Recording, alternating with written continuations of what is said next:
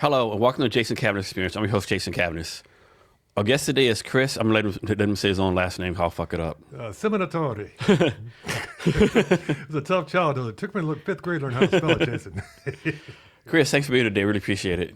Man, I appreciate you having me, man. What an opportunity to be on the great Jason Cavness show, man. Absolutely. Thank you. Thank you. So I always try to start off with hopefully what's a softball question. Can you talk about like either what you do for fun or your hobbies or what you do to take care of yourself? I don't know, for the hobbies and stuff like that. I do a lot of yoga. I work out a lot. I have a Harley Davidson down in Mexico. I live in Puerto Vallarta, Mexico. I shouldn't say I live there because Mexican and U.S. Relations are getting a little bit tense. So I'm going to say I have a house down in Puerto Vallarta, Mexico, where me and my wife stay. You know? Man, I got sweated by the Mexican police on my way flying out here, man. They pulled me aside in the line and asked me if I had anything powdered in my thing, like sugar or anything like that. And he was like winking at me, and I'm like, "What? No." You know, so. That's crazy. How long have y'all been down there? Been down there about 3 years. Okay. Yeah. And how long you been doing yoga? Been doing yoga for probably I'd say about 7 to 10 years in that ballpark. What happened, Jason, is that my back used to go out on me all the time, and I would have to like lay on the ground for like 3 days, man. And so ever since I started doing yoga, it really kind of helped that out. My back hasn't gone out since I started doing it. It just takes 20 to 30 minutes every morning. Wake up, do a yoga with Adrian on YouTube. Go yoga with Adrian. Big plug. Great show. Go watch it. And so yoga, it's kind of, people have this, I think perception of yoga is like casual, low key, no like physical stuff. It's actually pretty physical, right? It gets real physical, man. I break out in a sweat, man. It's dripping all over the mat sometimes, man. Absolutely. Have you done any crazy stuff like hot goat yoga or anything like that? Yeah, I've tried hot yoga, man. It's really hot. It's a lot of sweating, man. Yeah. I'm not a big fan of that. You slip all over your mat. Yeah. Hard to look cool. It's tough, man. It's tough. And you do that every day? Yeah. Just wake up. It's kind of part of my morning routine. Okay. Do a bunch of breathing. Study, what's the cat's name? Wim Hof? Yeah. Yeah, absolutely, man. I think that just oxygenating your blood when you first wake up it's a big difference maker. Yeah, you're supposed to get up, like do some kind of movement, right? Yeah, Most people get up, doom scroll, watch TV, eat a donut, Yeah. You got to get moving, man. You got to get your blood oxygenated. You got to get circulation going on. Yeah, absolutely. Yeah, I heard you need to get moving. You need to go outside and get sun as soon as you can, too. Absolutely. Which, of course, you have no problem with that where you're at right now. Whole bunch of sun down in Mexico. I'm telling you, Jason. Yeah. And talk about your motorcycle stuff. Man, I've always had a motorcycle. Even when I lived in Japan, I had a little Sportster. I got a 2015 Harley Softail down in Mexico. Her name's Black Sunshine. I love her to death. Mexico's kind of tough on a motorcycle, man. You got to really keep your head on a swivel. Hey, if you're not looking out for potholes on the road, you're looking out for drivers, which is you got to really be aware of what you're doing there. You got to be careful. And so why Harley Davidson versus all the other kinds? You're just a Harley Davidson type of dude? Yeah, I think so, man. I mean, you're kind of a dying breed a little bit, I think. Yeah, there's just nothing cooler than Harley Davidson. When you pull up, I got full weight hangers on my bike, and I like the way it sounds, and there's just nothing that cool. I like old school bikes, like old panheads and knuckleheads and things like that. My dream is to get something with a suicide shift on it and kickstart something like an old panhead or something. Yeah, I don't know, man. Maybe a little bit. Yeah. And how often do you ride? Every day. Every day? Yeah. I don't have a car. I just have a motorcycle. Okay. So what's the longest you've driven at one time on a motorcycle? Man, we've gone between Los Angeles and San Francisco a bunch of times. Okay. Went up the coast. Went from LA to Arizona a couple of times. Went to Laughlin, Nevada a couple of times. So yeah. And so when did you get your first motorcycle? How old were you? Man, I was I think it was like 16, and it was a Honda CB750. It was orange, and this guy I knew was going to jail, so he had to sell it real quick. So I bought it, and I thought that was the coolest thing in the world, man. And I used to ride with a bunch of older guys that had motorcycles, like real cool motorcycles. And so like we'd line up, we'd sit there and look at girls that walk by on Stone Lake Lake. And one time I forgot to put my kickstand down. Oh shit. And I went to lean back and try to look cool while this girl was walking by, tipped right over and tipped everybody over, man. Oh, man. There's a lot of colorful language on that one. I can imagine. Yeah. And so is a motorcycle kind of like a car? Like most people replace a motorcycle every 4 or 5 years, or you keep a motorcycle for like a longer life? I think you keep a motorcycle for a longer life because you really develop a relationship with the bike. You know, like, man, I tell you what, Jason, about 3 weeks ago, the riser bolt in my handlebar sheared off when I went to turn. And so basically I just turned the motorcycle and nothing happened. And so that my front tire started wobbling all over the place. I had to basically steer with my foot to get the bike to stop. That was I took it to my mechanic, Raphael. Shout out to Raphael there in Puerto Vallarta. He put new riser bolts in there, but that was a little spooky, man. That'll wake you up. That'll get your blood pumping. So you've been in Mexico for 4 years, right? Yeah. We lived in Rosarito for a year. Rosarito's crazy, and then there's just a lot of stuff going on in Rosarito that you don't want to really get tangled up in. So then we went down to Puerto Vallarta and visited a resort down there. Loved it, and so we've been there for the last 3 years. Okay. What's something about Mexico you wish more Americans knew about? Something about Mexico that I wish more Americans knew about. Well, I tell you what, the thing that I kind of like about Mexico is that if you say you do a traffic infraction or something along those lines, you can kind of settle that matter right there in the road. It usually costs you about 500 to 1,000 pesos, depending upon the transaction. You don't have to go to traffic court. You don't have to do any of that other stuff. So it's kind of like, I like that a lot. It just kind of beats out the middleman. Yeah, definitely. And then you were big into art also, right? You were big to art museums and stuff like that. Oh, I love art. Yeah, absolutely. My favorite painting is the Raft of Medusa, and just the story behind the painting. That's the one in Amsterdam, right? Yeah, absolutely. And then at Guernica also, they had it up in the UN and they had to put a sheet over it because it showed war and things like that. Yeah. I mean, the expression art is beautiful, man, and it's unlimited as well. So, what's some favorite museums you've been to? Probably the Louvre. The Louvre, Paris. okay. Yeah, that thing. I've gone there probably like 7 or 8 times. I've never made it all the way through. And what's so cool about the Louvre, it's like watching humanity unfold before you.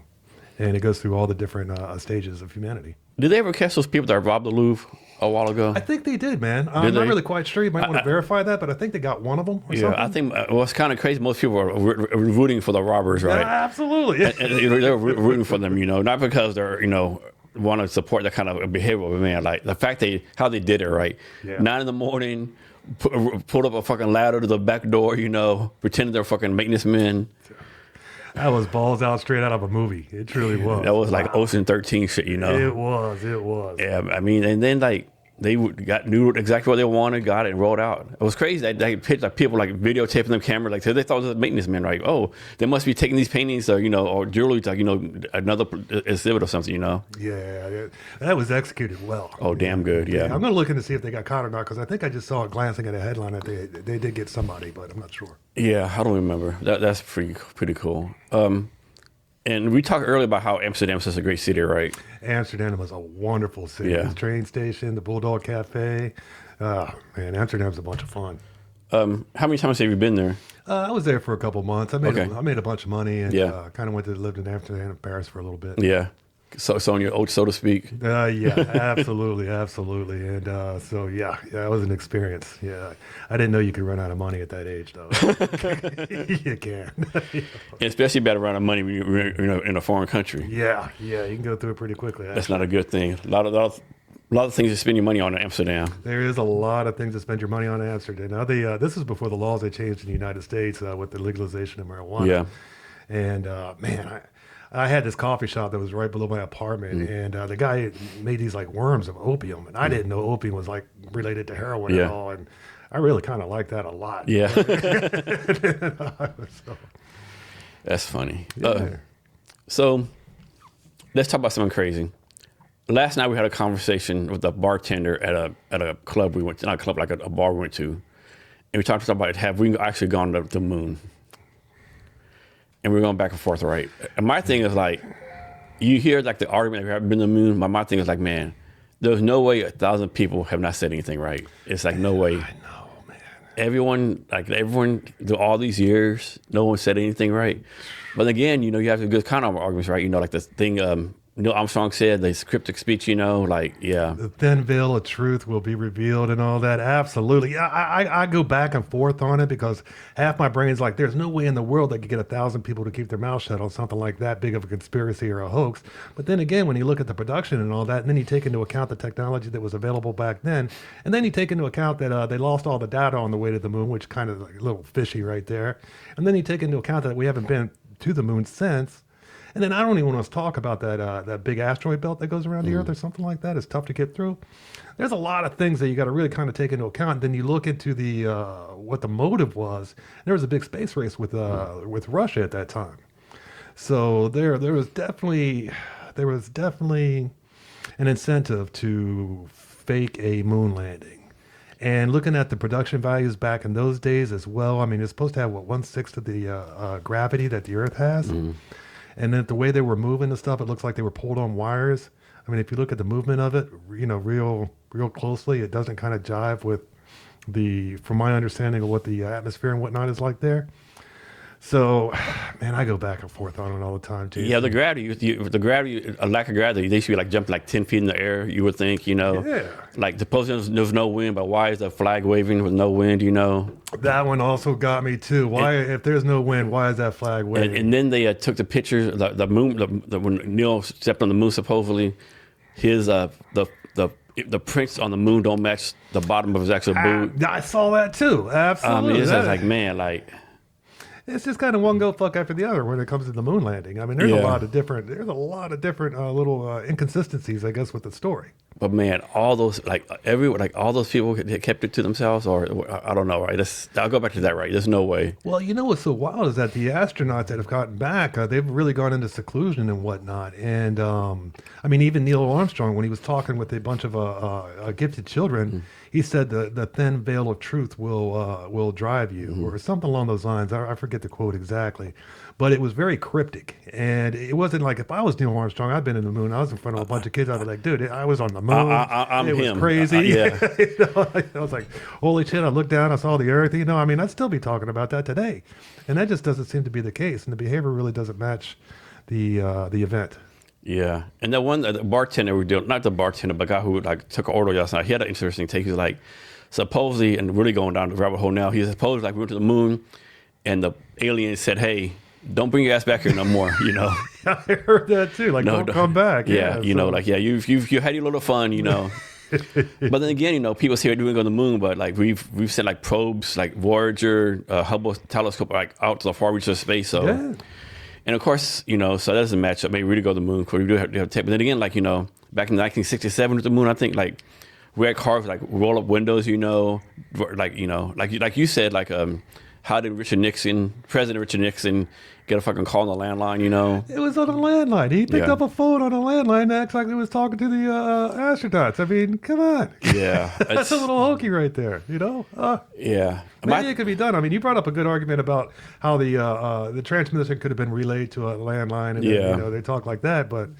still, I mean, I don't know. If people smarter than me could convince me of either side of the argument, to be honest. So you're flip the coin right now? Absolutely. Like today we went to the moon, tomorrow we didn't go to the moon. I've got my suspicions. Whoever has a stronger argument that day. Absolutely. Yeah, and my thing too, we went to the moon, and then we did the space shuttle thing, right? And my thing, the space shuttle actually takes less technology, right? As far as rocket power, you need more rocket power to go to the moon versus going around the Earth 2 or 3 times, right? Right. So I think that's actually a step backwards for the space program. Okay, you've been to the moon, now you just want to fly around Earth several times, what's that? And I suppose that came about because I don't know if it's true or not, but I've heard a few times went to the moon. And what's the one Apollo mission they made the movie out with Tom Hanks? Apollo 13. Yeah, that's a great movie. Yeah, supposedly when that happened, Richard Nixon decided this space program we wanted, it's not worth risking American lives for it. And then he like shut it all down pretty much. But he couldn't shut it all the way down because, so kind of famous, whatever. Right. As a comment say, no more moon missions, but we'll just fly around the Earth a few times, right? Gotcha. I've heard that, Is that what happened with it? I think so. That's what I've heard, yeah. What happened to all the data that was generated with the trip to the moon? I mean, there had to be like loads and loads of data, and it got lost. We sold to a marketing company. Speaking of marketing, I don't want to sit here and shill for getgeofencing.com, the nation's leading geofence marketing camp. I'm not here to do that, Jason. So, I mean, we're talking about getgeofencing.com when we have a chance. Exactly, yeah. Hey, I got you a present, too. Okay, thanks. Here you go, sir. Oh, thank you. It's a lucha libre mask, Mexican wrestling mask. Figured you could put that on and spice up the sex life a little bit, or have your wife wear it, or yes, whatever thank you very want to much. do with it. Yeah, right on, man, right on. And it's the Cowboys colors because yes, a Cowboy exactly. fan. Oh. It's got to be tough to be a Cowboys fan, man. It is, yeah. Try being a Bengals fan, Jason. Man, that's one thing. Like, it's tough being a Cowboy fan. I'm not a Bengals fan, a Cleveland Brown fan. Yeah. Tennessee Titans, yeah. When you're from Cincinnati, you have to be a Bengals fan. It's written in your blood. Yeah. We got a lot of room in our trophy case for a Super Bowl trophy, so we're just kind of waiting, for the right year. You ever see this thing go viral? Like, so the Jets had a horrible season, and then somebody asked this kid, like maybe 14, 15 years old, what do you think about after the game? He like basically said, they suck. He's like, and I was born with this. This is my life forever. I have to deal with the rest of my life. I was born with this. I have no way to get out of it. And like, look at desperation in his voice and his face, like, man, like that. This guy realizes it's like, yeah, like his fate is sealed. Yeah, he'll never. Yeah. Yeah, it's kind of one of the. I know his feeling. I know his pain. I do. But we got Joey Burrow as a quarterback, man. I think he's like probably the top quarterback. You are staying healthy. Yeah, you are. Yeah. I mean, y'all won the Super Bowl like 3-4 years ago. Like, future was bright, and just like, I don't know. I mean, like, stupid Niners. Yeah. Not crazy about those guys at all. Yeah. Well, you have a good quarterback, and the question I spent all the money on the receivers. And the Cowboys kind of like, we have a good quarterback, 2 good receivers. We probably have to pay George Pickens a lot of money. Yeah. So that's $60 million for Dak, 30 for the one receiver. That's basically $120 million a year just for 3 players. Our defense is like our defense is so sorry. There's only 32 teams. Our defense is like number 45 out of 32. How sorry it was, So like, how do you spend the money? I think Cincinnati the same way, right? Oh man, how do you score 35 points in a game and still lose the game? Yeah, we did that several times this last season. Yeah. I mean, I don't even know how you do that, but I know it out. I know the year before you always made the playoff with no defense just on Joe Burrow's arms, right? Yeah, it was just all on Joe. But that guy, he whatever it is, people talk about it. He has it, right? He has it. He has it, right? Man, he does. He just elevates everyone, right? He really does. I wish he'd elevate the defense a little bit more. The management needs to really get in there and start beefing up that offensive line because that cat keeps getting hurt. Do you think it's time to get rid of Zach Taylor, y'all's coach? That's a tough call. My thing would be like, last 5 years, y'all start like 0-2, 1-3. Y'all never start fast. And then you're in the hole out the bat, right? It's like he never has y'all prepared.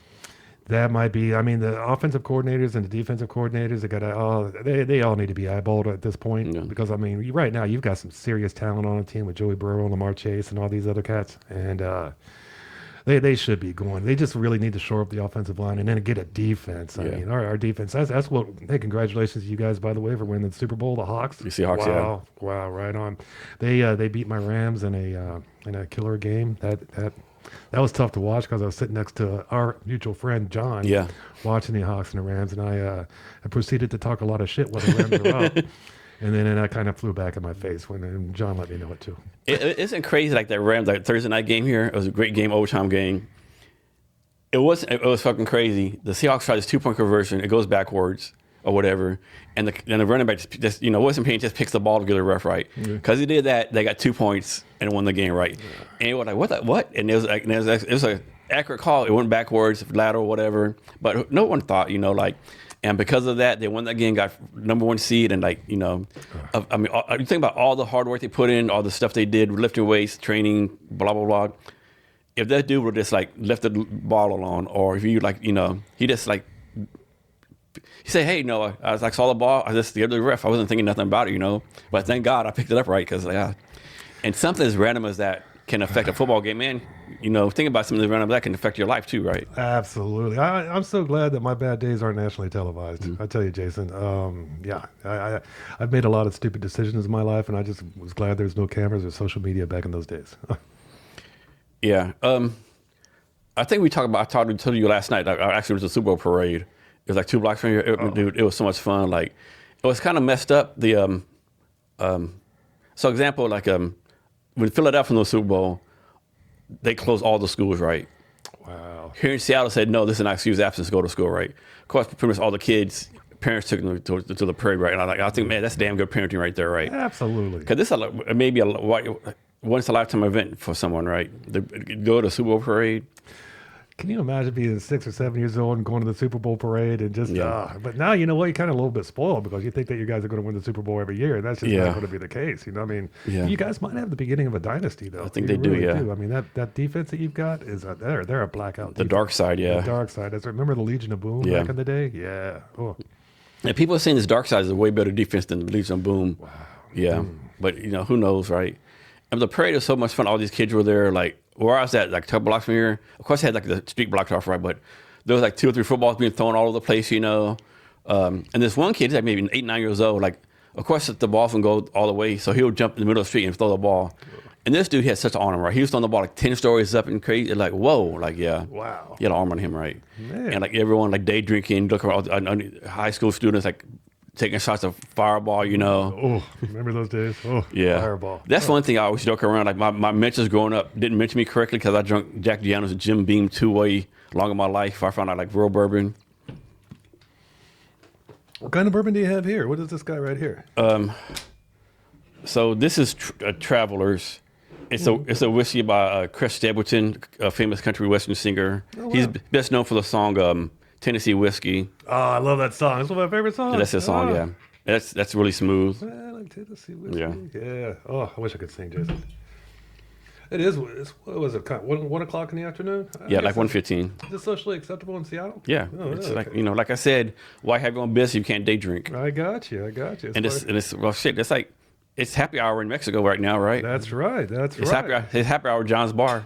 Shout out to John Neff. John Neff. Oh, our mutual friend right now. He told me a lot of good stuff about you. Thank you. I'm glad to hear it. So one thing that, if we're ready to do this, if you could combine the Cincinnati offense and the Cleveland Brown defense, that would be a Super Bowl winning team. Wow, that's very possible. Yeah, I kind of like to keep the Browns out of the equation, though. Yeah, I mean, but that defense they have, right? Yeah, it's a pretty tough defense. Yeah. If you're going to give America an enema, I think you stick the needle in Cleveland, though. Yeah. We hate Cleveland. Yeah, I can imagine. Yeah. So, there's a bunch to hate too. Yeah. What sport? I guess soccer is the biggest sport in Mexico. Yeah, there's a lot. Mexicans love soccer Yeah. for some reason. I try to get into soccer. Yeah. John, or Jason, I just can't. I try. I mean, they kick the ball down one end and then they run, and then they kick the ball down the other end and they Yeah. run, and then every about maybe 2 or 3 times there's goal, and I'm like, man. Now, I would say one thing about soccer, like let's take like American football and soccer, right? American football is fun to watch on TV, right? But you actually watch the football game in person, it's actually kind of boring, right? Because it was like 10 seconds of action and there's like a 3-minute lull, right? It seems like, where in soccer, there's no stopping, right? They're playing, right? They're like 90 minutes running, right? So, there's like something going on. You see people running, you see different things, I respect and admire it. I really do. It's just, my 2 favorite things are football and UFC. I love UFC. Do you find out where to watch the UFC fight tonight? I haven't found it out yet. I got to figure that out. Okay. Sean Strickland's fight tonight. That's gonna be a good fight. Yeah. Yeah. I think UFC just sounded deal with, I think with the Netflix or Paramount. Paramount, like Okay. $8 billion. Yeah, so no more paying to see the UFC fights no No, more. they're all free, but $8 billion deal. I started watching UFC back when they would release them on videotapes. Yeah. And we would get the videotapes and we watch them. These are like UFC 1, UFC 2, and wow. And now just to see how that thing has grown. I mean, it's grown exponentially. Hats off to Dana White. I mean, Yeah. wow, that guy, they bulged out on that too. I think the UFC was like $2 million in debt or something like Yeah. that.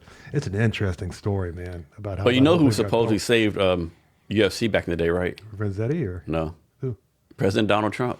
Really? Yeah. I didn't. Oh, because he let him fight in New Jersey or something Something like that. that. He gave him some money. Yeah, when Trump was on the then candidate Donald Trump was on Joe Rogan's podcast, he talked about how like Dana White, his guy, like he gave him the money to stay floated, and like Dana White said, hey, whatever, like Trump's my guy forever, you know, like he's the reason we're succccessful, right? Yeah. Yeah, I respect both those individuals, man, immensely, absolutely, and just the whole story behind Dana White with the Frizzetti brothers. I watched Dana White on a lot of different podcasts and things like that, and he's got some stories, man. Yeah. I mean, think about how he brought the UFC. They put the mic like right in front of your face like that. Right, like right there? Yeah. Oh, okay, sorry about that. Can you hear me okay? Yeah. Okay. He's got some stories about how he, any entrepreneur that starts a business is going to have some stories. And he's definitely got a bunch of stories. Yeah. So what do you think is the ingredient for someone to be a successful business person? I try to use 4 precepts. I think they're by Ruiz. That's the guy's name. Your word needs to be impeccable. Don't ever make assumptions. Don't take anything personal. And everything that you do it at your best. I wake up every morning thinking those 4 things, and then I try to follow through with those. And just by your word being impeccable, when you say something's going to happen, it's got to happen. There isn't no excuses or anything like that. Don't make assumptions. Try to keep assumptions to yourself. Let things play out until you have enough information to be able to make a judgment. Don't take anything personal, because that's just it's not gonna help you out. And then always do your best. Those are the 4 precepts I try to live by. I think the cat's name is Ruiz, who wrote those, man. They're really cool. Four agreements is what they're called. Okay, of course, everyone wants to start a business, but are there reasons why someone should not start a business? That's a tough question, man. Why should somebody not start a business? I don't know, man. I mean, there's a lot of swings in businesses. I started several from the ground up, and it's never what you think it's going to be. There's always problems that come from any direction that you just didn't really calculate on. I had a business in Beverly Hills on Little Santa Monica Boulevard where I had about 20 employees. And I had that for about 5 years, and it got to the point every employee has a different problem every day, and it's tough to manage people. I really respect and admire people that can manage people well, and so yeah. And how many people you have working for you right now for your current company? I'm kind of a one-man band, but I've got a guy for this and a guy for that when I get stuff done. So I kind of outsource things. I've got a lot of talent around me that helps me out a lot with a lot of different things. Is there any advantage of like doing business down in Mexico versus somewhere else? Doing business down in Mexico, it's a very relaxed pace of life down there. Things are a lot slower. It's not as like I lived in Los Angeles for 35 years, and there's just a constant buzz and a constant, it'll wear you thin after a while. So I think down in Mexico really allows me just to kind of focus on the business, and I keep it at the size that I want. Right now, I think we've got 1,035 active clients within the last year. So we're very fortunate to be able to keep it at that size. We want to make sure that we show personalized service to each client. But like I said before, Jason, I'm not here to shill for getgeofencing.com. I've got better things to talk about than getgeofencing.com.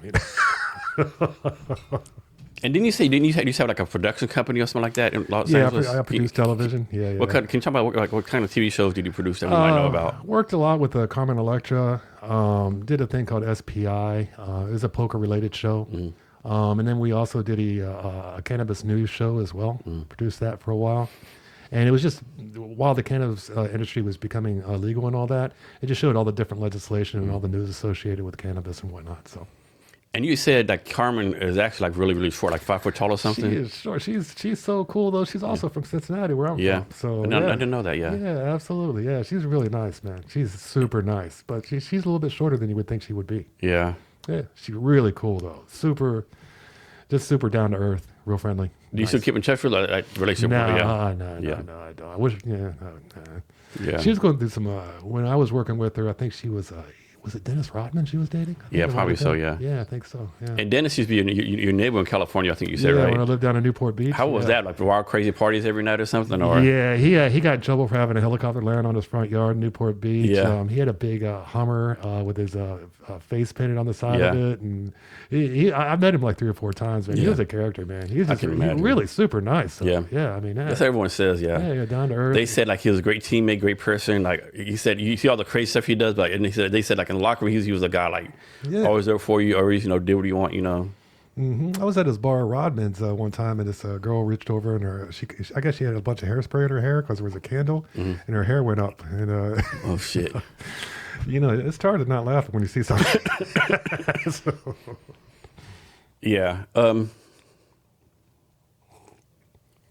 so, any chance you go back in the TV production game anytime soon? That's your past life. that was a past life. Right now, production has changed so much with the advent of AI. Yeah. And we make commercials, video commercials for several different companies right now. And essentially what we do is we combine the tools of Flow VO3, CapCut, things like that for editing. And it allows you to do so much with such a little budget. Yeah. Like to do the commercials that we did for Ashley Holmes and that would be $25,000 to $50,000 a budget easy. And with the Flow VO3 and all that, it comes down to a couple $100s. And then the quality is a lot better. So, and you're not open to all the different vulnerabilities that you have whenever you're doing principal photography or anything like that. Yeah, I know there's like we talked about yesterday, there's like, you can write lyrics and it'll like do a music song for you. They're making AI generated movies, like talk about all these actresses, man, what are they going to do, right? Absolutely. I tell you what, I mean, maybe it's because I'm getting older, but I've just seen the music scene change. I can't even really name the last band in the last 5 years. Back when I was younger, we would know when any band was coming out with a new album, like, the new Metallica album was dropping or the new Judas Priest was coming out or anything like that. And it was just something that you really kind of stayed on top of. But now music kind of has gone into kind of like a background kind of thing, but I tell you what, that band we saw last night, those cats blew me away. I mean, they were damn good. They were damn good, man. They looked like a cross between Stone Temple Pilots and Alice in Chains. I mean, that guitarist and the singer, man, he looked a lot like Scott Weiland. He had a lot of the same mannerisms as well. I've seen Stone Temple Pilots in Los Angeles. At the Disney Theater, man, that was one of the best shows I've ever seen. He came out with the megaphone and all that, just made the hair on my arm stand up, man. It's like I saw Chris Cornell at the Wiltern Theater in LA too. That cat can sing. I mean, there was just something about him. When he walked out, he had a black hoodie on and he started singing War Pigs, Black Sabbath. And when he lit that song up, man, it was just him and his voice and about 500 people in a small theater. And it was just like, wow, it was almost like a religious experience. It really was. So last night I gave Chris a kind of a tour of like downtown Seattle. Went to the Whiskey Bar, some different places. Went to one place that me and John Neffs go to all the time. Can't remember the name of it. I think Pike Place Tavern. Yeah, Pike Place Tavern. Yeah. Yeah, fucking like delicious old fashions. It was so good, yeah. Just like I remember, yeah. Yeah, I woke up with my hair hurting a little bit this morning. I tell you, Jason, yeah. But man, I have never tasted an old fashioned like that before. Yeah. Man, those were delicious. And then I turned to Central Saloon. For those who don't know, Central Saloon has been open since 1892. Like supposed the oldest bar here in Seattle. Like Nirvana, Stone Temple Pilots, Pearl Jam, all those big time rock stars got started there.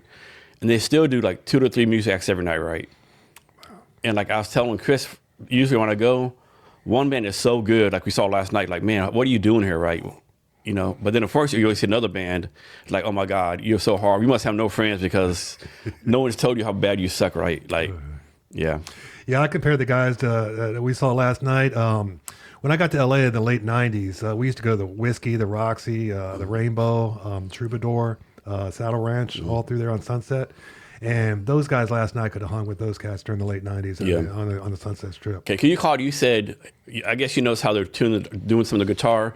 You somehow knew, okay, they're gonna fucking rock this place out. They know what they're doing. They're fucking good. You could just tell when that cat was hitting those scales on that guitar that he knew what he was doing. And he just that sound that he had, that full sound. I mean, that was a full body. I think so. Yeah. Yeah, I don't think it was a Les Paul. I'm not quite sure what guitar. And it seemed like the singer had a good range, vocal range. You could tell he was a perfectionist too, because remember when they were coming out and they're doing their testing, he was like, no, turn the EQ down to 2, and he got all over him. And then when they started, now you realize why he was so into that. He knew exactly what he was looking for, and he got it. He was a good showman, all that kind of stuff. Yeah, there's some really good music. Seattle has a very good music scene here. Man, I love Seattle, man. You guys got great music. You got great bars. The water is delicious. Yeah. Man, right out. I can't believe in Mexico, you don't really drink water out of the tap. So you just don't trust Probably not recommended, it's good for your immune system, I heard. Yeah.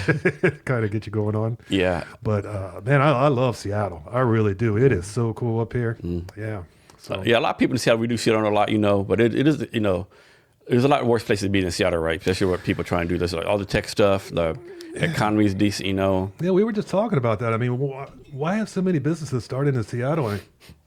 Microsoft, Amazon, the Trident Seafood Company. Trident Seafood, yeah. I mean, Expedia, all you go on and on. Boeing. Yeah, absolutely. And it's just amazing. Costco's up here. Yeah. UPS got started here. I didn't know UPS got started here. Yeah. I heard a story one time about when the guy that started FedEx, he couldn't cover payroll 1 week. And this was the very beginning of FedEx. And so he actually flew out to Vegas and took a bet. Yes, I remember that story. Remember that story? A bet red or something like that? And he won? Yeah. If he would have lost that bet, we wouldn't have FedEx today? Wow. That's balls out. That's almost like the same, almost the same category as the Seattle Seahawks. Hold on. Excuse me. Almost like the same thing as like Seattle Seahawks football players picking up the ball in the end zone, right? Yeah. I have to relive that nightmare every night, man. I do. And I was sitting next to John Neff when that happened too, and he made sure that. And you think about it, the Seahawks won the NFC West twice. Yeah. The regular season, they beat the 49ers and Rams again, right? Yep. And unfortunately, Arizona's just out there doing Arizona things, That's a tough division to be in, man. And then the NFC period, right? Yeah. You're not talking about Philadelphia with all the time they have. They might get it together. Green Bay, Chicago, all tough teams, man. And then man, here's a good question. What's the tougher division? NFC West with the 49ers, Rams, Seahawks, and Arizona? Or is it the NFC Central with Chicago 11-6, Green Bay 9-7-1, Minnesota 9-8, and Detroit 9-8. Wow, man! Wow, those are two tough divisions. Those internal battles. Wow, yeah. If I had to pick one, I'd probably go with the one with the Rams in it. Maybe. Yeah, because they've kind of yielded more Super Bowls, I think. And I think how the schedule works, like each division plays each other. So man, imagine if the Central plays the West next year. Wow. And so you have the Rams playing Detroit, Chicago, and vice versa, right? Yeah, I've seen the Rams. Those would be some damn good football games. Yeah, remember when they traded Stafford from the Lions? Yeah. Brought, what'd you call it, over the Rams, man? Yeah. Wow. That was at first, when I first heard about that trade, I was like, no way that's going to work. But it did. I mean, man, what you call it? What's Rams coach name? Sean McVay. Sean McVay, that cat lives, breathes, and needs football. He knows what he's doing.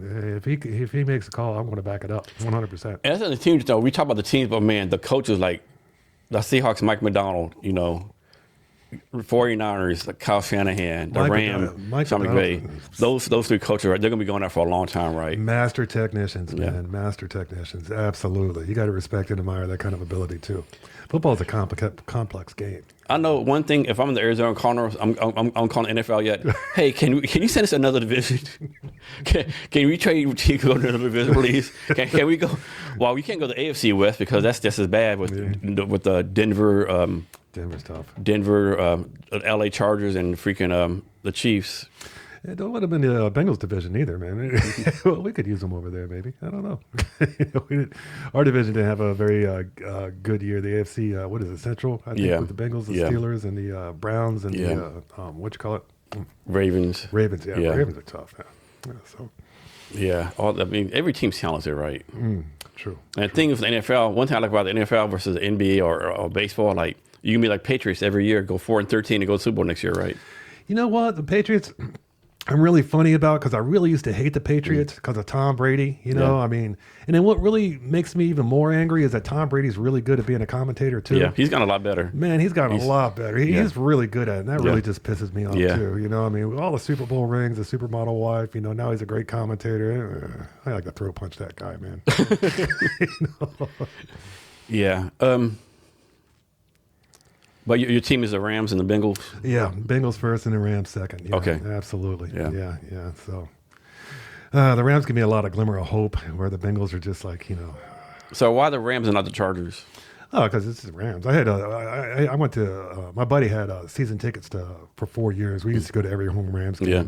So they got to get our Rams on. So do you count the St. Louis Rams as part of the LA Rams? That's a separate thing. It's kind of a separate thing. Okay. Yeah, absolutely. Yeah. Okay. When they went out of St. Louis, I think. So you don't claim the St. Louis Rams Super Bowl championship as the Rams won? No. That belongs to St. Louis. Keep it over St. there. Louis, absolutely. Yeah. I mean, I'm not really quite sure what the proper social protocol in that situation is, but I think Rams got to stay in LA for sure. Yeah.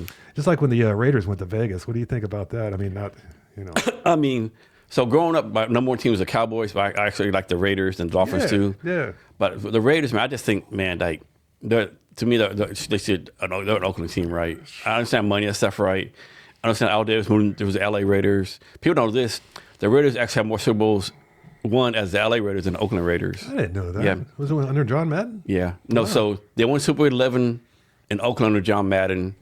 And then won Super Bowl 15 and 18 under Tom Flores out of LA. Flores, So gotcha, they won gotcha. two, LA, yeah. Wow, I didn't know that, though. Yeah. That makes a lot of sense. Yeah. I mean, Yeah. yeah, I get real suspicious when teams switch cities. You know, I'm not a big fan of it. Like the Yeah. Chargers should be down in San Diego. And I agree too, yeah. Yeah, you know, it's just Like kinda, to me, the Baltimore Ravens should still be the original Cleveland Browns in Cleveland, you know. Yeah, that's true. That's true. Well, they're an expansion team. At least they didn't come from someplace else and keep Yeah. their name. Like that was kind of that's kind of the Rams when they went to St. Louis. They were a good team, man. Yeah. What was that quarterback's name? Kurt Warner. Kurt Warner, yeah. Kurt Warner was a madman. Yeah. And to think he went from a sack and groceries to Yep. an NFL quarterback. That's wild. Yeah. That'd be a wild trip. So I don't think the NFL is going to expand anytime soon because there's 32 teams. Each division has 4. So if you add 1 or 2, I think you have to add 4 teams at one time. It's not going to happen, but like, because the schedule will be all messed up. But what city do you think need to have an NFL team? What city needs to have an NFL Or should team? have one, yeah. That's tough. I mean, you got some small market teams. Cincinnati's kind of a small market team. Seattle's actually a small market. Are they really? Yeah. Man, I always think of them as one of the granddaddies, you know? Yeah, I mean, Seattle itself only has like maybe 700,000 people in it. when I think of small market, I think like the Jaguars, Jacksonville Jaguars. I'm like, kind of shaky that they got a team. Yeah. North Carolina, the Panthers. Why Yeah. does the whole state get a team? That doesn't seem fair. You know? South Carolina should get their own team, maybe, or something. Yeah. You know? Well, suppose they count South Carolina and North Carolina together as being Carolina. Oh, Carolina Yeah. Panther. That's right. So they Yeah. count the whole thing together. That makes sense. Yeah. If I would pick like either San Antonio or Austin, I got you. but that would never happen. But you got the Dallas Cowboys. Yeah, that's why it would the, never happen. Yeah, the Texas Texans. Yeah. And whoever named it the Texas Texans. Oh, Houston Texans. Houston Texans? Yeah, yeah. Okay, yeah. I mean, that's Yeah, kinda but false. yeah, Jerry Jones never allowed a football team be in his like backyard. Yeah, but Austin like is the biggest is the only city over a million people no professional team.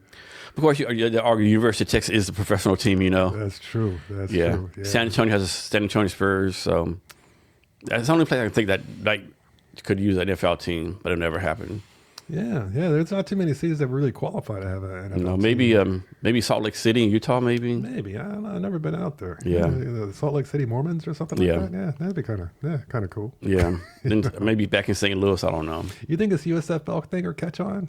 Which one? The USFL or whatever the. Yeah, I mean, they try to be like, it seems like they try something like that every 10, 15 years, you know? They do, yeah. Remember the XFL when that came out with Yeah. Vince McMahon and all that? Yeah, that, and the USFL way back in the day. Yeah, it's tough to compete against the NFL. I mean, I hate to say it, but that 8 months without football kind of sucks. Yeah. But then I try to watch one of these, other kind of things. It just never really kind of sticks, you know? Yeah, another thing we talked about yesterday was like the Bad Bunny halftime show, right? Yeah. And like, I don't think what people got, like, I mean, I thought it was an okay show. I didn't understand, of course. But people don't realize that the NFL is all about money, right? And the U.S. market is pretty much tapped out. So next market is the Hispanic market, right? And what better way to get people to watch it than get the number one Hispanic or Latino streaming guy to be your halftime show, right? Man, I agree with the I agree with the choice. I mean, they're trying to expand into the Spanish markets. That is their next growth, their biggest growth sector. And it was a smart move. It was. Yeah. I mean, I didn't really like the show, you know? Yeah. I mean, I couldn't name one Bad Bunny song, so I'm probably not the demographic same here, yeah. that they're going after. But yeah, you know, I was like, And that's the thing too, like they're not going after us, right? Yeah. And okay, you know, some of you, blah blah, like, dude, they're not going after your demographic, right? They're not. They're They're not, going yeah. after the Hispanic market in South America, Central America, around the world. Like, can you know what's it called? Correlate Bad Bunny with NFL, right? yeah, it's a smart move. I mean, they've already got me and Yeah. you. You know, we're Yeah. already there. You know, Yeah. you put anybody on the halftime, we're still watching. You know, but I know. So it was a smart move. I give them credit. At least it wasn't like a Taylor Swift or something like that. You Yeah. know, I would have. Yeah. Yeah, I think that's Taylor Swift's going to perform sooner or later, right? You think so? I mean, you think about it, right?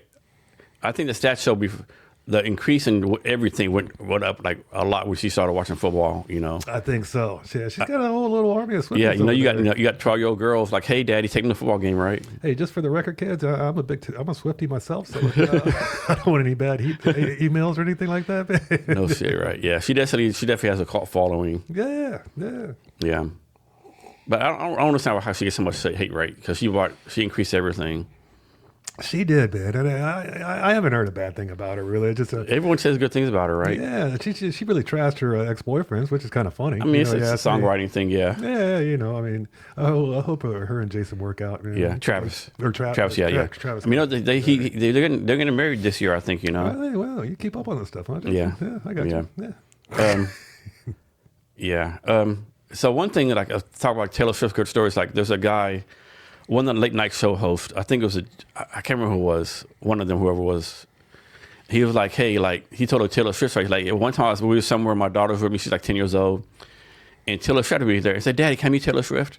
Okay, come on to meet Taylor Swift, right? Because Taylor Swift was actually going on a show that next day or something, right? And he said, like Taylor Swift like spent 5 minutes praising my daughter. You're the beautiful thing in the world. Your dad should be so proud of you. You're this and that. Oh. And he was like, man, I will like low call through hell to defend Taylor Swift. Right on. The way man. she treated my daughter. Right? People don't realize what a good person she is, right? Beautiful, man. Just, you know, like most people don't do that, right? They say don't make your heroes, but sometimes it pays off, you know? Yeah. Have you ever had a bad interaction with a celebrity or anything like that? No. I tell you, I got the opportunity to, my hero was Lemmy from Motorhead. And one of the reasons I moved out to LA because of I'm a big Motorhead fan. And Lemmy was sitting at the Rainbow one time. He played this video poker machine. He was having a Jack and Coke. And I bought him a Jack and Coke, and I walked over there, and I gave it to him. I just said, man, I'm just a big fan. I just wanted to meet you. And he was so cool, so nice. He was wearing cut-off jeans, shorts, and cowboy boots. And it's a T-shirt. And he had his hat on. So I was like, man, that's Lemmy right there, you know? And wow. So it made me feel good, man, to meet him. Yeah. So back when we were talking about how music is not the same. So I'm going to ask this question again. I'm going to see you do the same answer. So give me your top 5 rock guitarists of all time. Top 5 rock guitarists of all time? I'm thinking Jimi Hendrix is number 1, to be honest with you. Just the way he played was just wild. He set a whole new stage. I'm going to go with man, it really depends upon the genre. You're looking at like Eddie Van Halen. You got to remember him. That guy, wow, he set the whole stage. Looking at Eric Clapton, of course, whenever you get any kind of blues or slow hand or anything like that. And then, man, you gotta take into account Prince. You brought up Prince, and I thought that'd be a great addition because Prince could play some guitar. He could play just about any instrument on there. Yeah, and then I was thinking maybe Brian May from Queen because it just some of the different solos were so different, you know. So no Jimmy Page. Jimmy Page has got to be in there too, man. He's got to be in there. But the fact is, this last night you didn't name anyone from the past 20 years. Yeah. I really can't think of a musician that in the past maybe 5 years, or even 10 years, maybe. I mean, maybe Slash. You might throw in Slash. Slash, absolutely. But think like Guns N' Roses started like 87, 88. So that's still like over 20 years ago when you think about, you know. Absolutely. There's really no, and maybe like Jack White, maybe, you know. Jack White, he's like 20 years ago too. Is he? The Yeah, White he Stripes is. and all Jack that. Stripes. Fleas 20 years ago, yeah. There's really not to think, okay, this guy's like, you know, recently, you know. Yeah, there hasn't really been anybody that's come onto the scene. I used to have, man, I remember when guitarists would blaze on the scene. Like that guy we watched last night. Yeah. That guy was good. Yeah, he was. I mean, he was just, man, he had everything all together. And I don't know his name. But before, when a guitarist used to come on the scene, he'd know about it. He'd be like, oh, listen to this. And he'd be like, wow. Now, I haven't really had that lately. And until I saw that live music last night, I was like, man, it's still alive and well up here in Seattle. Yeah, one thing we talk about, too, is like back in the day, Led Zeppelin would do a 9-minute song, right? And they don't do it no more because if it's one song 9 minutes, it counts as one stream. If we do 4 songs at 2 minutes, that's 4 streams, and you get more money, right? So I think that kind of plays with, too, like this, they're making these short, you know, pre-manufactured songs for streams get money versus actually making music. You know what was wild was that back in the day, genres of music were being developed too. Like, I mean, we went from heavy metal to the grunge because of the Seattle sound up here, and then you had like NWA and all that rap come out, gangster rap come out, and I can't really name a subgenre of music in the last 5 or 10 years, but that's a good point. Yeah, it might just be me. That's a good point. Yeah. So it was. I think they were a lot more fearless back in the day too. I mean, he had crossover hits, everything from the Beastie Boys to, you know, I mean, So, yeah, it's different, man. Music has definitely evolved, and I'm not quite sure it was in a very good way. Yeah. I think it all started with the advent of Napster when people were started being able to download music instead of having to go out and see the bands and go out and buy the albums and things like that. So I think it changed the whole style of music and the distribution of music. So, and now with the advent of AI, I've listened to some stuff. I was listening to Joe Rogan. He turned me on to that 50 Cent, the cat that sings on that like soul version of 50 Cent. Yeah. That was wild. Man, that was really good. Yeah. Yeah, if that was a real guy, he'd be famous. So you tell a story you said last night about you were basically the only honky or white guy in this 500 dude music thing, and the guy came and got you, took you backstage. No, not honky. Mexican. Mexican. Yeah. My wife's uncle, the cat's name's Alex Laura. He's real famous in Mexico. And we went to their 35th anniversary down in Mexico City. And I was the only white guy there. I mean, I was, and I'm 6'4", so I stand out in this huge crowd. And yeah, it was different. And I didn't speak any Spanish at that time either. So it was definitely a unique experience. I mean, they had a big chicken hop up on stage, and everybody knew how to do the dance moves with the chicken. I didn't know how to do that. And, I mean, she was introducing me to so many of her family members. She's got like 500 cousins. This is no exaggeration. This is Juan, this is Carlos, this is Juan. This guy, I'm like, oh. But anyway, at the end of the party, Alex Laura pulled me aside, and we went into his living room. He showed me a bunch of pictures of him playing with Jimmy Page and Carlos Santana. And that cat is so cool. He's knowledgeable about music. He's got fascinating stories. He's just a really, really good human being. He is. And then talk about some of the pictures you saw that people who took pictures with. Man, it was everybody from Carlos Santana to Jimmy Page to just about every rock icon you can think of from the 70s. I mean, he played with them. He's really talented, man. Mexicans love him too. Me and my wife, when we went on a motorcycle trip up north from LA, we stopped at this bar in Santa Barbara, I think it was. And we looked over, and the bartender had a tattoo of her uncle on his arm. Yeah, on her arm. Yeah. That's it was crazy. Alex Laura, yeah. And he was right there too, right? Yeah. I was like, oh, is that your? She goes, that's fine. And then we asked her. Did the uncle talk to the lady with the tattoo on her arm? What's that? Did the uncle talk to the lady? No, I wasn't with Alex at that time. I was just with my wife, and we recognized the tattoo that was her uncle. That'd be so cool for uncle to actually been there. Yeah, that would have been really cool. Absolutely. Yeah. Yeah, but the whole family is really kind and nice. Her father's awesome, man. Yeah, so and her mother's really awesome too, and her sisters are cool. Cool. So next, you did like 5-6 years in the Navy. Yeah, 5 years. Can you talk about your Navy experience a little bit? Yeah, absolutely. I was a spook in the Navy, and essentially what we did, we used frequency and things like that to go find people that we wanted to talk to. So easy transition to geofencing. Very easy transition to geofencing. I know how to do this already. Yeah, man. Well, you've done this before. Yeah, I mean, we were a spook, and basically what we do is we use communications and frequencies and that to identify platforms and to identify locations of those platforms. So essentially, when we want to know where somebody was at, they send us on into it. I rode a 57 division out of Misawa, Japan, called DURSUP. The very little group, I guess what you call it. We called ourselves the Catfish, because once they said to us, "You're going to have an issue." I did tours in Iraq during Desert Shield, Desert Storm, Poised Hammer, and then I was stationed in Okinawa, in Japan as well. The Torii Station is a special forces base.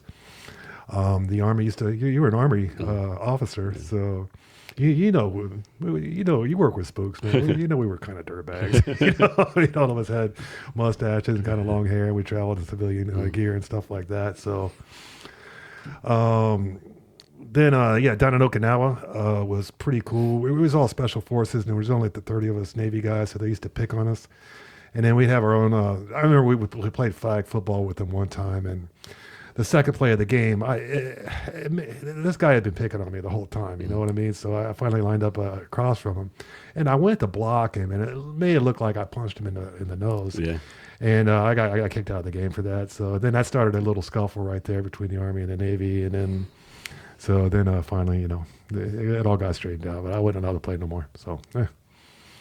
What kind of lessons did you learn from the Navy that you use now for your business or throughout your life after the Navy? The Navy taught me a lot. It really did. It taught me, one, that there's no boundaries. There's no parameters. You only place those on yourself. You can do whatever you want to do. It showed me, it gave me that freedom. Like, I didn't have any fears about starting a business or anything like that anymore. It gave me that type of courage, which is cool. It also gave me a lot of discipline. It taught me a lot of structure.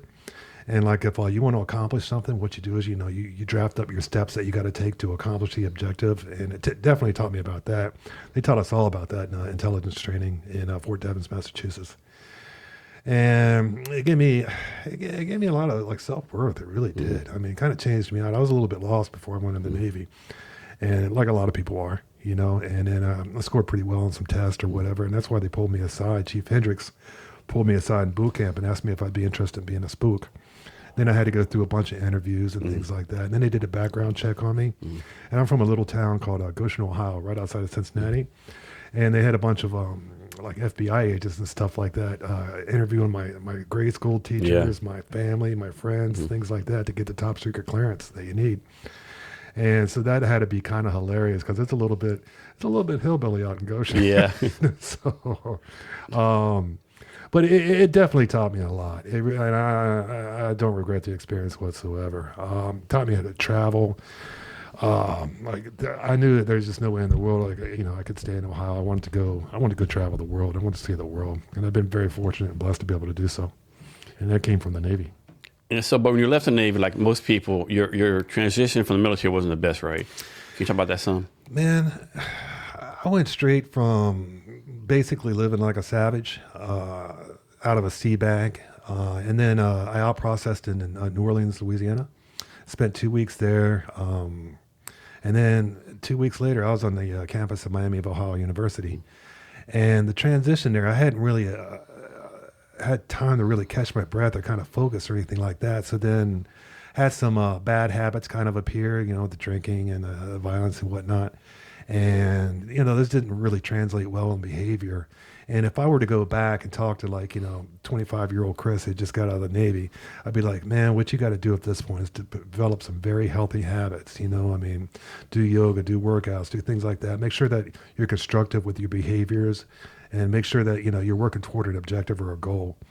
And there was a lot of darkness when I got out of that transition. I didn't realize, I don't think we had any real resources to pull from either. And I mean, sometimes I wake up kind of screaming, and I wouldn't know why or where I was at sometimes, and just weird things of that nature. And I didn't really understand it, that, being in some situations will have an impact on you. And, there's definitely PTSD. It's a real thing. And so you have to be kind of cognizant or aware of that. And once you become aware of that, then you're able to identify what's driving your behaviors, what's driving your emotions, what's driving what's driving your thoughts. And once you become aware of that, then you can have a lot more control over them. Any advice on how military veterans, whether in or getting out or out already, can take better care of their mental health? The biggest advice that I could give is first that you're not alone. I've had 2-3 guys that I know that have committed suicide that it was pretty tight with, and I had no indication that it was coming either. I hadn't really necessarily stayed in touch with them, so when I heard about it, I was deeply wounded, deeply shocked. But I've also been in that same place myself too, where it's just total darkness. There's no hope.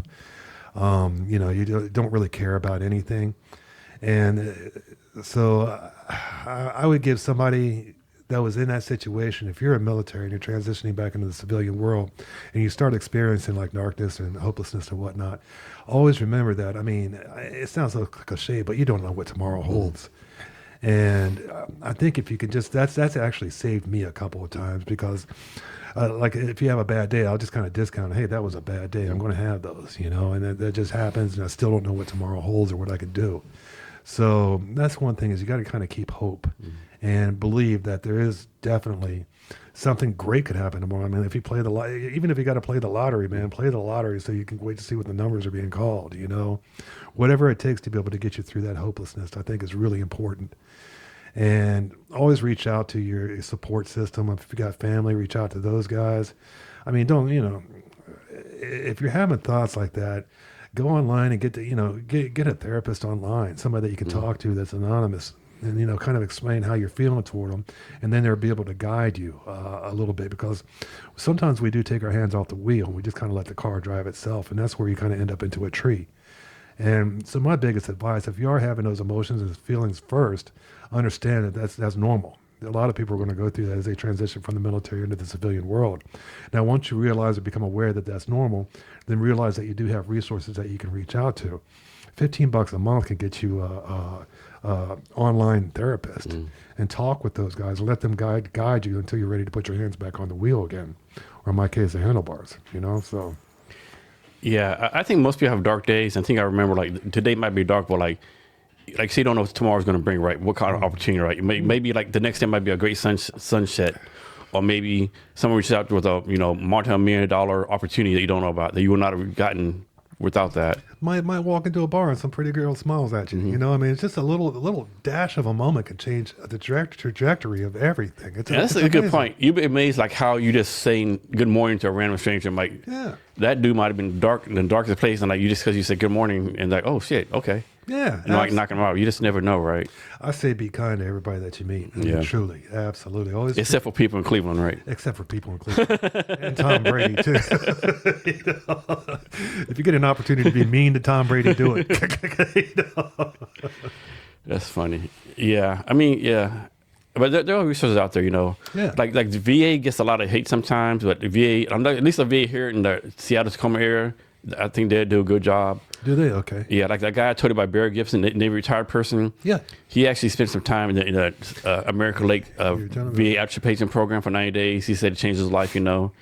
I mean, I think you have to ask for help, right? And as military people back in our day, we were like, don't stay depressed, don't do this, be a man's man. It's probably not the best advice. Yeah. I mean, definitely the generation before us. My dad was always like, rub some dirt on it and keep it going. Yeah. Absolutely. And I understand that mentality. I do, because you have to have that a little bit to be tough. You have to. But then there comes to a point where if you become aware that your thoughts are just kind of spiraling down and you're starting to head towards some territory that you don't necessarily want to see, then change the trajectory of that trajectory. Yeah, close enough. Yeah, there you go, man. I think your whiskey's already getting to me, man. I feel kind of wild. I like it. This is delicious, by the way. Thank you. Yeah. One thing, like each generation gets a lot of shit. I think it's Gen Z. One thing I like about them, they like pretty much made society do like mental health day, right? Yeah. But I would say like you can't do a mental health every day, right? Like there's some goodness in building resilience. There's some goodness in building like thickness of character, right? So it has to be like you can't. If something's really going wrong with you, like you have a dark time, like man, do a mental health day if you're allowed to, right? Yeah. But man, just because I don't know, someone called you the wrong pronoun. You don't take a mental health day, right? I mean, what was wild, Jason, is that I was there in the Navy when it was just starting to transition into more of a corporate mindset as opposed to the military. Yeah. You got to, I mean, a lot of time, I think people were forgetting what the military is there for. And the reason that they're there is to go to war. You're there you're a last resort. And to go to Venezuela and kidnap the Venezuelan president. Well, you need to kidnap it. What are you going to do? Maduro, yeah, absolutely. But people forget, the military that's violence. That's what they're there for. They're the big hammer. And when it started switching to a more corporate mindset, I don't even know if this is real or not. I had some Army buddies send me a picture of a Navy admiral wearing a dress. Did that really happen? I saw those pictures. Yeah. Is that real? I couldn't tell you. In this day's age, I can't verify or deny. Yeah, you never know. See, you can't have your admirals wearing dresses there, Jason. No. But it seems like the pendulum on the Hexeth is starting to swing back into more where I believe it should be. Yeah. I mean, you need to have a military that's feared, and you got to have cats that can go out there and pull the trigger. You do. Yeah, I agree. That's their job. Yeah, but the only thing, like when I was in the military, you always hear this thing like we have the best Army or the best Navy or whatever. And it's how like doing exercise, what I've been doing Army stuff, whatever. Like, man, if we're the best in the world, how fucked up is everyone else, right? Like, good Lord. Like, we can't even do the simple maneuver or whatever. Like, damn, I used to say naval intelligence, man. Those two words that should be in the same sentence, like jumbo shrimp. Yeah, Army intelligence. Yeah, no, how's this? That's about oxymoron, right? Man, I know it. Like, man, like, how do we do so well? Like, it's like, man, that's so fucked up, right? Get it done, though. Absolutely. Yeah. I mean, whatever they've got, they got some systems in there that they're very effective. Yeah. One of the things that I did notice is that there's a lot of brainwashing techniques that go in to the military. I mean, it stems all the way back to our school system. I don't know about you guys, but we'd have to stand and say the Pledge of Allegiance every morning when we. I got one better. In Texas, you say the Pledge of Allegiance and the Pledge of Allegiance to the state of Texas. No, okay, I didn't know that. Yeah. Wow. Yeah. Oh. I remember in elementary school, because on Texas, you have to say the state pledge, the national pledge, and then every day each kid would have to go up to the front of class and read a verse out of the Bible. Wow, Yeah. right on, man. That's not necessarily a bad thing at all. Yeah. Yeah. These are the same people that said whenever there's a nuclear bomb to get under your desk. Yeah. Yeah. Brought to you by. Yeah. So...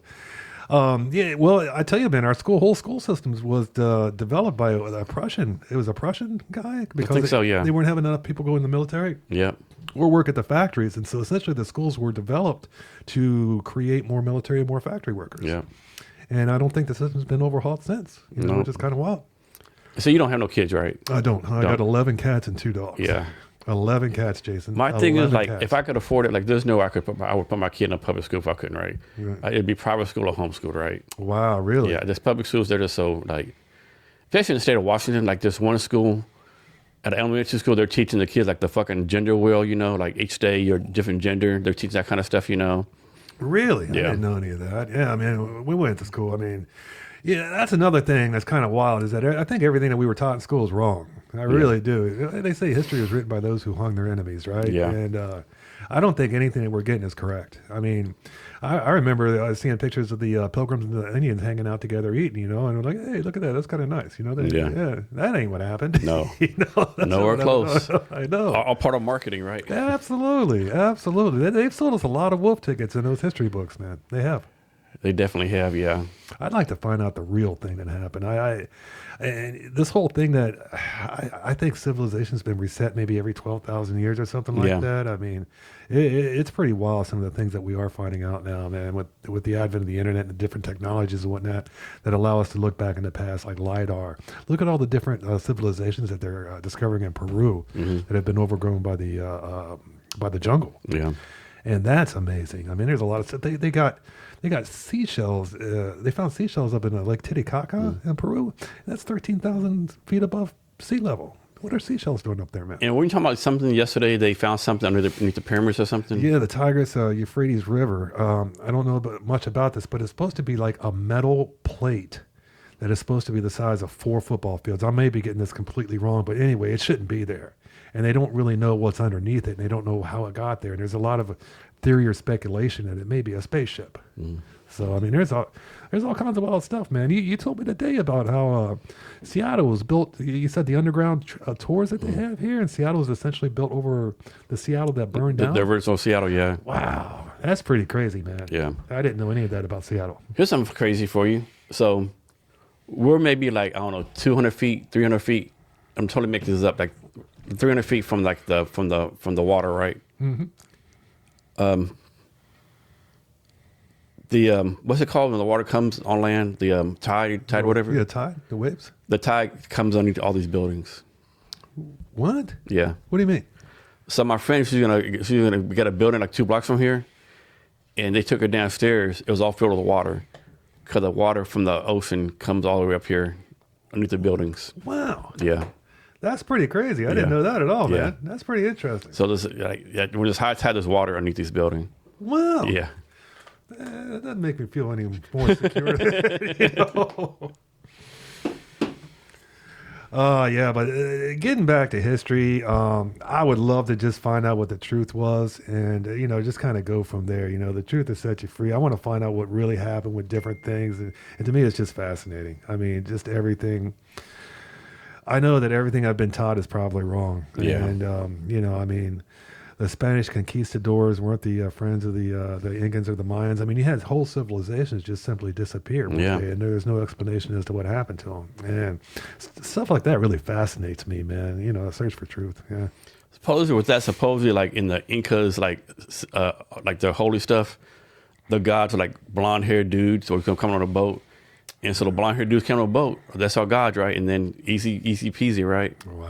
And that's how I think aliens going to take us over, right? You think so? And one alien's going to come and he's going to say, I'm your God of Abraham, whatever. Half of us going to believe him, half of us going to call bullshit.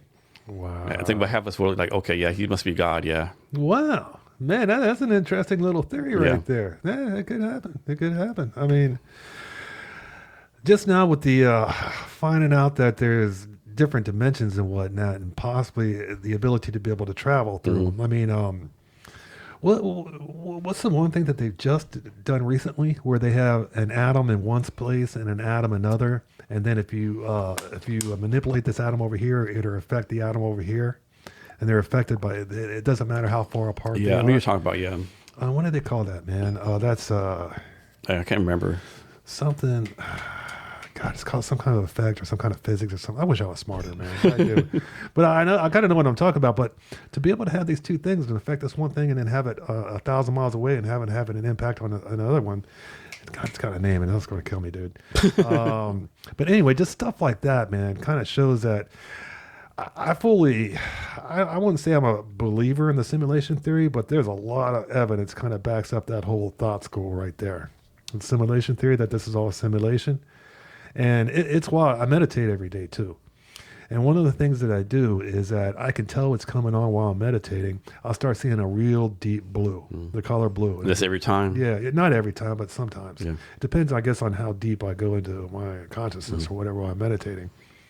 But then every now and then I'll see like a small hole through this dark and this blue, the blackness and the blue. And I'll see like a small hole open up and then it'll close and then it'll open up and it'll close. And I always kind of like tell myself that that's me being able to see through the other side of the simulation, maybe. So I don't know if that's true or not, but to me, I don't know. Maybe it's a whole mental construct that I have. I don't know. Yeah, one thing I've learned is like the older you get, the more you realize, the less you know, right? Man, that is a truth. Yeah. That is a truth. Good gosh. Things that you thought you knew no longer are valid because they got tore apart, you know? I mean, Yeah. Here's one for you, right? So like, let's say we'll say 2,000 years ago, right? The smartest people in the world knew what they thought they knew, right? Yeah. But then a couple years, 100 years later, that's proven correctly, like incorrect, right? Like example, like everyone thought the Earth was the only thing that existed, right? Then Galileo, you want to try another one? Yeah, let me try another Yeah, one. just pick which one you want. And so, Is it any good? I mean, you have to try it to see if you like it. Okay. Yeah. So that's from Bavardi, Texas. Bavardi, Yes, Texas? a Texas whiskey, yeah. Is that next to Lickenbach, Texas? Kind of close, yeah. So that's made out of limestone water. It's central, in Hill Country Central has a bunch of limestone wells. So it's like limestone well water. I don't know if that's a good selling point for that. Say the word. Yeah. Give it a try. And so every couple hundred years, like people are proven wrong, right? First we thought, the only the Earth, and then everyone evolved the Earth. Well, okay, now we know this. Everything revolves with something. There's only one Milky Way galaxy, but every generation, the smartest people are proven to be wrong. That's like totally wrong, right? What do you think we know for sure today that's gonna be proven wrong in like a couple hundred years? That we think that we're separate, and I think that that's going to be proven wrong. Separate in what way? That we're each individual entities, Like one mass consciousness or something? Yeah, and I think that's going to kind of move toward the mindset that we are all one mass consciousness. Like a Borg? Like different Like perspectives. a Borg thing? Yeah. From Star Trek? Yeah, maybe, man. Yeah. I mean, I think we're moving toward that direction, especially with the advent of AI and whatnot. And with Elon Musk, neurochips going to everyone pretty soon. Yeah, man. I get in line to get a neural chip, man. All of a sudden I know jujitsu. That'd be pretty cool. Like on what you call it on the Matrix, where they plugged them in. Yeah. On channel for that, like we talked about earlier, like yesterday, how a fucking Elon Musk turned off X from all Europe. What if Arrow has a Neuralink chip and he just decides to turn us all the fuck off? That would suck, man. If for somebody to have their hand on that button, that'd be kind of difficult. I guess you gotta. There's pros and cons to it. I mean, now I know jujitsu, but I got some guy that has a bad day, he could turn my chip off. That's true. I mean, or if I don't pay my bill. Shit, right? So. You ever watch a show called Black Mirror? I love Black Mirror. That's one of my favorite shows in the world, man. Remember that cat that had a bang a pig on TV, the English politician, and he had to have sex with the pig. That was hilarious, man. Do you watch one episode where this man and lady, they were married, and the lady had some kind of brain stuff going on, and they told her, hey, go to this place and they'll do like fix your brain, whatever. but they put ads on her brain, right? And so like, Yeah. And then she had to pay the bill, or she couldn't leave, or something like that. She had a parameter around that she had to stay within. And they said, well, you're doing ads for like condoms and stuff or whatever. You can't be a teacher here, so she lost her job, couldn't pay that. And the dude started like going on TV, like drinking piss and shit to make money, you know. And then oh, this is our new Super Deluxe Plus model, you know. It's an upgrade. You know, and in the show, unfortunately, like they both decided to kill them, knock themselves out, right? Yeah. But it's a slippery slope, right? It's a slippery slope. It is a slippery slope, and that was an interesting concept to bring out. That Black Mirror episode did kind of show the cracks in some type of system that would be like that. It's pretty cool, though, man. I love that show. That shows, man. It's like, whoa. It is amazing. Every time I just lose my breath when I watch a new episode. What's it come on Netflix? I think. What's it come on? It's Netflix. Yeah, I think so. That's like one thing too. Like, I love the fact we don't have 3 channels no more. There's 1,000 channels. But man, I don't want to pay $5 for every channel, right? I know. That's tough. Like, That's tough. I'm a big Star Wars fan, so I like watching like the Disney, like the Star Wars, all the Ahsoka stores. But do I really want to pay $10 a month just to only watch the Star Wars and not anything else on there? You know, man, I get mad every time I sign up for some type of subscription that I get. I always regret it, but then I use it. Like, I'm a big chess.com guy. I play a lot of chess. What do you think about this so far? I love it, Do you? man. I think it's pretty tasty. Yeah. I mean, let me see. Well, I'll get some more too. Yeah, now that you said it, I don't know. It was I can kind of taste the limestone in there. Yeah. It's different. Something different they do in Texas because all our water wells in Texas are limestone. Wow. Yeah. Yeah. Now that you think of it, I don't know. I wonder if I would have thought that if I probably wouldn't have been able to place to taste. I was like, something in there. Yeah, a lot of good whiskey coming out. I like bourbons out of Kentucky too. Yeah. Drinking bourbon by the batch down there, man. Kentucky's a bunch of fun. Yeah, but you're a big Scotch guy, right? Well, kind of all the above. All above. Yeah, absolutely. I'm not really quite sure if I have any preferences. Yeah. So you're like a alcohol as far as like beer, wine, liquor, or you just all the above? Kind of all the above. Yeah. A lot of tequila. Yeah. My favorite tequila is Siete Legua. I love that tequila, man. Yeah. It is just tasty. I think it's the best tequila in Mexico, to be honest with you. If I had to go with favorite whiskey, probably Buffalo Trace. Buffalo Trace. I used to have a bottle of Buffalo Trace. Buffalo Trace is damn tasty. It's a good price point, Yeah. Like you get like $30, $35 a bottle, Yeah, and it's just a good tasting whiskey, Favorite beer, probably Corona Light, on a daily basis. Yeah. I like Guinness too, though. Yeah. Guinness is pretty tasty. But Guinness gives me a little bit of a hangover, man. Yeah. So I got to slow down on my drinking a little bit. Yeah. Well, it's not now, but Yeah, not now. Yeah, I was not now. Yeah, not now. Yeah. So on your talking points that your person sent me, I think on here it says like from 0 to 350 clients without a single cold call. Yeah. Can you talk about that? Like no cold calling at all? No, I never did cold call. I don't like cold calling. Why not when so many people still first the thing to do? The cold calling. Yeah, I think it's kind of outdated. Yeah. I hate when I get cold calls. As a business owner, I get a lot of them. And I'll give everybody I used to be a stockbroker at a Morgan Stanley in Beverly Hills. And so we had to do like 200 cold calls a day. And so I've got kind of a soft spot in my heart for cold callers, the guys that actually get on the phone and smile and dial.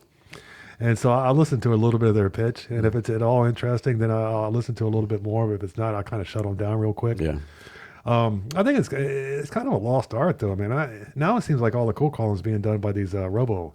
Yeah. Either it's an Indian guy trying to sell me Viagra, or So off topic a little bit, not really. Like talking about mental health. Like I had to wonder, like how much does you miss for your mental health? Like you call 300 people a day, and everyone says basically, "Get the fuck out of here," Like that's got to be tough on you. You got to be able to handle rejection. I tell you. Oh. That's a skill I think most people don't have anymore, right? Yeah, they don't, man. There's a low tolerance for rejection. If you're going to be an entrepreneur and you're going to start a business, you better get used to it. You better understand it and try to improve every single time that you get one, Try to use every lesson. So how did you get 350 clients without cold calling? Started out a little bit, used a little bit of pay-per-click with Google when we just started out. That brought us a little bit of business, and it became word of mouth. We formed very good relationships with our clients. We got a lot of 5+ Google reviews, 5-star Google reviews, a lot of Trustpilot reviews as well. And essentially what we do is, we really cater to the client at getgeofencing.com. We provide a customer dashboard for our clients. We provide optimization and analysis reporting every Friday. We go through each campaign and figure out how we can make it better and make it produce more results for them, things of that nature. And so, like for your company, is there certain industries you folks focus on? Or does that matter? Not really, man. I mean, we go all across the board, everywhere from funeral homes to car dealerships to home builders. Had a lot of success in a lot of different industries, just everything you can think of. I'll tell you, one of the stranger accounts we had was out of Texas, and it was a guy that represented human traffickers. And so if you got busted for human trafficker, you wanted to call this attorney. And it kind of creeped me out a little bit. I was just like, that was a weird one. And he had us geofence this, it was a truck stop out in the middle of nowhere in northern Texas. And one of the things about geofencing is that we can set up a target zone. And then we can set up what they call a conversion zone. And it's a digital parameter we put around our client's business if they got a brick and mortar business. And then we can track that. We can tell, okay, this guy's receiving ads, went to this target zone, and we can tell when he pops up in the conversion zone.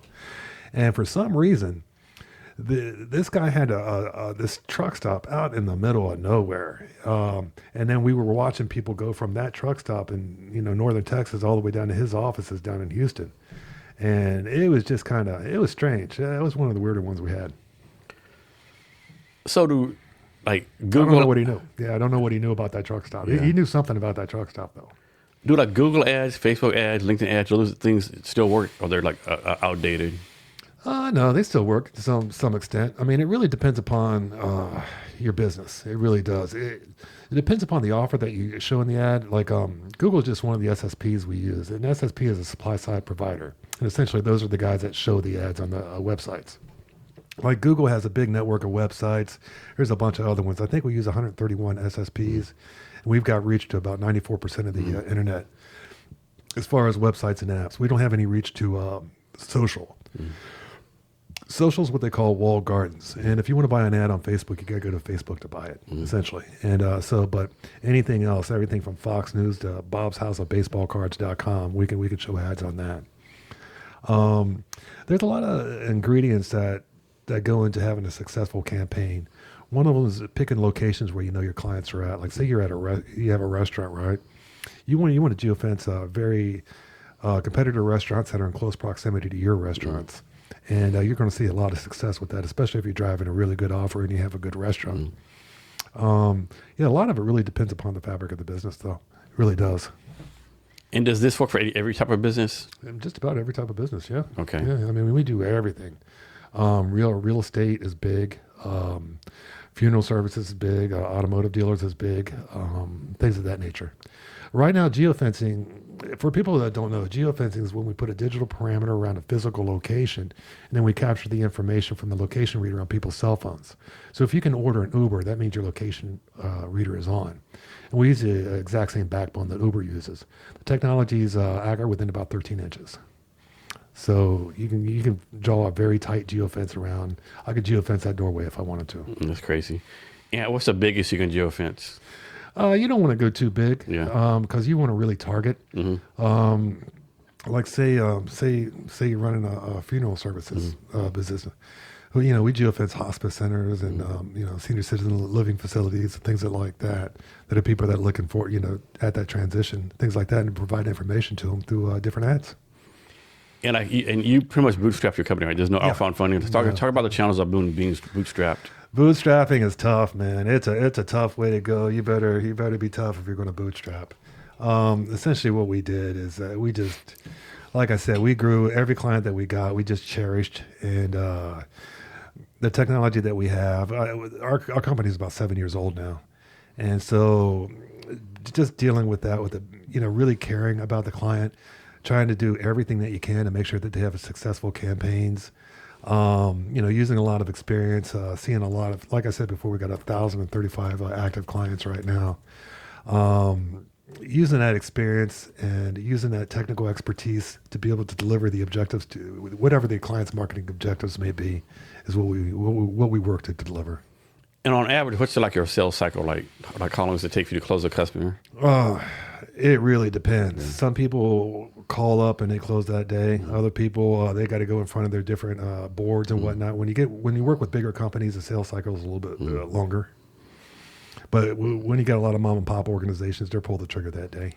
And then how did you figure out your pricing for this? What was the process figuring out the pricing that you have now? It's a process, absolutely, because you have to bid on ads, and you better know how much those ads are going to cost you. You're going to lose money. We've lost money before on campaigns because the ads were just too expensive, and we ate the cost, as opposed to doing anything else. But because it's on a bidding system, it gives you an idea where you think your bids are going to be, and then you price accordingly. We have flat rates. It's real easy. Yeah. We charge $8 a CPM. And CPM, for people who don't know, is a cost per 1,000 ads displayed. And you do this all over the world or just the United States? Focus in the United States. We've done a lot of wild stuff. Like we geofenced the World Economic Forum up in Davos, Switzerland. We geofenced that. We've got a client, Hexagon, who does aeronautical design out of France. So we've geofenced there before as well. The privacy laws in Europe are a lot different than they are in the United States. Yeah. And bringing that up, geofencing is banned in Washington and Maryland. We're not allowed to geofence here. And that kind of, that's a real sticking point with me because they brought it under the veil of privacy, try to keep privacy. And that's just a bunch of bullshit. Essentially what they did is they've got your big companies who want to keep the playing field uneven for smaller companies is basically what it boils down to. Because if it's a privacy is an issue, then how are they going to let you call an Uber? Yeah. Because you're giving the exact same information, So it was put in there by the big corporations to keep the playing field uneven for advertising, because advertising has a huge impact on businesses. If you have a business with a mediocre service or product and they advertise a lot, that's going to beat your business that has a great product or service that doesn't advertise every single time. It's not just once or twice. So let's suppose you do a geofence around the Central Saloon, right? Yeah. Do you have to tell the owners of the Central Saloon you're doing that? Do you have to tell the people inside the Central Saloon that you're doing that? We currently have active geofences around the U.S. Department of Justice. We have them around the White House. We have them all throughout D.C. Because D.C. is not considered Maryland, which is a really cool campaign that we're running right now. I don't really go into it. It deals with releasing the Epstein files.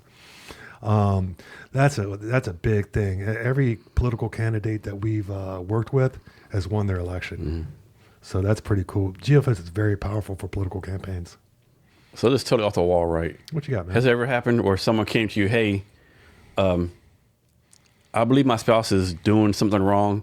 I want you to geofence my spouse's business. The information that comes across, man, we can't tell who's going in and out of that business, man. I can tell you 10 people went there on Wednesday. That's all I can tell you. The thing is that the identities are encrypted through the maid on the cell phone. And so it comes across like a 246 letter and number label, for lack of a better term. And so, I mean, you can break that encryption if you really want to. I know a guy that can do it. Everything's hackable, right? Everything's hackable, yeah, but it costs a lot of money to do that. And so it's a real cost-benefit analysis, I mean, you have to know it. The police can. The police can break that encryption. Yeah. Military can too, as well. So, but we can't. Is there a minimum or maximum amount of time you recommend somebody to be geofenced? We go month to month, man. We don't tie people into contracts. Okay. And if I had a recommendation, stick with us for 3 months. And we'll show you, because that gives us a lot of data that we can take a look at and then start optimizing to go after the marketing objectives that you want to achieve. The more data that we get in, the smarter and the stronger that we get on the campaigns. Another cool thing is that we got AI operating in the background. And essentially what it does is it identifies a profile and the behavior of that profile. And by doing that, it can go out through the entire available audience and find profiles that are similar to the one that had the positive behavioral response that you wanted, like went to your business or clicked on an ad or things like that. Yeah. So you see the campaigns get stronger and stronger as they go. And what is it done with this data? Like you store it somewhere, you sell it, you like delete it? No, we don't do anything with the data, man. Okay. Yeah, we just analyze it. That's it. Can you do anything with the data? I don't think so, man. No. I wouldn't really want to. Yeah. Yeah. I look at it and I figured out where the data helps us out is when we get like somebody in an industry that we've been working in before. Then we'll have like experience working with that industry, and we'll go, okay, this worked, that worked. Okay, and then what we'll do is we'll present that to the clients. Hey, and I'll even show them the reporting from that similar business. What's the industry you're not working with yet, but you want to work with this industry? Industry that I'm not working with yet that I want to work with. Man, every business to me is a story, and there's people behind that story, and that's what makes it so fascinating to me, because you get to meet the people, and a lot of times I'm working with the owners of the business, and it's just cool. As far as the industry goes, we've worked with damn near every industry there is, man. Everything from attorneys to car dealerships to aeronautic design firms, to architects to home builders. You pretty much name it. We pretty much work with them. We've been doing it for 7 years though too. So. Is the industry like you're like? Of course, you don't have a failed industry because they all pay you money. But is the industry like, man, I really enjoy working with this industry? Well, Either because they pay more money or like it's more fun to be with. man, there's characters in every industry. I hate to say this, man, but I like to work more with the pharmaceutical industries if I could, just because they got a lot of money. That's one.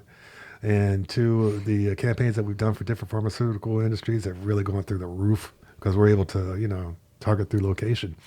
One thing I really want to say is that location is a leading indicator of buying intent. There is no stronger indicator of buying intent than where people go. I mean, if someone's inside a mattress store, odds are they're buying a mattress pretty damn soon. They're buying a mattress pretty damn. No one ever fucking like. You might go like a mall, like window shop for purses and clothes. Right. No one window shops for mattresses. No, they don't, man. Yeah. No, you probably got your oddball that goes out and hangs out at mattress stores. Hey, let's do this, but. Yeah, but that's the strongest indicator of buying intent is where people go. Somebody goes to a Harley dealership, they're there to buy a Harley, and that's where you want to get the ad. Or the minimum, they're comparing the Harley Davidson with a motorcycle they think they want to buy. Yeah, absolutely. So, or hit them up with different options that they may never even considered before, that they never even thought of. So, geofencing, can you do this? Like, suppose I'll use my example. Suppose I have my mindset, I'm gonna buy a Suzuki motorcycle, right? Gotcha. But I'm just going to Harley Davidson just because I want to go right. Is it possible to know I've been at the Suzuki, so then Harley Davidson, hey, yeah. So I get an ad like, hey, I know you look at Suzuki's, Jason, but if you buy Harleys, it would drop off 20% off the price or something. What you do is, you put that in the ad, man. Okay. Yeah, absolutely. Yeah, you got 3 to 5 words that you can get in front of people's faces. People don't understand how much of an impact ads have. And they think it's just goofy little things that they're looking at while they look at their website. But those things are burning, they're breeding familiarity with a brand or a product or a service. They're breeding more and more familiarity. The more that you see it, the more familiar you become with it. And people like to do business with things that they're familiar with. How about this? I've heard this happen, right? Where you see someone say like, why am I getting this ad for, bourbon, I don't drink bourbon. But it turns out their grandfather is looking to buy bourbon, right? And somehow they make the connection, I think that's more of a search campaign, probably. Okay. Yeah, like they were on the line searching for stuff like that. Okay. Which is like the beginning stages of a buying decision, where we're more at the we're more bottom of the funnel kind of thing, where people are going to buy something real soon. And so, there's different stages. I think what you're thinking about is a search campaign. Okay. We're more along those lines of why are they targeting? I went to that Harley dealership. Now I'm getting all these motorcycle ads. Why is that? I'm like, nobody knows they're being geofenced either, just so you know. Yeah. There's no like little ding that goes off on your phone or anything like that. Can a person be geofenced?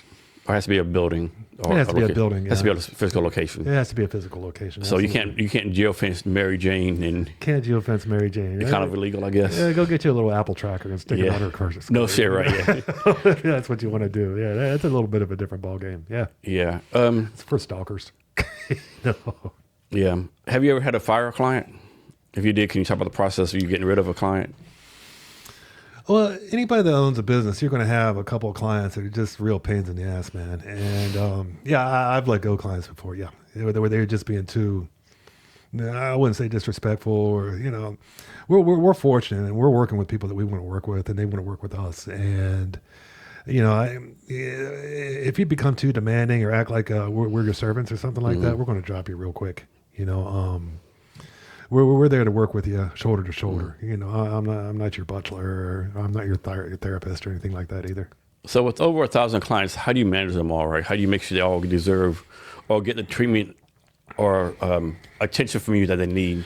Well, we've got processes set up that are, we have some automated processes that are set up that really help out a lot as far as the management of that many clients. And we haven't had any real problems. You know, I mean, everything's very manageable at this point.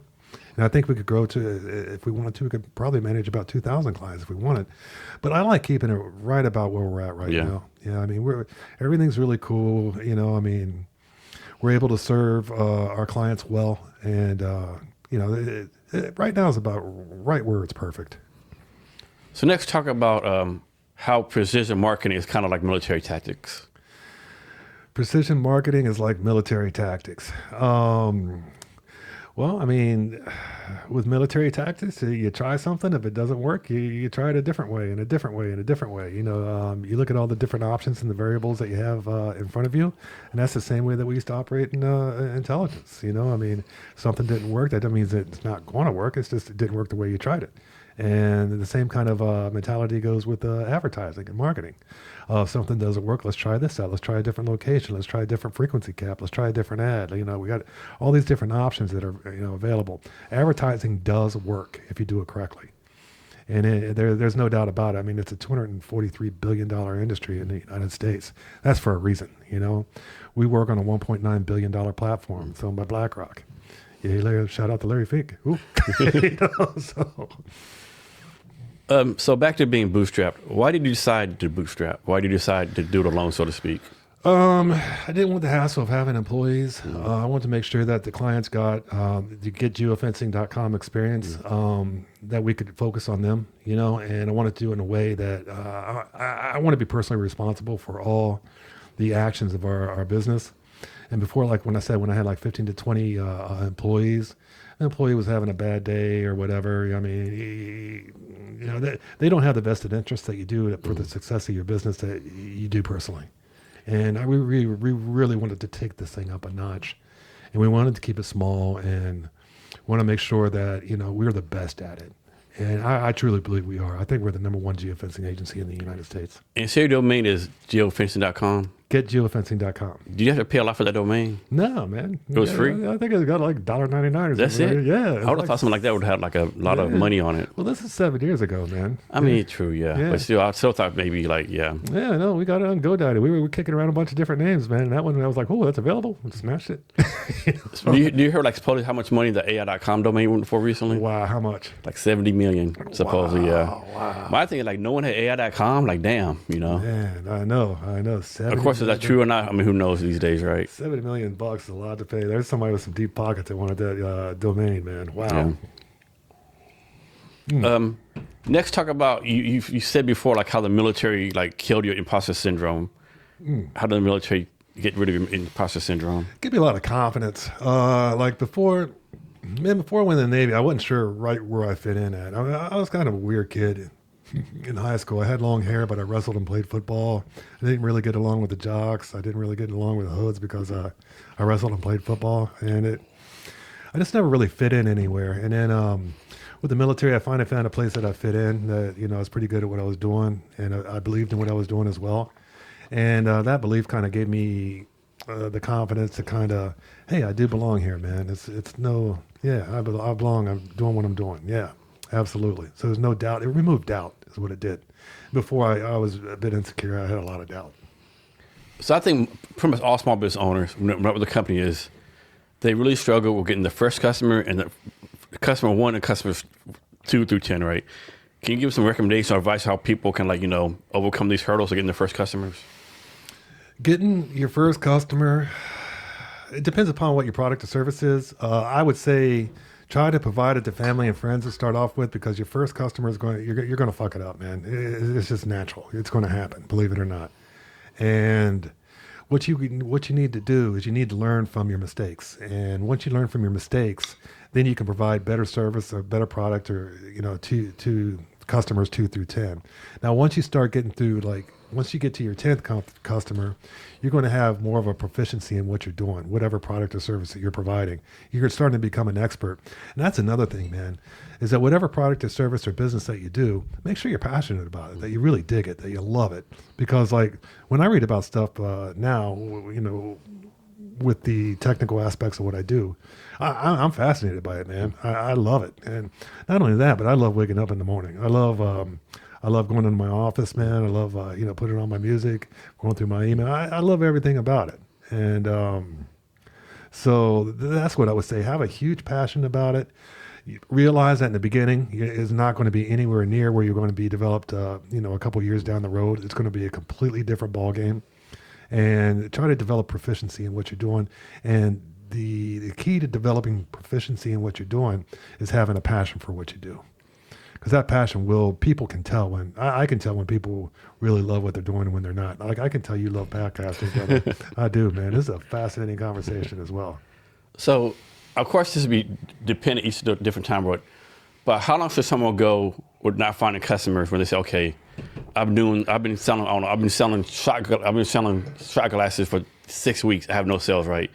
When someone says, you know what, maybe this isn't for me. I'm not able to get this off the ground. Man, that's a tough question, and it's just like what's that old adage? You don't lose money on a stock if you don't sell it. Mm-hmm. So you keep going, man. Yeah.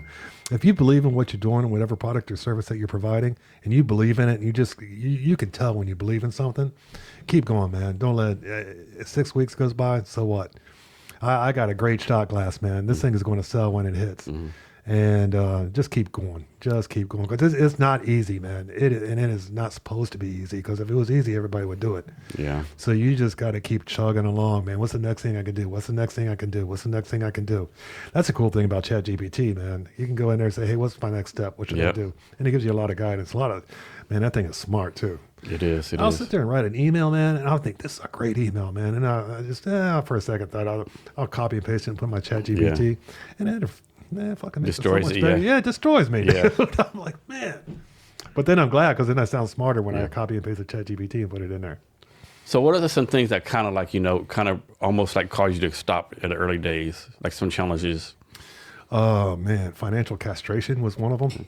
They try this one next. Oh, yeah? What was this guy right here? Frank August. To me, that's the best one. Gotcha.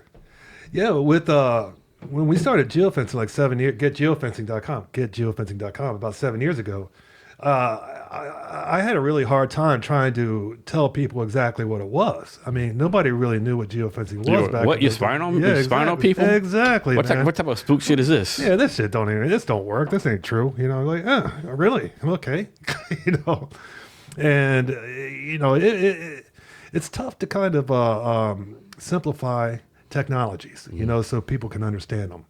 And then finally we got to the point where we were able to explain it in very plain language. And how hard was that process to get it, like the elevator speed pitch almost? It's still in work today, man. Yeah. We're 7 years old, brother. And I've got it down pretty tight now, but I'm sure it's going to be improved. You catch me at 8 years, it'll be, it'll even be more tighter. But what you got to do is you got to just start. And then once you get that, then you refine, and find out what went well here, what didn't go well here, things like that. And you take those ghosts of experience and you put them to work for you to try to always sharpen the blade, man. Become sharper, become better. So you're doing geofence like funeral homes and other like so-called unsexy businesses. Why do those type of businesses win with geofencing? Well, I mean, just I know it's a kind of a tight topic to work on with funeral services, but people when they're in that position, they're looking for answers, and they don't really know. I mean, that's not something that somebody goes through very often. When my mom passed, when my father got sick, and I went to take care of him, I didn't really know anything what to do, so I was kind of looking for information. And what this does, it gives us the ability to be able to put an ad in front of someone, and that provides information. And that kind of goes across the board for any industry. It really does. So, I mean, what you're doing is you're finding people that are using location to be able to determine what their intent is. Like say a hospice. I'm just using this as an example. People there, they know that the transition is coming, and they probably aren't familiar with it. And they're looking for information on how to be able to get to the other side of that transition. And this provides a very, great forum for them to be able to do so. Because no one talks about that until it's the time to talk about it, right? Absolutely. Like there's no, hey, let's talk about, if one of your parents died, what you got to do, and paperwork and like this and this. Everyone fucking wings it, unfortunately, right? They do, man. Absolutely. And it's a really, really brutally emotional experience. It is, yeah. Yeah, when my father passed away, man, that tore me up. And then when my mother passed away too, It is. It's oof. It's a tough one. One thing I don't like to say, but it's like when you have to bury your parent, it's like okay, I'm adulting now for real. Like I'm adulting. Like this is real adulting right here, right? Yep. Yep.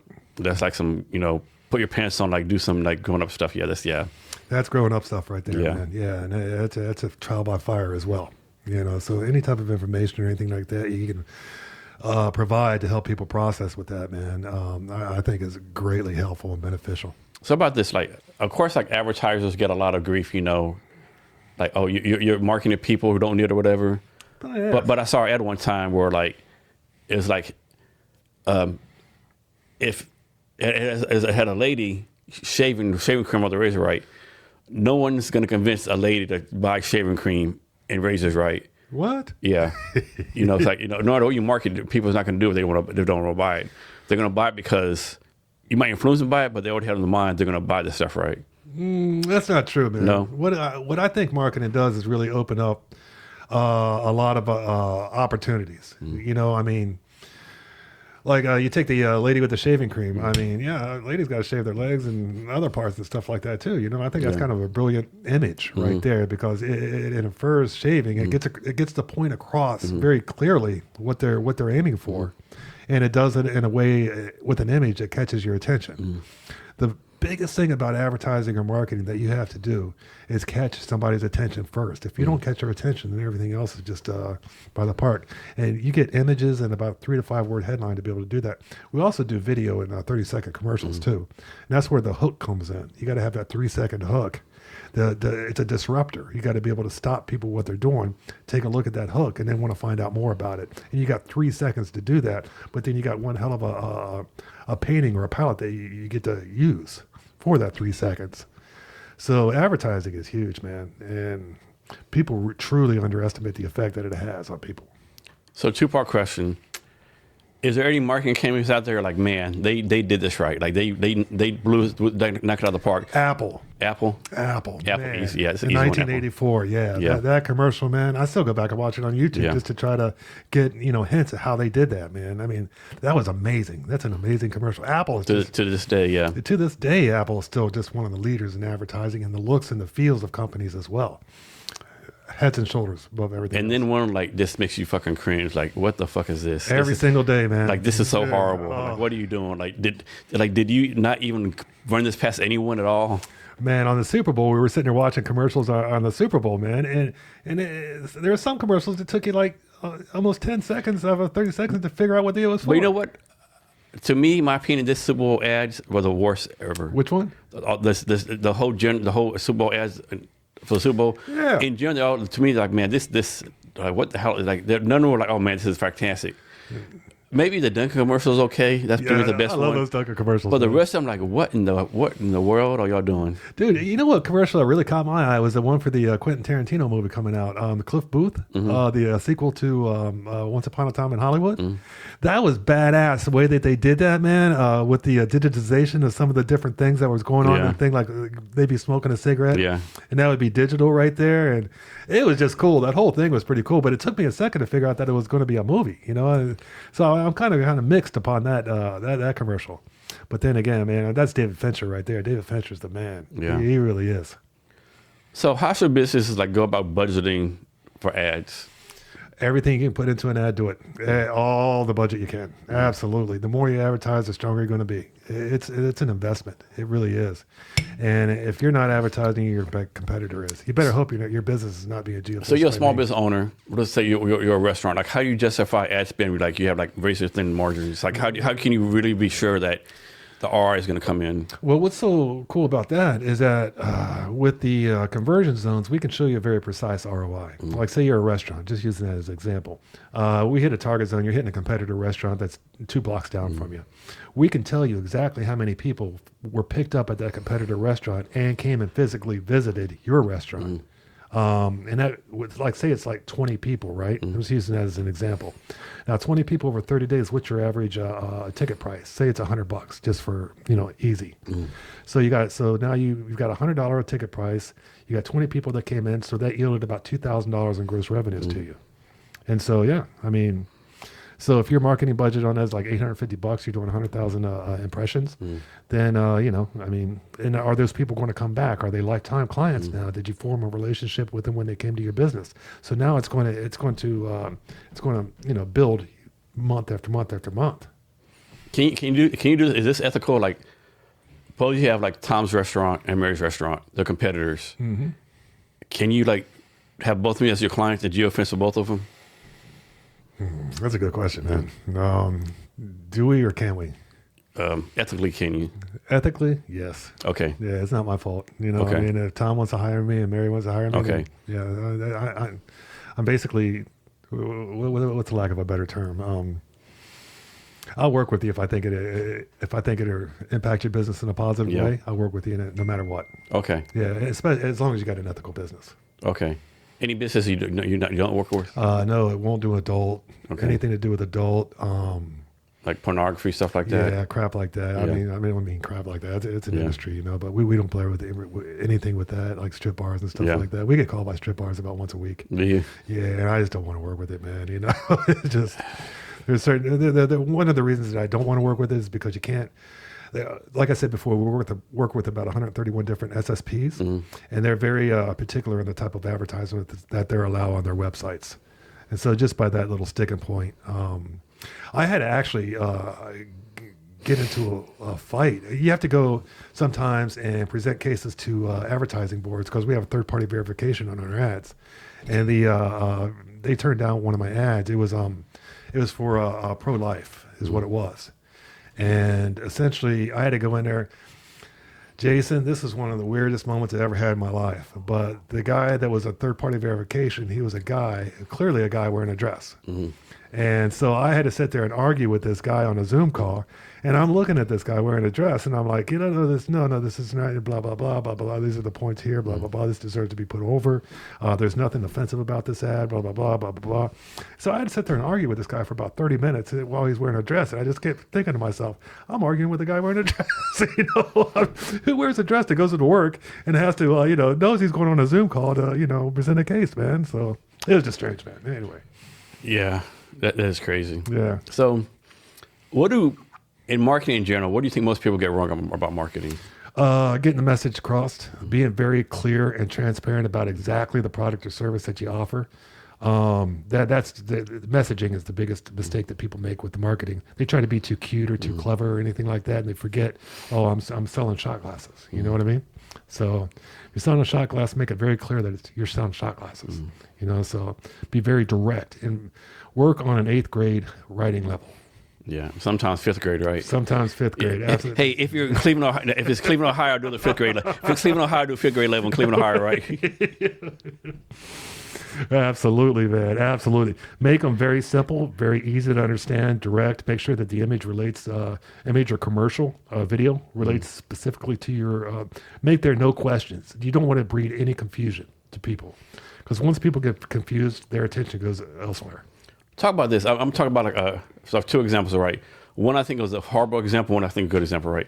What do you think? Like when companies remember when Cracker Barrel. Yeah, they changed their logo or whatever, man. Change the logo, change the aesthetics. Like, what do you think when the companies you have this, you have a brand, you have this whatever it is, right? And just like that, you change it to a fucking IHOP, right? And the backlash you got. What do you think when the companies do that? We call that the new Coke syndrome, man. Remember when New Coke brought out the new Coca-Cola and everybody loves the classic Coke? And man, this tastes just like Pepsi. It does, man. Damn, this tastes just like Pepsi. What the fuck? Boy, they chopped it in the they took it between the eyes. And that one, I tell you, one of the funniest advertising commercials I seen when I was in the Middle East was it was a Pepsi commercial, and it showed this is in the Middle East, man, like Abu Dhabi, Dubai, Bahrain, Jebel Ali, and they showed evolution of the guy was an ape, and then it showed the different things, and then it showed a guy drinking Pepsi. Now in the Middle East, they don't believe in evolution. Yeah. So nobody really got the campaign. I'm like, what the fuck is this? So it was one of the weirdest. And then it started getting backlash.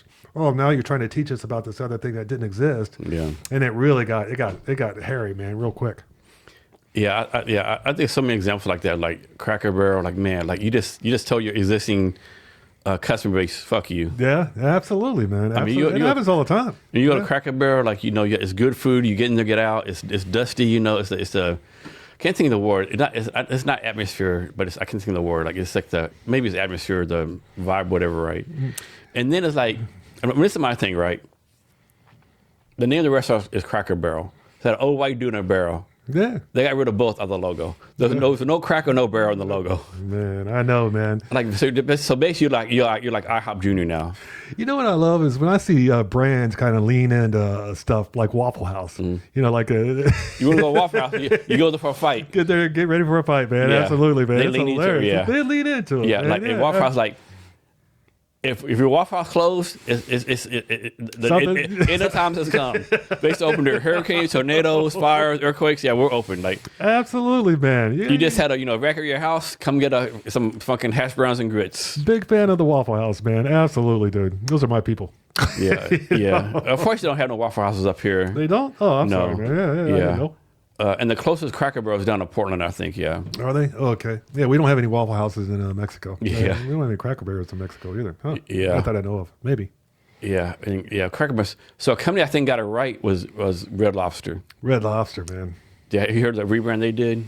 I heard something about it. Yeah. So basically, they had a new CEO. This black guy took over CEO. He basically said, "Hey, we're going to listen to you. What do you want?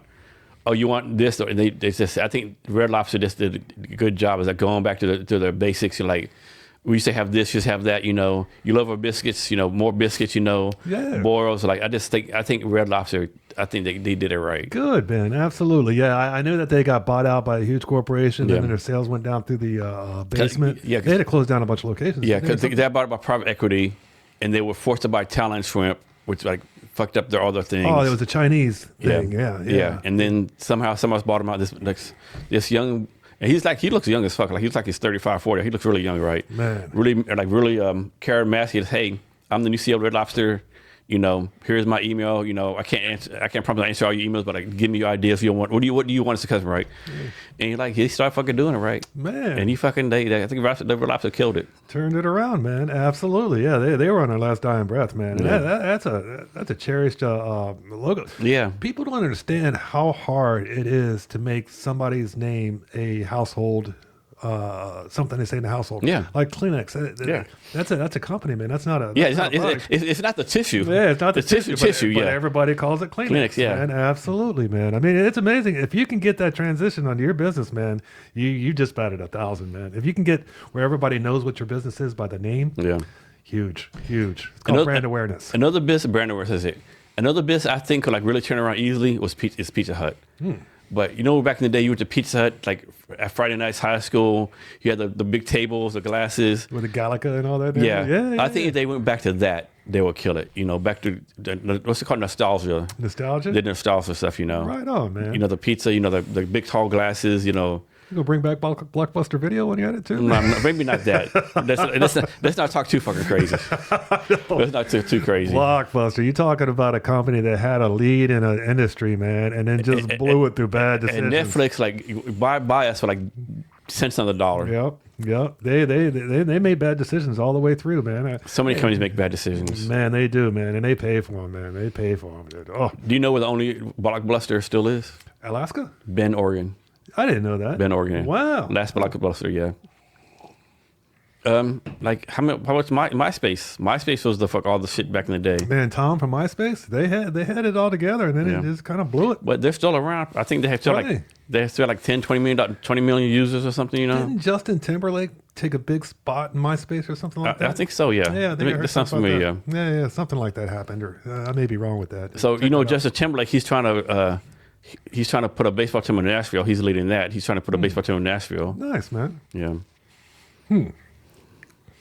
Yeah, but it seems like so many companies like fuck it up for marketing, right? You get it so totally wrong, like it's not like a Cracker Barrel is like the rule, and Red Lobster is like the exception to the rule, Yeah, true. It's funny, man, because I'd say about 70% of the commercials of the ads I see are bad. Mm-hmm. They're just bad.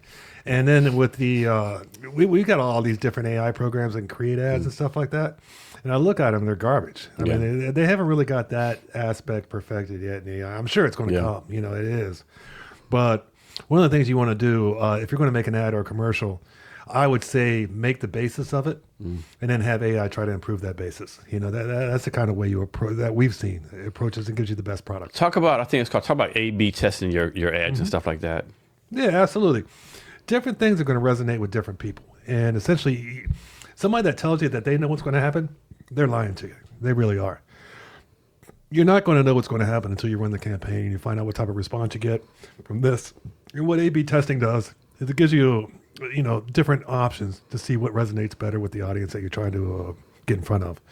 And by doing that, it gives you just a plethora of data that you really need. So then you can sharpen campaigns and make them better and better and better. So it's just, starting from two different directions and finding out which works best.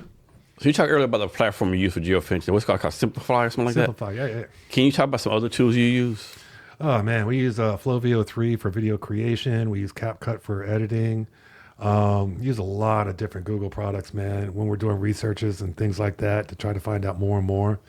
The Simplify platform's got a lot of different audience creation tools that we can use. If you don't want to geofence, you can do search. You can determine a demographic that you want to reach within a certain location. Other platforms don't really have those capabilities. So talk about the process of picking a tool, right? So I'm guessing you didn't go like Flowview. Here's Flowview. Let me use it the first day, right? Talk about the process, like maybe experimenting with different platforms and deciding how to use the tools you use now. With Flow VO3, man, they just simply got the best video across the board. I mean, there's a lot of different competitors with it. I mean, it's becoming a space more and more crowded. But with that, I mean, essentially what we do is we sit down, we look at the product or service that we're doing. I'll meditate actually for like 30 minutes, and I'll just think of nothing but that product or service, and then try to come up with a couple of different hooks. And then we're trying them out. We're playing them in Flow VO3, see how they look and everything like that. And then essentially what we want to do is make sure that we correspond with the brand identity that we're working with. Make sure that's within the parameters of what they want to be perceived as. Because that's all that advertising is, how you're going to perceive this brand. Like if you're a luxury brand, like say you're Rolex, you're going to have a different commercial than if you're a Timex, which, your Timex is kind of like, Walmart, things like that. You're going after that. Rolex, you're going after luxury, cats with money, things of that nature. So what you got to do is you got to shape and mold that brand to make sure that it's relaying that message. So the ad itself is like a collaborative process between you and the customer as far as deciding what's in the brand. What's in the ad, I mean. Absolutely, man. What we do is we're build a couple of different videos, 30-second commercial spots or targeted display ads, and say, hey, which ones do you like, like that, and then kind of go from there. So what happens? Has this ever happened? Like a company will say, once again, Tom Sawglass company comes to you, and I want to do an ad like this, right?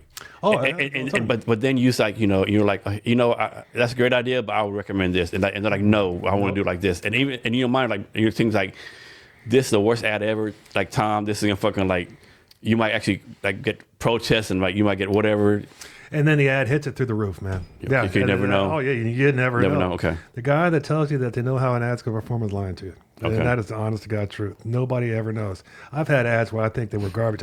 We had an ad where literally the client wrote on a notebook paper and on a marker and said, hey, this is what I want this to be my ad. And I'm like, okay, man, you're the client. You got it right. And so that ad knocked it through the roof. And I was like, I couldn't believe it. And I was like, man, this is the worst ad I've ever seen. But it performed dramatically, I mean. And that's a good point. You never know it's going to hit, right? Cause you don't. Because I'm on TikTok, all right? And there's a person on TikTok. She's a Navy veteran too, right? Bella Porch. Maybe 5 years ago, she did a simple meme. It's like a song out 5 years called M to the B. And she does all these facial expressions, right? And it's the most viewed TikTok in history. It has 100 million views. Wow. She has 20 million followers. She's released 3 albums. It all came from her this, doing this mind bopping, stuff, right? Yeah, that's cool, man. Yeah, right on. You never know what's going to hit, man. Man. It's the thing is if you're doing something, put it out there, put it on the water, right? Absolutely. Try it out, man. See what happens. Because the data is going to determine, whether the message gets across or not. You're going to be able to see very concretely. There's not going to be any guesswork. You know what I mean? And of course, it helps she's an attractive female. That's always a plus, right? That's definitely an advantage. So actually, let me pull this video up. I want you to see it. And you're like, man, she got what? She does bebop? What do you call it, mind bop or something? Yeah, hold on. Let me see if I can find it. Oh, here it is. Man, TikTok, dude, I can get stuck in TikTok for a long time, man. It's just awful because it's. So this is the original video. Wow, that got 20 million views. Like 100 million views. 100 million views, Yeah. man. Wow, that is crazy. It's like, yeah. Who would ever thought, man? Yeah, like it's like, yeah, it's like fucking crazy, right? But she turned it like, an empire, right? Wow, right. Look at the Haktua girl, man. Yeah. I mean, it didn't turn out so good for her though. Yeah, I really did, man. What happened there, man? The rules really fell off with that. I mean, she got into cryptocurrency and somebody scammed her to use her name and they ripped people off and like, she got the blame because, she was the face, man. Absolutely. Yeah. that video went viral. Yeah, Yeah. two of them, You got to spit on that thing. That was hilarious, man. I was like, ah. That was very funny, yeah. But a lot of people go viral, and the thing is like, how do you take advantage of it, right? If suppose like you go viral, you got like, let's say you got 20 million views. Like, what do you do with the 20 million views, right? Man, that's true. And then like you got 20 million views, how do you monetize it? How do you take advantage of it? Like, how do you like? And you got 20 million views this video, but the next one has like 2 views. I mean, like, It can happen, absolutely, and it's so it's so wild, man. Because back in our time, they would run commercials, and that was it. Now with all this, man, people have a hard time sitting through a whole movie because the attention is just declined to like 10 and 15-second bits. I mean, I'm guilty of it. Man, I watch TikTok, man. I'll flip through there for a while, man. I'm like 3 seconds. This is crap. Yeah, swipe. Yep, absolutely. So I mean, the attention spans of people has shrunk dramatically, and I don't know if that's a good thing or not. And so, how do you take advantage of that as a marketer? Got to hit with a hook. Got to hit with a hook, man. Use all the different tools that you have to be able to capture attention, because that's all it boils down to. That's your first step. You got to come up with something that captures attention, and that's why videos go viral. That was pretty cool. That was getting kind of catchy. I was Yeah, sitting there, she has all these videos like she has all these type of videos like that. This catchy things, bebop. But she actually is a pretty good singer, right? Is she? Yeah, Right. she had some top 10 hits back in the Man, it's the first time I've ever seen it, man. Especially Navy veteran. Yeah, is she? Yep, Navy Get veteran, outta yeah. here, man. That's cool. Yeah. I wonder what got in her head to be able to do that. That's I pretty don't cool. know. Yeah, Right. she just And another thing, like most like her, she's talking about how like she wasn't even going to release it, right? Mm-hmm. She said she had it on the phone like maybe 2 or 3 weeks and decided to release it, right? Like it always heard the story how people like don't want to release something, but they do, and it blows up for them, Wow. Once again, Hawk to a girl. Yeah, Hawk to a girl. Yeah. That was just an interview on the street, man. Yeah, some interview. Yeah, right on. Man, congratulations to her for that as well, man. And be able to proliferate that into, more tangible results, becoming a singer. And she's like a brand ambassador for Vans shoes. Wow. She's all these brand endorsements. Yeah. Man. That's pretty cool, man. That's cool You just never know, right? Yeah, you don't. Now, obviously, there's probably 10 million people who do the same thing who don't get blow up, It's definitely very random, a lot of luck to it, But yeah. Yeah, like I said, it kind of goes back to what we were talking about before. You never really know what's going to hit. You just don't. And you got to remember, you're you're using human behavior, which is very unpredictable to begin with. What's funny right now on TikTok, everyone's like trying to recreate the meme, right? The M to the B, they're trying to like do the same thing. Oh, yeah? And everyone puts on there, this is okay, but it's nowhere close to Bella Porch. Right. Wow. Yeah. Right. And what's crazy, like, even those people, like all these people on TikTok trying to do the M to the B meme again, everyone's putting a link to Bella Porch's original one. And so if you go like, Mary Jane's doing the M to B thing, their first comment usually like back to Bella Porch's original one. So all these people are leading to Bella Porch even getting more fucking views. Wow, absolutely. So she's building up a following through imitators. Yeah. Man. Beautiful. Yeah. I love it all the way around. Yeah, it's fucking insane. Yeah, what's cool about man, like take a band like Stone Temple Pilots, right? Was that your favorite band? That's one of them. One of them, Yeah, okay. absolutely. Scott Weiland was the man, dude. He really was. But when they came out, everybody thought they were just a copy of Pearl Jam. And they had to kind of play in that show. I mean, a lot of Seattle bands, they were like, oh, this is a copy of, like, I think Creed was a copy of Nirvana. Right. A lot of these Seattle bands that came after Nirvana and Pearl Jam, oh, you're just a copy of this other band, right? Right. Like Alice in Chains had their own voice. Soundgarden had their own voice. Yeah. Chris Cornell, absolutely, man. Yeah. So, I mean. One thing, like, not to interrupt you, like, people don't realize how much music was in the 90s as far as grunge, right? The music here in Seattle had to be fucking... Like, can you imagine being here, like, 94, 93, here in the Central Saloon? Like, can you imagine like being like one of 50 people seeing Nirvana for the first time? I can't imagine that, man, because of the band you showed me last night. Those cats blew the doors off. Because supposedly, what's the name of the song? Nirvana, Teen Spirit. Oh yeah. Supposedly Nirvana played that song in public the very first time in Central Saloon. Yeah, this is what I've heard. Like the first time they played it out in public was Central Saloon. I can't believe there was maybe 50, 75 people there at the thing when we were watching this band. These guys should be in an arena somewhere. We're looking like, do you realize how good these motherfuckers are? That's what I was saying, man. Are you listening to this? Like, do you realize how fucking good this band is? That's 1 in a million right there. I mean, that's... And part of it's because a lot of people, I think, are Seattle sport because there's such good music here. Part of it's like, okay, they're good, but yeah, are they Nirvana, you know? Man, I don't know what Seattle's doing, but whatever you guys are doing, keep doing it, man. I don't know if it's in the water. And not only rock music, like people don't realize there's like jazz music kind of started here. Yeah, I didn't know like Chrissy Jones was from here. Wow. Yeah, That's there's a real big jazz influence here. Yeah, like Earl Clue, like George Benson. Yeah. Big jazz fan, man. Absolutely, all the way around. Yeah, music is really big here, right? Yeah, music, food, yeah. The tech space, yeah. And the tech space. I mean, why did Microsoft start here, right? Amazon, we already talked about that, but man, there's got to be something in the water you guys are doing up here, man. Yeah. Big fan. And you guys got the Super Bowl champion.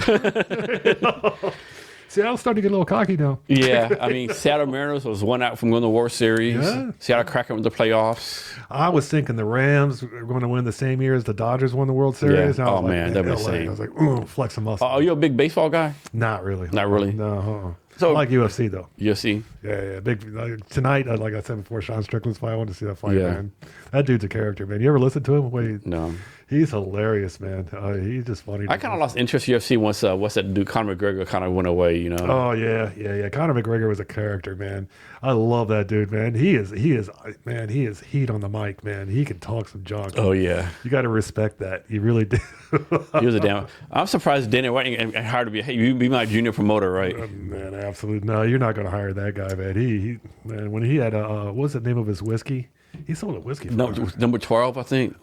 Whiskey 12. Something like that. Yeah. It was good whiskey too. Was it? Yeah, it Okay. was tasty, man. I bought a bottle of it. Man, so many celebrities like do whiskey or alcohol. It fucking tastes fucking horrible. Man, tequilas. I mean, I can't stand Don Julio. I can't stand. Yeah. I don't even like Patron. No, man, Yeah. I'm thinking John Hood is fucking like world class. I'm fucking. I need to step my game up. Oh yeah, man. Siete Legua, man. What it is the way they make tequila, from my understanding, I'm not an expert on the situation whatsoever, but they make, like Siete Legua, they make it in small batches, and they make it, it's like an artistry that they do. That this family has been passed on from years to years to years. Where like a Don Julio or a Patron and all that, that's been, it's been mechanized, essentially, where they've got they make huge amounts of it. You know what I mean?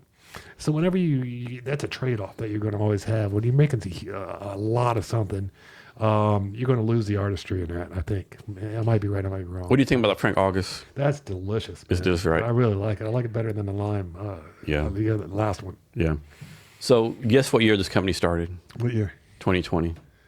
Get out of here. Yeah. So they're 2020. kids. Man. 2020. They're going against like a Jameson that's been around with 18 or 1700s or something like that. 2020, man. Wow, right on, man. Congratulations. What's her name again? Frank August. Frank August? Yeah. Is that these guys right here? Yeah, it's on the name. It's on there somewhere. Oh, okay. Frank August, man. Hats off to you. Simple Frank design, August. yeah.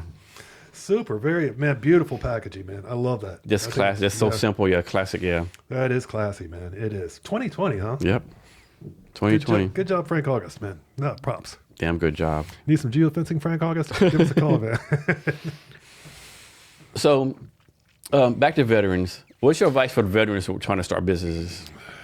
My biggest advice that I have for veterans that are trying to start businesses is be passionate about what you do.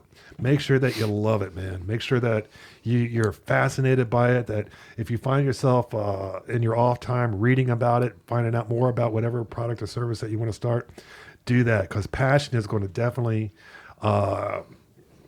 it's going to propel you to be able to get through the trials and the tribulations that you're going to have through startup. Because if you really like doing something, then keep doing that. If you like making knives, man, be the best knife maker that you could be, you know? And once you find that passion, don't get discouraged if you don't know what that is yet. That's okay. You know, look through a lot of different things. Find out where your interest lies, man. Go on ChatGPT and say, hey, I'm trying to figure out my passion. Ask me 10 questions, you know, so I can help define what my passion is. And the ChatGPT will come up with 10 questions, and then you answer them, and then you find out more and more about yourself. Become aware of that. Once you discover that what that is, and don't worry, like I said before, don't worry if you don't know what it is right now. Go through these different steps to try to figure out what it is. But once you discover it and define it, then start. Any product or service can be based off of a passion. Anything. So then start from there. Once you find out where your passion is, define what that product or service is, and then just keep going at it, man. Just build the product, provide the service, whatever you're doing, keep doing it. Just keep doing it and keep getting better and better. Every day that goes by is another opportunity to be able to improve that. And that is honest to God truth. And it's a real simple formula. Follow it. So I have to go to the bathroom. Yeah. So we're going to do right now, next on when you talk about like, or you talk about your company, somebody talk about like how the company got started. Sure. Or you're focusing out like what your big dream vision is for your company going forward. Okay, cool. Okay. Absolutely. I got this thing stabbing me in the side of the head right now, man. Yeah. Okay. I'm not the only one that said that? No. Okay, cool. I was like, man, I got a big head or something. Yeah. But you can keep on talking though. Oh, shit. You want me to keep Yeah. talking? Yeah. Oh, shit. Yeah. What do you want me to talk about? What the question I just asked you? What was the question again? How your company got started, what you focus on now, and the big dream vision for the company. Oh, okay, cool. The way the company got started was, like I said before, I'm an ex-Navy spook, so I'm very familiar with the technology. Learned a lot about it back in 89 and 90 when I went to intelligence training at Fort Devens, Massachusetts. Then I saw that it kind of migrated over into, it was illegal up to about 10 or 15 years ago. Then it became legal to use the geofencing technology for marketing. And so then my buddy Randy actually kind of introduced it to me. He was like, hey, weren't you an ex-spook? And I was like, yeah. He goes, check this out. And so then we started looking at different platforms that provided the services. And a lot of them really fell short with the technology as I was used to it. Being in the Navy and using intelligence and seeing what the military applications were. And then we did find a platform that did kind of conform to the standards that the military used, and obviously it knows it was owned by Blackstone, which is kind of cool. And then then I had to jump through a bunch of hoops to be able to get on that platform. The military background really helped me out with that. And then I finally got onto the platform, and then we started marketing, and then one customer, and then two customers, and then three customers, and we cherished those clients like you couldn't imagine.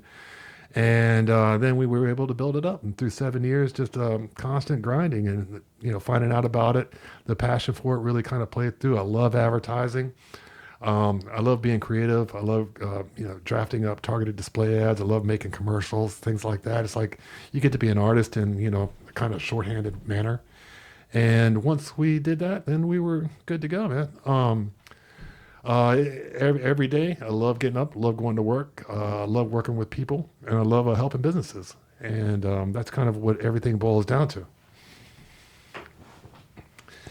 And the second thing, or the third thing you asked me, I forgot about it, and so I don't know. We're gonna have to edit this out, Jason. I talked for a little bit, and then I kind of lost my train of thought. So. No worries. Okay. Basically, what I did was I talked about, how we started geofencing and kind of went through that whole process right there. So the name Geofence is this a basic name? Why Geofencing versus, I don't know, like Chris's marketing company or like, tequila.com or like why just something so basic? Well, we named it getgeofencing.com because we wanted to make sure it was clear what we did, and also a big deal back 7 years ago was to have the name of what you do in the title and the URL. Just for Google SEO efforts and whatnot. And so that's kind of we checked out a bunch of different names and we came up with Get Geofencing, and it was available, and I got all happy. And so then does SEO matter anymore? Yeah, I think so. Absolutely. Yeah. Essentially, what you want to do is you want to use your SEO and build your pages in a way that gets them included in LLM mentions, like a ChatGPT or a Gemini or things like that. And so the landscape of SEO is changing dramatically. SEO companies used to be able to get away with, we're delivering results in 6 months when we start. And now it's a bunch of crap because it is so quick to respond right now. So if someone tells you that, that's a red flag. It's a complete red flag. Yeah. Run, man. Run the other way. Yeah. My buddy just put up a page about 4 days ago. and he's already gotten 16 mentions in LLMs with the way he designed the page. He designed the page using Claude. And that's amazing. That's how quickly this technology is scouring the internet and being able to provide, mentions. Do you think ChatGPT is going to replace Google? Like for me, Yeah. I use ChatGPT for my search now. I don't even have Google. My thing is ChatGPT. 100%. Yeah, it's going to replace it 100%. And what was wild, man, is that if you look back, what Google had originally intended to do, they said when somebody asks a question, we want to provide one answer. That was their original intention back when they started Google. Not Jerry Yang, but who was the guy? Sergio. Yeah, I think it's Sergio something. Yeah. When they started Google, that was their original intention, and now it's come full circle, and they're able to get to that type of format where they can provide one answer to a question, and that's what the LLMs. And what's horrible about Google is like you type in like how to buy a shot glass. The first 10 are like ads, right? Yeah, absolutely. I don't understand that you have to make money or whatever, but man, like fuck. Yeah, they were definitely, and it's getting away from now. You're going to start seeing ads on ChatGPT now. Yeah, They're going to start monetizing but that's only if you have the free version, I think. Is it the free version? Yeah, free version, yeah. Yeah. So, yeah. Because I tell you what, I pay $20 a month for ChatGPT. If I start seeing ads, I'm going to have to go to Claude or something, right? I'm not paying $20 a month and fucking getting ads, Hey, what a snob, man. Yeah, I mean, But you're thinking about the stuff ChatGPT does for $20 a month is fucking amazing. Amazing. That's incredible. It's the best $20 I spend every month. I mean, man. Sure.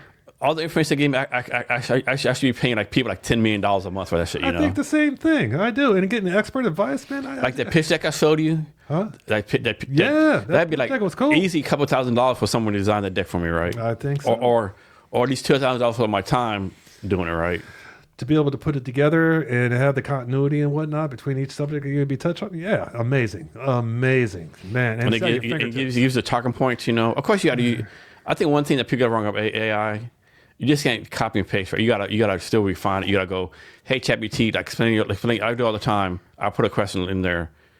I get an answer. I always like assess, analyze this one more time, or explain your logic to me, right? Man, beautiful. Yeah. Well, the way I use it is like I'll go on Google Docs and I'll just kind of free write everything, any kind of thought that comes into my head on whatever I'm trying to accomplish. And sometimes I'll have a paragraph, sometimes I'll have a page. And then I'll take that page and I'll copy and paste it and put in ChatGPT and I'll tell it what my objective is. And so that way it can take my ideas into account. It can kind of meld them with wherever AI gets its ideas from, and then kind of put it together in a very coherent presentation. Have you done this? Go to ChatGPT and say, hey, ChatGPT, based on what you know about me, what's something about myself I don't know? Wow, I have done that. Yeah, it's kind of funny. Yeah, absolutely. I have done that. Yeah. And that's why I say ChatGPT is a really cool tool that you can be used to try to define what your passions are, on the development of a business or a product or a service. One thing I do too, so every day I put in there what I've done that day. And so it'll tell me what to focus on the next day. Oh, okay. Of course, it's like you got guidelines, right? But what's really cool is like once a month I'll go and I'll say, hey, ChatGPT, break down by percentage what I worked on this month, right? And it's like 50% podcast, 20% tech bank, 30%. So it breaks it down.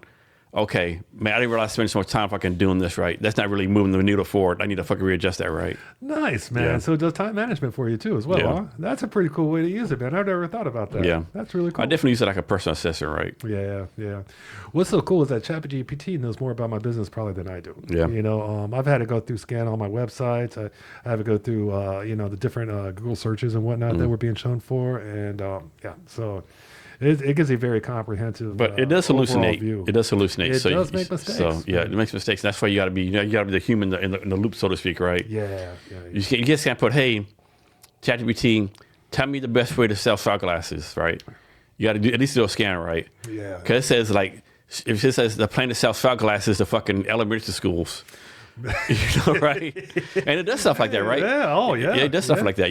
It's getting better though. Have you seen have you seen how ChatGPT has gone from, I think I started using it like version 3 or something like that? Where's that? It's like 5.2 now, 5.3, yeah. 5.3, yeah. I mean, in every version, it's just been a dramatic increase in accuracy. It really has. And you got, what's it called? The one for Claude, Anthropic. Yeah.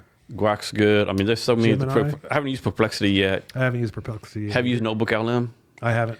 Notebook LM is batshit crazy. Notebook LM? Notebook LM, right? What is it? So I think it's from Google. So you can go Notebook LM, and upload like a 30-page document, right?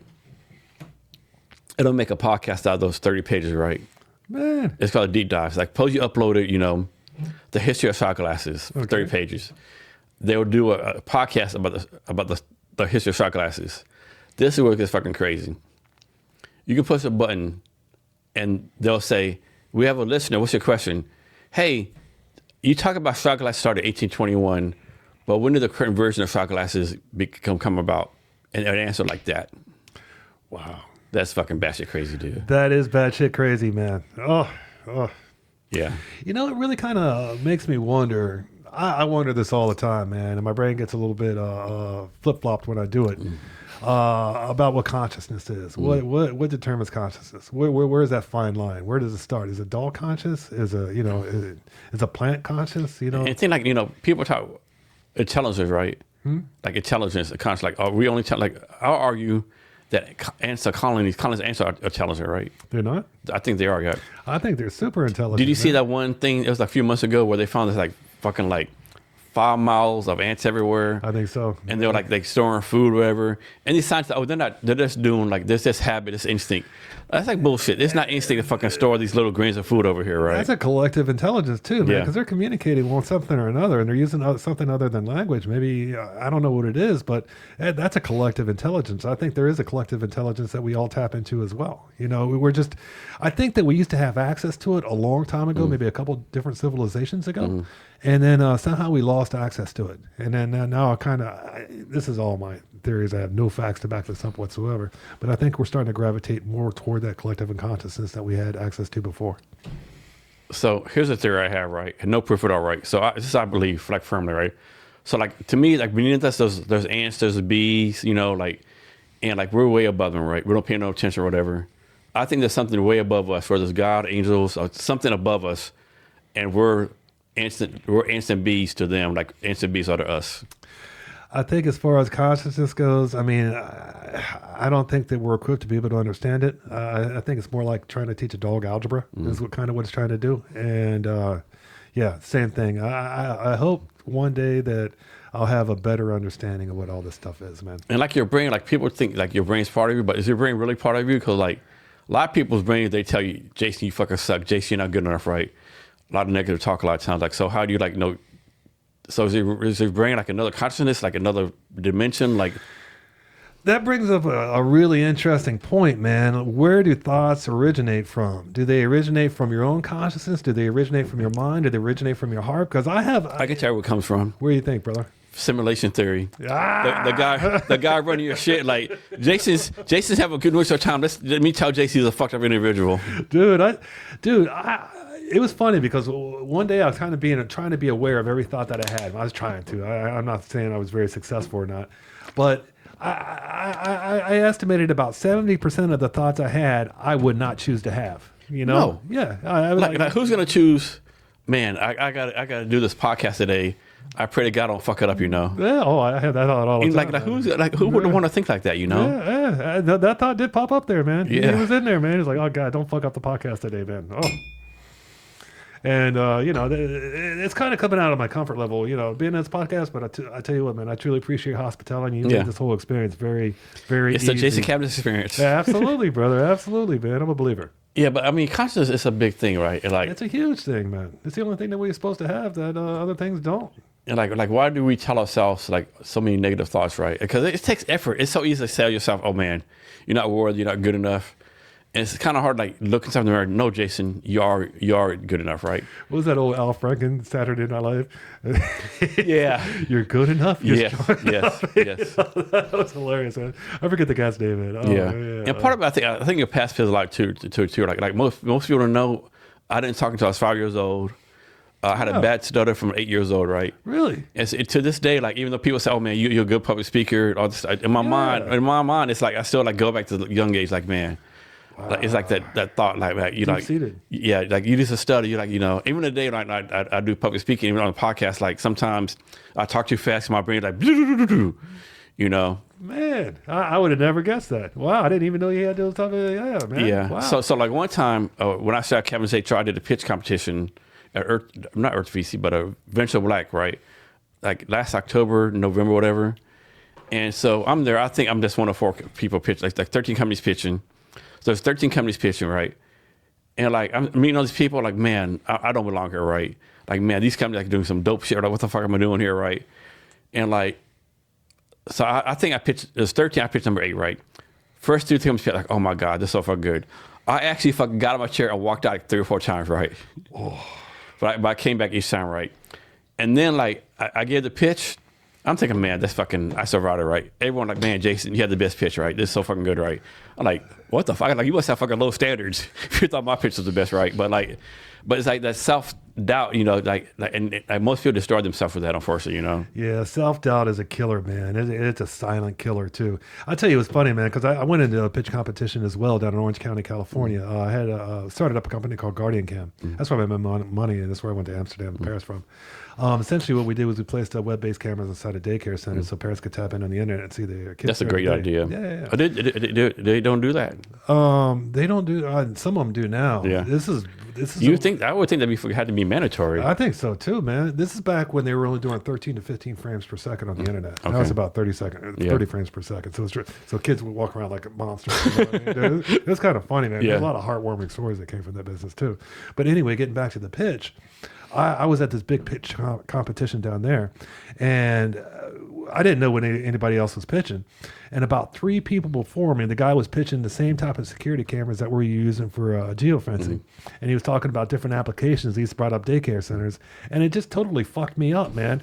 And I got so freaked out, man, that when it came up my time to pitch, I was like, good God, man, this guy just said everything that I was going to say. It just completely fucked me up. And I was just like laughing, you know, and it was a complete car wreck when I went up there. But what turned out, man, is that I guess I fucked up so bad that the guys from Sandlab Ventures were there and they were watching. They're like, you know, they saw something in me. And anyway, they brought in and they put about $1 million in their company. And, oh, nice. Yeah. And then we ended up, it went pretty big. Yeah. And then made some bad mistakes and whatever, man. Experience is a cruel teacher, Jason. Yeah. Yeah, it is. Yeah, it is. Here's one for you. So you're kind of out there in the public, right? Like you can Google whatever. You're on LinkedIn, all that kind of stuff. But what's something that you're proud of that most people don't know about? Like, it's not public. Like your wife, you're like, you know, close friends. John Neff might know, but most generally people don't know that you've done this. You're proud of it. Man, that's a tough question, brother. I got to be really reflective about that. What am I proud of that nobody really knows about? I think one of the things is that. Man, nobody knows that. I used to go. I worked with my church in Beverly Hills, and we used to make a lot of food and to feed the homeless. We go deliver sandwiches to different homeless encampments, and then also I went over and I started buying a bunch of food. It was called Path, is where we worked at, and so I would buy a bunch of food and I'd take it to the Path facilities and I'd cook it and then serve it to homeless people as well. I never really talk about that, and I did this for like 5 years. I never really told anybody about it. So, what's a skill you don't have that you want to learn? Guitar. Yeah, I mean, I can play a little bit of guitar. Oh man, remind me. After this, there's a really cool guitar store right around the corner. I think I saw it, man. I want to go in there and look around. It's pretty cool in there. We can go there after this. Yeah, I want to check it out, man, for sure. Yeah, absolutely. Yeah, man. If I could play guitar, man, or sing, or if I had any kind of talent whatsoever, you should have your uncle teach you. Yeah, not my uncle-in-law. Uncle-in-law. That's kind of weird. Uncle-in-law. Yeah, I wonder why that's more of a thing. Yeah, my uncle-in-law. I'm actually an uncle, uncle. Yeah, but man, I have zero talent, man. Same with golf, dude. I found that out recently, man. I went John and I went out golfing with John, and I figured, maybe I have some natural talent. I'm a little bit athletic, and then, absolutely. When it applies to golf, no, I don't have any natural talent whatsoever, man. I'm awful. Yeah. So very humbling. I'm going to give John Neff a shout out real fast, right? So John Neff will always be my guy because of this reason, right? So we're both veterans, met through Bunko Labs. And so maybe 5 years ago, I had my first grandson, right? Michael was born, right? He was born like a Tuesday, right? Because people walking around, I'm calling people up, hey man, can we go hang out, had a cigar or some whiskey or whatever? Yeah. Only John Neff said, yeah. Like John was left like, man, I'm busy, fuck Jason, but yeah, let's go hang out somewhere. And so we went to WeWork in Ballard, like a big ass balcony. Obviously not supposed to smoke cigars there. We went to the fucking corner. Smoke a cigar and drunk like half bottle of Buffalo Trace. Oh. And to me, like that John, that's my guy, John. Just that reason right there, yeah. Yeah, I don't care what everybody says, man. I like him. Yeah. I think he's all right. John's a good guy. Let's give a shout out to Puerto Vallarta Beer Company. Yeah. Beer, what's it? Beer Garden. Yeah. Puerto Vallarta Beer Garden in Yeah. Puerto Vallarta, or actually Nayarit. Yeah. Or Puerto Nuevo. Yeah. So I told you this yesterday. So I went to visit John maybe a couple years ago. And I told John and Belinda, his wife, superstar wife, Superstar wife. I'm like, I had no idea there's so many fucking old ass white motherfuckers here, right? I knew it was a tourist town. I'm actually like a young people, you know, goddamn, like this to me, like I didn't come like see a bunch of people older than me, right? You know? Yeah, when they start wearing Speedos, man, that's a little spooky, man. It really kind of gets to you. And they were everywhere, right? And you Damn. can't unsee it either, man. You're like, oh. You know? I hope when I'm 70 or 80, I've got the balls to put on Speedos, man. I do, man. Or maybe it's dementia. Yeah, maybe. I think it's more dementia and Alzheimer's. Like granddad, when have you changed your fucking Speedos? Oh, I don't know. I've been on for 10 days. This is fine. Absolutely. You need me to go to the store or anything? You need anything? You know, so. Oh, man. Well, yeah, that's one cool thing about Mexico. You pretty much do whatever you want, man. And you know, Vietnam's like the same way, yeah. Is it really? Vietnam's the cool, same way, yeah. Cool. Good deal, man. Good deal. Yeah. I think they've gotten too predatorial in the United States, or at least Los Angeles, man. I mean, you do not want to have an interaction with the LAPD, man. I'm telling you. I mean, those are good guys. I fucking love and support them and what they do and everything like that. They're, you know, basically human trash collectors is what they are. But you do not want to get on the other end of a transaction with those cats, man, because it's going to cost you a lot of money and a lot of time. And Vietnam police are a lot like Mexico police. Like if you do something, like I have a friend there. Actually, he's a black guy. He's a Iraq combat veteran. He used to drive tanks in the Iraqi war. He's been like across Southeast like last 10 years, right? Thailand, Vietnam. He's like a game developer. He works like Vietnamese game companies, right? Oh, wow, right on. And he has a motorcycle, right? He's never had a license. If he gets pulled over, he just pays like $5 million dong, which is like maybe $20, you know. Yeah. I've never got my motorcycle registered. I don't think it's transferred into my name. I don't have any. I shouldn't say I don't have any insurance, but I don't know what insurance is. Yeah. You know, so it's a different world, man. Down in Mexico, it's a wild, wild west still. It really is, man. And I kind of like it, man. The place that we live at, it's kind of like old school Beverly Hills. Mm-hmm. And when I mean that, it's like there's a bunch of palm trees like lined up, and it's in the jungle, and there's a bunch of mansions, and it's just pretty badass, man. It really is. Yeah, because the place John and Belinda live is pretty nicely gated. Yeah. They showed me the house I had before that, man. It's like on a golf course. It's fucking beautiful, but had to move for some reason. I think they moved because the gated community they live in now is like maybe 2-minute walk to the Belinda's parents' house, you know, so grandkids be close to the grandparents, you know, which is a good thing, But yeah, it's my thing. Like, it doesn't matter where you live at. If you can live in you could even live in Cleveland, Ohio. If you have a little bit of money and a couple of friends, you can have a good life. Absolutely, man. You know what? I think you hit the nail right on the head, brother. That's the truth, man. Couple of friends, a little bit of money. If you can afford to have like a tequila shot once in a while, have a good meal, you know, and you know. That's what life's all about, man. Maybe have some delicious old fashions, you know. And whatever creator or whatever reason that I'm here for, or what I'm serving, man, absolutely, man. I think that's the payoff right there, man. Oh. So any plans to expand your business, like maybe do like a franchise model or something like that?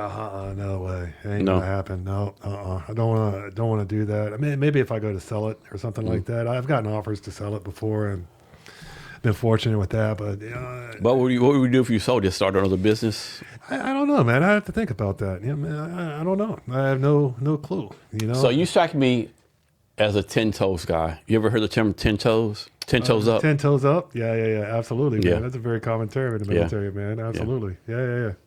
So I'd figure out something else, man. Yeah. Can you go back to crazy, nothing to do, right? Yeah.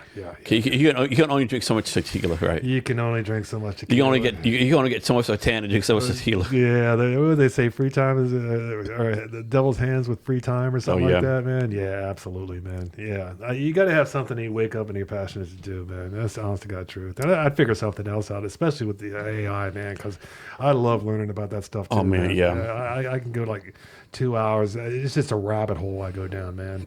And then I try to figure out if we really went to the moon or not. I would like to really figure that out, man. I don't know why it's important to me, but it is. If somebody was lying to me about this, man, I want to know about it. You know what I mean? I'm very suspicious, I mean. So what happens to society when President Trump says, okay, I'm tired of the lies.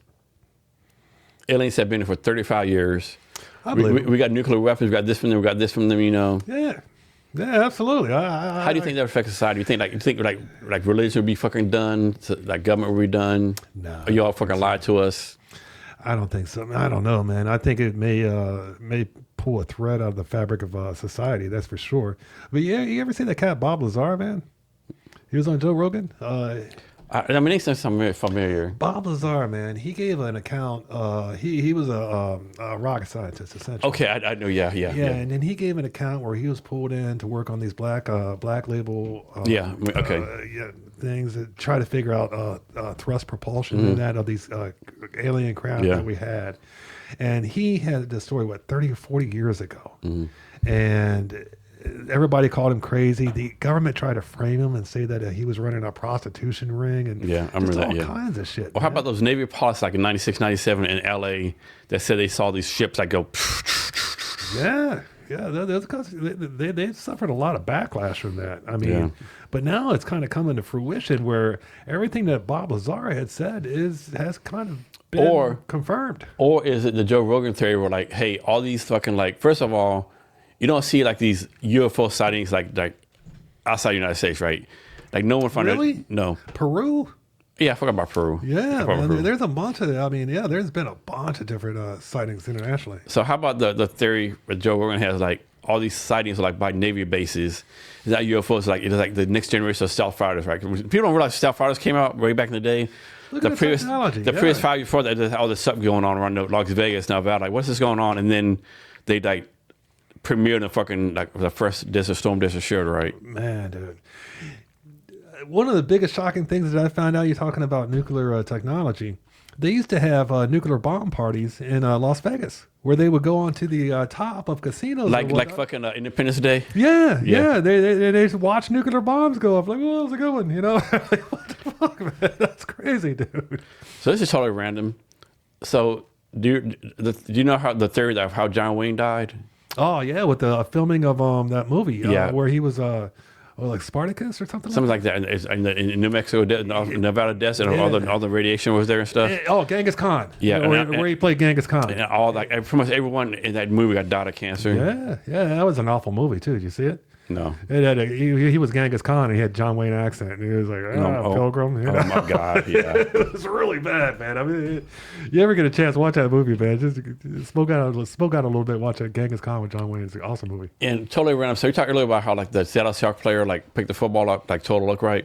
Man. You hear about the story, like this one dude, this Japanese citizen, he was the first city that got nuclear bombed, survived it. Hiroshima? Yeah, and then he was in the second one. Yeah. Oh, yeah. Oh. Like good. You are fucking beyond blessed. Dude should play the lottery every day, man. Absolutely. Whatever that cat did to deserve what that type of fate, man, to dodge those 2 bullets. Wow.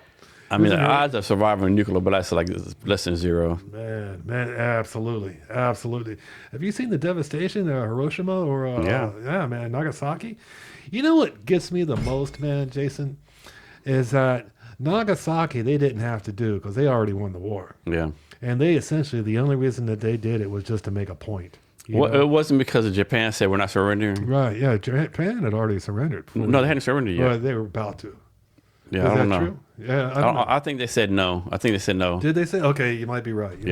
I think millions of people died in Nagasaki. Maybe they didn't need to. And people don't know this.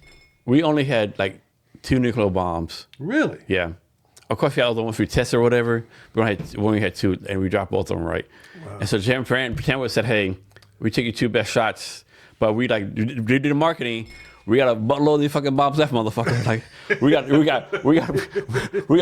we got more bombs than fucking torpedoes." Man, absolutely. We're coming back. And Japan was like, man, okay. Man, I thought Nagasaki was unnecessary. I didn't know for sure, so I'll check that out a little bit more. I mean, some people say both of them were unnecessary, right? But then again, like the theory is like, if you don't drop bombs, you have to send millions of Americans to die. That's way true. What was the name of the bombs they dropped? Oh man, they had names. Yeah, they had. Like, how fucked up are we to name our bombs, right? Yeah, I know, dude. You had to name the bombs like "Hello Japan" or something like it's that. fucking like Big Baby or something like that. But people are like back then, like Japan's known as like our ally, like make anime. But back in the day, Japan like they fucking like they fucking raping people's Korea, raping people's like China.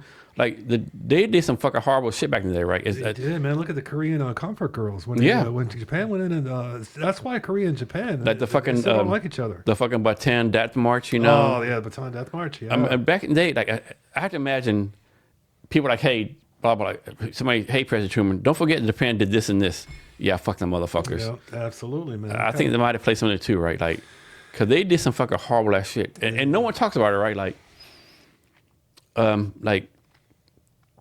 Germany took us shit, you know, by the Nazi, right? Everybody still talks about that shit, man. Yeah. But everybody still buys Volkswagens and BMWs. Yeah. Nothing. I ain't gonna bring that up, man. But so I was stationed in Germany, twice in the military, and the thing about being in Germany, when you go to Germany, you can critically tell like how Germany almost defeated the whole world twice. Really? But then you quickly realize why they lost twice. Well, give me the answer. Because they're so like structured, right? It's like a perfect example. Like you might ask the German, "Hey, I don't have a license. Can I drive your car?" That's not allowed. You can't drive my car. Wow. No, but what if I stole your car and drove it? But you can't steal and you don't have a license to drive my car, so you can't do it. Like, no, you're not understanding what I'm saying. It's real structured thinking. Yeah, you don't understand what I'm saying. Like, if I hotwired your car and drove it, what would happen? But that would never happen because you don't have a license and you're not allowed to drive my car. That's thievery, right? You see what I'm saying? So you can quickly realize like how they almost won 2 wars and then, okay, why they lost 2 wars. Wow, man. They couldn't overcome that thought process. That jump. Yeah. Wow. I didn't know that, man. Like there's a famous story, some German generals like, yeah, we know all the Americans' plans, we have all the military philosophy, but the problem is they will never do any of that stuff. Wow. America, we're known for like having a plan, and then like if the plan says ABC, okay, go D, V, 5, or whatever, you know, like. Absolutely, man. You got to always explore all options in any situation that you're in, man. Yeah, man. Absolutely. And one thing the military in the U.S. has the advantage over, like most militaries, like only generals make decisions, only officers. Oh. In the U.S. military, like you can be fucking E4 and make a multi-million-dollar decision, right? Yeah. Absolutely, man. Absolutely. Another thing I give the military credit for, too, people don't realize this, like in the military, like at least in the Army, if you're E4, you get in front of people and you give them classes. You get in a class on Spook 101, you know, like fucking different people, right? They're put in a leadership position, right? And most of the militaries, they don't do that, I don't think. Man, we went over to Camp Red Cloud in Korea. Yeah. And trained the ROK soldiers, ROK soldiers. Yeah. Man. And you talk about some crazy battle techniques, man. The Koreans were trained to dig a hole during the day and cover themselves up during the day and sleep. And then when night came, they would come out of the holes and special forces for Korea, man. Yeah. Those are some hard cats, man. Yeah. There's some really hard cats. People don't realize this. The only reason South Korea has not invaded North Korea is because of the United States military. Because we keep them from doing it. And another thing that people don't know about Korea also is that the only time that there's a real scare time is when it freezes over, because there's only 3 pathways into South Korea from North Korea. Yeah. And they have to, that's when it's frozen enough to where they can bring a nuclear bomb. Yeah. And that's what scares everybody. That's why tensions are real high. You talk about a crazy story, man. It happened right before I got to Camp Red Cloud. I was up on the DMZ too. And I guess there was a tree branch that was growing over the DMZ.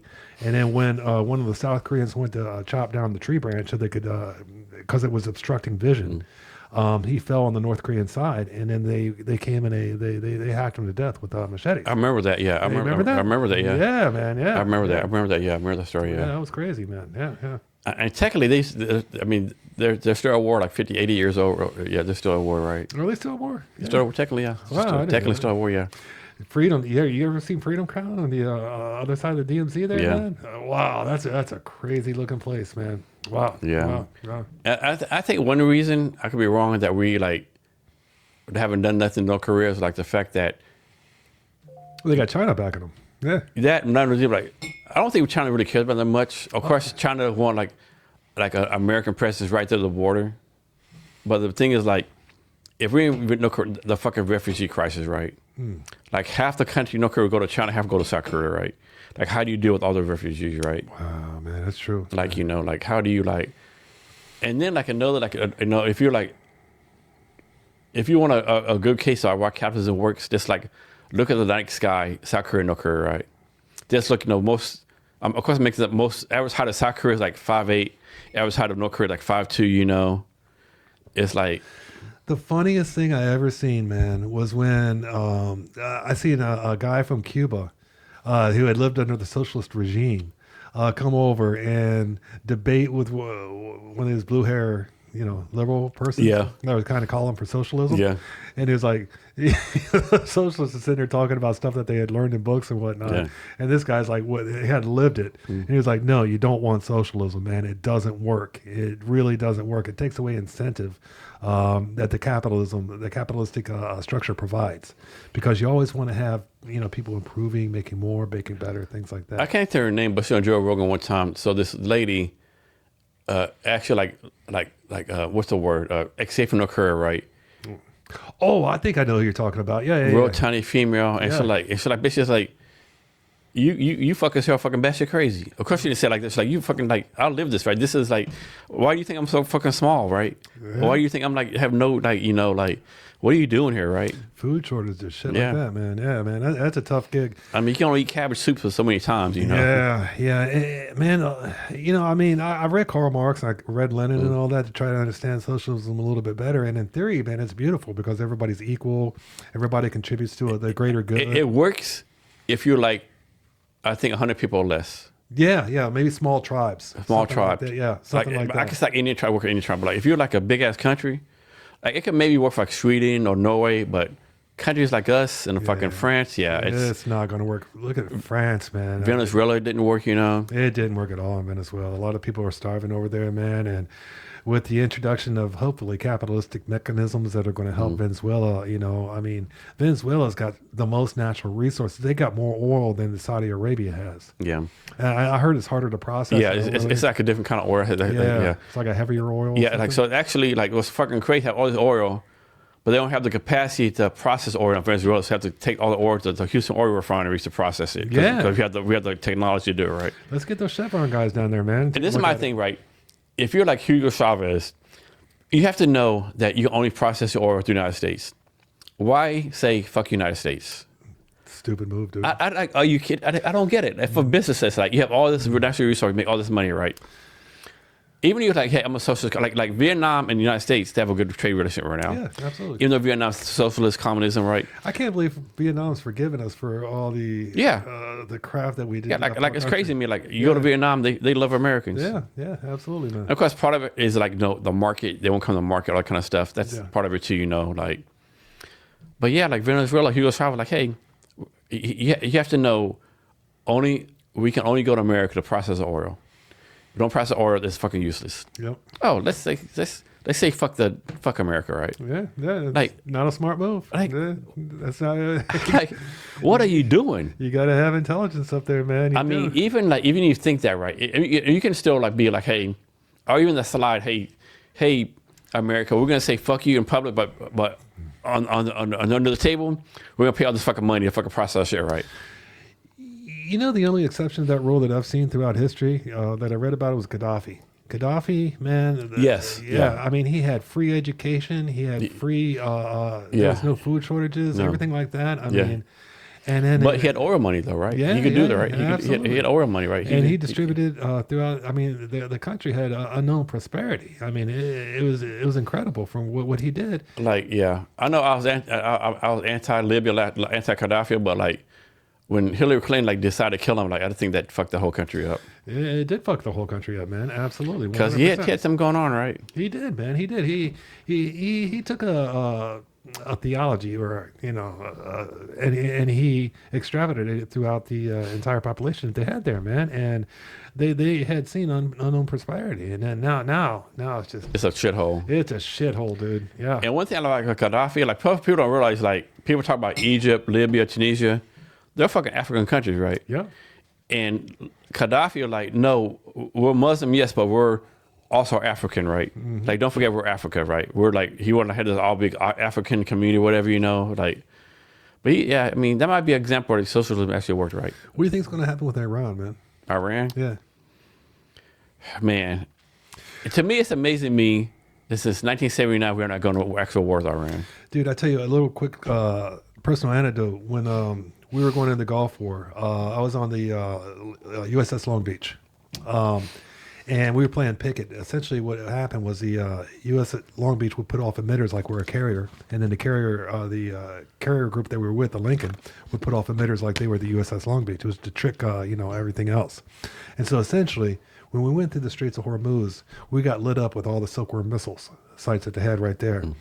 And I don't know if you ever bit on a penny and tasted what copper tastes like, but when every alarm on that ship went off, man, it was like, womp, womp, womp, womp, man your probes, man your decks, everything like that. Everybody went to battle stations so quickly, and everybody thought we were going to die, dude. And it was just like one of those, for an hour, it was like sheer terror. It was wild, man, when we went through there. Remember this way back in the day when we reflagged the Kuwaiti oil ships to American flags to keep the Iranians from fucking stealing the Kuwaiti oil and stuff? Oh, yeah. Absolutely, man. Absolutely. There's a lot of trickery that goes along, man. Like the Battle of the Bulge, that was a good example of that, man. Yeah. They thought they were going to invade one part and they did the other. Yeah. I mean, I don't know. It's like, but I have a good friend in Vietnam. He's Iranian, right? Haiti. Like, he talking about how no one in Iran likes the government. Like, they wish they could overthrow, right? They have no power. They have no guns, whatever. Yeah. Like, this cat I knew, his name was Mehdi, man, and he's Iranian. He lived in, he started Broadcom. He was one of the original founders of Broadcom. And he developed the chip. He actually architected the chip that Broadcom, I think they still use today. I'm not quite sure. This cat was smart, man. He was a good cat too, man. He funded Guardian Cam as well. And man, I mean, kind, peaceful, beautiful man, and I think a lot of Iranians are very kind, peaceful, and beautiful. it's such a beautiful country, It is, man. They got skiing. They got, from what I heard. Do you know who Steve, what's his name? So this guy, Steve something, he lives up here in Edmonds. He does a show where he goes to travels to different countries. He did one in Iran 1 week, right? Oh, yeah. And it's such a beautiful country. Man. And people don't realize that Iran used to be our number one ally in the Middle East. Used to be under the Shah, man. Yeah. Absolutely. And when the Shah fell... But of course, the dirty thing is, like, in the 1950s, they had a Democrat elected government. We didn't like it, so we kicked that dude up with the Shah in. He was a dictatorship, so... Yeah, absolutely. We kind of fucked up there, man. The CIA did. Yeah, absolutely. Yeah. They did that a lot, man. I'm interested to see what's going to happen in Venezuela. Yeah. Right now, the vice president, I guess it's a woman. She's kind of in charge or something like that. Yeah. So we're going to find out. And I mean, you're a vice president. You're like, okay, I see what they did with my boss. I might want to play. I might want to play ball. Absolutely, man. That'll change your position very quickly. Little personal anecdote right there too. They were fast roping down from helicopters where they would change us from ship to ship. We go across on a helicopter, we have to fast rope down. And that's some fun shit, right? The fast propelling. What's it called? Propelling, fast roping. Yeah, fast roping. That shit is fun as shit. I don't know if it's fun as shit, man. It's fucking scary as shit. I know that, dude. Oh, I fucking hated it. My stomach dropped through my. Yeah. I didn't like it at all, man. I hated doing it. Man. Anyway, before one instance, there's this one guy that had they had just picked up. He went up the fast rope, and then the latch broke, and he fell about. I'd say about 100 feet, and he landed. That's not a good day. Yeah, it wasn't a good day at all, man. I mean, everything he landed from me to that right there, and just I think I had his eyeball on my boot, man. Fuck. Yeah, it was. And then I was next. I was like, they shut down operations for that day. Yeah. So it was spooky stuff, man. But I don't people realize how much the U.S. military is good, right? Like, what other country gonna fucking drop 2 bombs on Iran? Like. What's crazy? So we sent 3 B-1 bombers to fucking Guam, and then sent other bombs across Europe to drop the bombs on Iran. We did the fucking shit we do we killed Osama bin Laden in Pakistan, right? Yeah. Can you imagine if fuck I don't know Saudi Arabia sent bombers to the United States and kidnapped President Trump. You know, like it's not happening. When they got Saddam Hussein, man, they got him in that little wormhole that he was hiding in, man. That was like when we want you, we're gonna fucking get you, right? Oh, absolutely. And like if you're on a top 10 list, you're like this, Yeah, that's where they used to pay guys like me. Yeah, it's like I mean the ability, like people don't realize like the first Gulf War we had a fucking like what's called small bombs. People don't, what the fuck do we have now, right? Oh, look at those bunker busters that they have. Where they develop, they go like 10 feet down. They use on Iran, yeah. Yeah, absolutely. That's technology right there, man. What do you think is going to happen? I tell you, one of the biggest fears that I had when we had the open borders under the Biden administration was that I knew that they were installing sleeper cells and they were coming through Mexico. Yeah. There was a bunch of different countries doing it. There was Russia that was doing it. There was Iran that was doing it and things like that. And these sleeper cells were coming through and they did not have good intentions for America, man. And I don't know if they're still here or not. I'm pretty sure if they are here. This is my thing, right? With open borders with Biden, like, there was like, people don't realize, like, of course, Mexico, there's like, Venezuelans, Guatemalans, Peruvians. But people don't realize like the high percentage of people come from Haiti, Russia, Ukraine, China. Huge percentage. They all came because they knew, like, walk a couple thousand miles. I think what's important is like there's some people like, to me, deserve to be America, right? Like if you're a single mother and you walk from Honduras, you have 3 kids, like. Think of that journey, man. Like, wow. Like you deserve to be here, right? You deserve, like, there should be some kind of special program. Like, okay, like, man, you can prove, like, you really want to be here, right? This is the trick something out for you, like. Let's call it a plan for citizenship. Yeah, absolutely. But then again, man, you got to understand, I live in Mexico, right? And the mentality or the thought processes aren't the same as they are in Western nations. Yeah. They don't, I mean, the whole application process. A lot of people don't even have internet access. Man. Yeah. I mean, what do you mean apply? Huh? What do you mean apply on the internet? What's this internet thing? Right. Oh, exactly, man. And one thing that's kind of crazy, like, so I'm from Texas, right? I have a lot of Mexican friends, and pretty much every Mexican I know in Texas, like quote unquote, did the right way, right? They're like, fuck them motherfuckers, right? Like, are you just gonna fucking cross the border? I had to do this like the right way. No, fuck you, right? Yeah, I got a buddy of mine, Gus. Man, he had to go through the whole process. Man, he just got approved a couple months ago. Yeah. But then the pushback, I think, what I said, like, if you like cross illegally, and you're in like maybe 5 years, you're paying taxes, you're doing stuff, yeah, absolutely. Now, I don't want I think most people, you can't reward criminal behavior. True, they came over criminally, but man, they did one criminal act, of course. They worked for a general contractor for 5 years. They worked for a construction company. They're paying taxes. They bought this. They're expanding their community. Like, man, like, that's tough, man. You know what? I mean, you had to fix a problem, and the solution sometimes is the cure is worse than the disease. You know what I mean? It had to be done, and I wish it could be done in a more surgical manner. Like when they went and raided that Hyundai plant. And they got how fucking stupid was that? Chinese or Koreans? Koreans, yeah, Koreans. How fucking stupid are you? Yeah, I mean, that's a tough one. It's like they asked them to be there. Yeah, absolutely. And you're going to have there's shrapnel. You're going to have civilian casualties, man. But I definitely think ICE gets a lot of criticism. I'll probably get blasted for this, right? So I think that the general thing was like, hey, ICE go after like the criminals, go after like people doing bad things, right? But somehow I went to like go after these factory workers been there for 10 years. Go after these kids, right? I definitely think they went too far, right? Well, you don't know, man. I mean, I agree with you to a certain point, to a certain extent. But it's tough to, where's that line? I mean, where do you draw that line? Is it 2 years that they've been working for the GC? Is it 3 years? Yeah. I also think with ICE, like, man, like, do you really need fucking like machine guns and fucking like full battle rattle? I think they do, man. I think they do, absolutely. To go to a factory to pull people out? Maybe not the factory to pull people out, but some of the situations that those officers are put into are pretty scary, man. Like, I don't know, you ever been to Compton or Inglewood? Or, yeah, I mean, like LA? I've heard the stories, yeah. Yeah, absolutely. Those are battle zones, man. And, they're going to need full protection. They're going to need full... But you need that to go for a daycare center, though? Where do you draw the line, man? Well, yeah. I mean, look at the daycare centers in Minnesota. I mean, yeah, it's a perception, right? Yeah, absolutely, man. It's a tough... everything becomes convoluted. That's another thing that people think that war is like real cut and dry. Like, oh, fucking no. No. Like this guy's wearing red No. and this guy's wearing blue. It's No. not that way at all, man. No. It's crazy. Battle is chaos, man. It is chaos. And nobody really knows what's going on. You just kind of moving in one direction, things of that nature. So when I was in Afghanistan the second time, we were at a Bagram You were in detainee. Afghanistan? Yeah, twice. Oh, that's why I got out of the Navy, man. Yeah. Because I saw my orders. They were going to send me to Afghanistan. You said, fuck that shit. I said, fuck that shit, man. I had a huge re-signing book because I had a top secret clearance. Yeah. And I saw that, man. I was like, no. Yeah. I didn't want to go to So Afghanistan. second time in Afghanistan, we were in charge of a Bagram detainee facility, right? A bunch of like Bagram, yeah. all the worst of the worst Taliban were there, right? That's where they're going to send me. And so at the time I was there, we had like a lot of Afghan people working with us, right?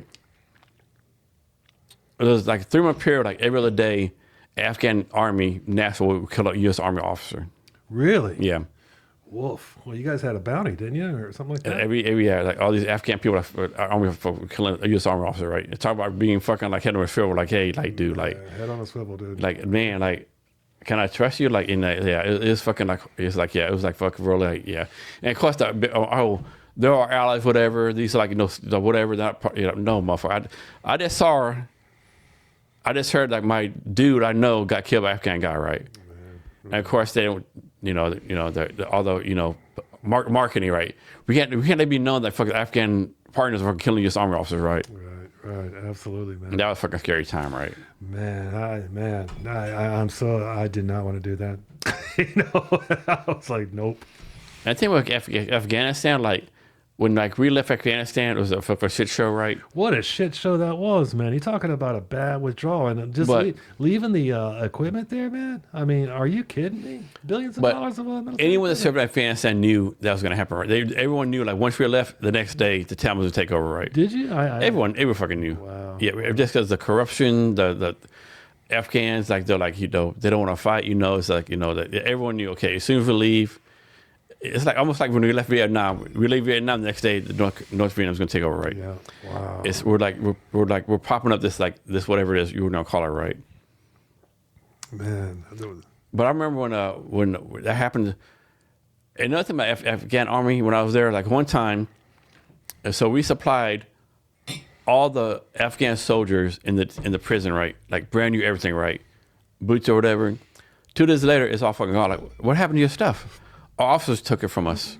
Wow. Yeah. Wow. I didn't know the corruption was that deep, man. Real corruption. And another thing too about Afghan army, of course it could be different now, but like U.S. military, it's like, okay, we want to bring 10,000 soldiers in the military, right? Before we recruit them, let's get 10,000 uniforms, 10,000 this, 10,000, like the equipment's there beforehand. Afghanistan's like 10,000 soldiers, and then find the equipment later, right? Wow, man. Yeah. I knew that was a goat fuck going all the way around, man. Look at the mistakes that Russia had made in Afghanistan, and then we went ahead and we made the exact same mistakes. Yeah, man. But we should have easily had like one mistake we made, like that military, that the Bagram Air Base, that is such a fucking vital strategic asset that we should still have, right? Because from there you can go fucking everywhere, right? That's like everywhere. That Bagram Afghanistan Air Base, that was so fucking strategic, right? Bagram Air Force Base, man. Absolutely. That's where, yeah. Because, like I said before, the top secret clearance they were going to send me there, I did not want to go, dude. So why not? Just wasn't. There's nothing about Afghanistan that I wanted to see. No. Absolutely not. I didn't. It would have been like a year tour or something. I don't know, man. They would tell me like I'd be somewhere for somewhere. You were like, first of all, there's no fucking water here. Why am I doing going here? Like, there's no fucking water here, motherfucker. I noticed Afghanistan doesn't have a contestant in the Miss Universe pageant. Yeah. What's up with that? Yeah. Stuff like that, man. I just. But there's so most Afghan military people are fucked up, right? There's one guy, Major Gulbaz, right? He was an HR officer for the Afghan army, or a partner of Afghan army, right? That dude, he was fucking solid, right? Like he could actually make it in the U.S. Army, right? Wow. And my guy Marcus Williams, he worked for me for a while. So Marcus, he worked for me, but he was in charge of the Afghan training, right? With the HR of Major Gulbaz. And like we're like, man, like with all the fucking Biden fucked up, we're like, man. We're like, man. I hope Major Gulbaz made it right. Cause he was a good guy. He actually cared about his country. He was actually like trying to do stuff right. And we're like, man, Find out? No, I mean, there's no way. Yeah, like this guy, and he's probably dead, right? Yeah, but he was fucking. He was a fucking. He like man. He cared. Like he was like good at his job. Like most of the fuckers, they're like, yeah, it's fucking this horrible. He was like, yeah, this is a guy. Like, Let me ask you a question, man. Why do you think so many vets commit suicide? What do you think you think it's something that they experienced that they just can't deal with? Or, I think I've had 3 friends that I know. I have like for me, I have like at least once a year somebody dies, kills themselves that I know, right? What do you think that is? I think part of it is like the camaraderie, right? Like when you live in the military, you're in the military, like I don't care what your rank is. Hey, Major Cavness, it could be E4. Hey, Major Cavness, I'm doing my son's birthday party. Can you come out for a little bit? Yeah, I'll come. Yeah, sure, I'll come. Beautiful, man. Or like, or like, hey, Specialist Cavness, I'm doing this right. There's always like, always someone's having a birthday party or barbecue, and you're inviting the people over, right? Because like your real family ain't there, right? Right. And you get to civilian war. Like I work at Try to See. I've had like 3 or 4 civilian jobs, right? Not once has anyone invited me to anything, right? What? Yeah, never. Dude, you seem like a good guy. I'd invite you, man.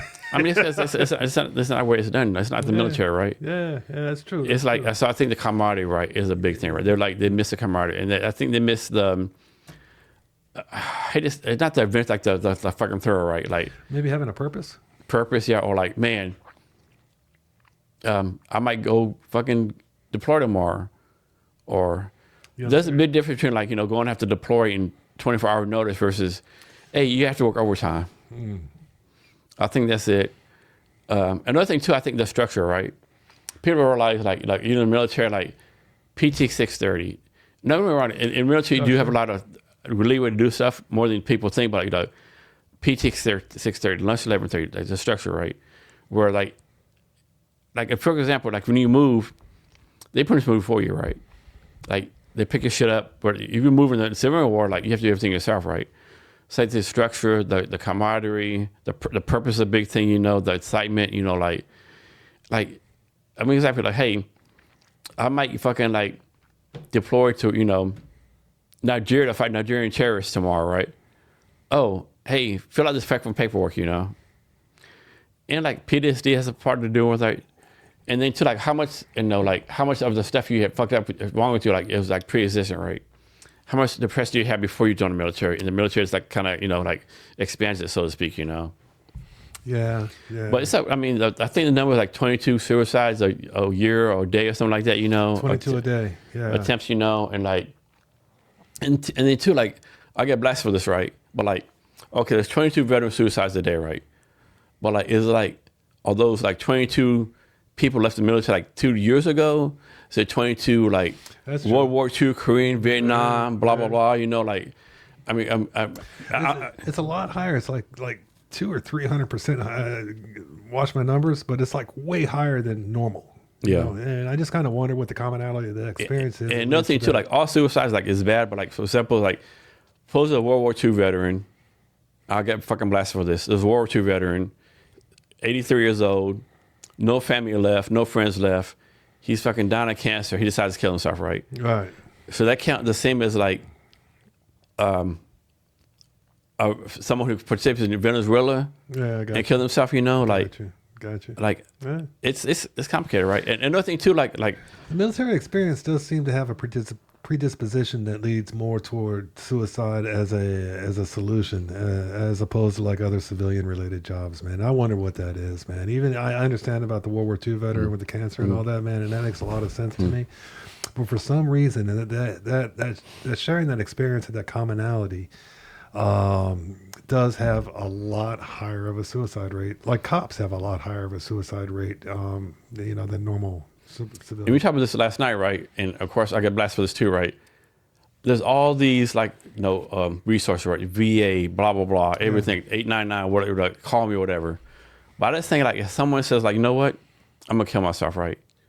And they make their mind up, right? There's like if Tom Brown says I'm gonna kill myself, he's not gonna call Jason. Hey, Jason, he's not. I'm thinking about killing myself, right?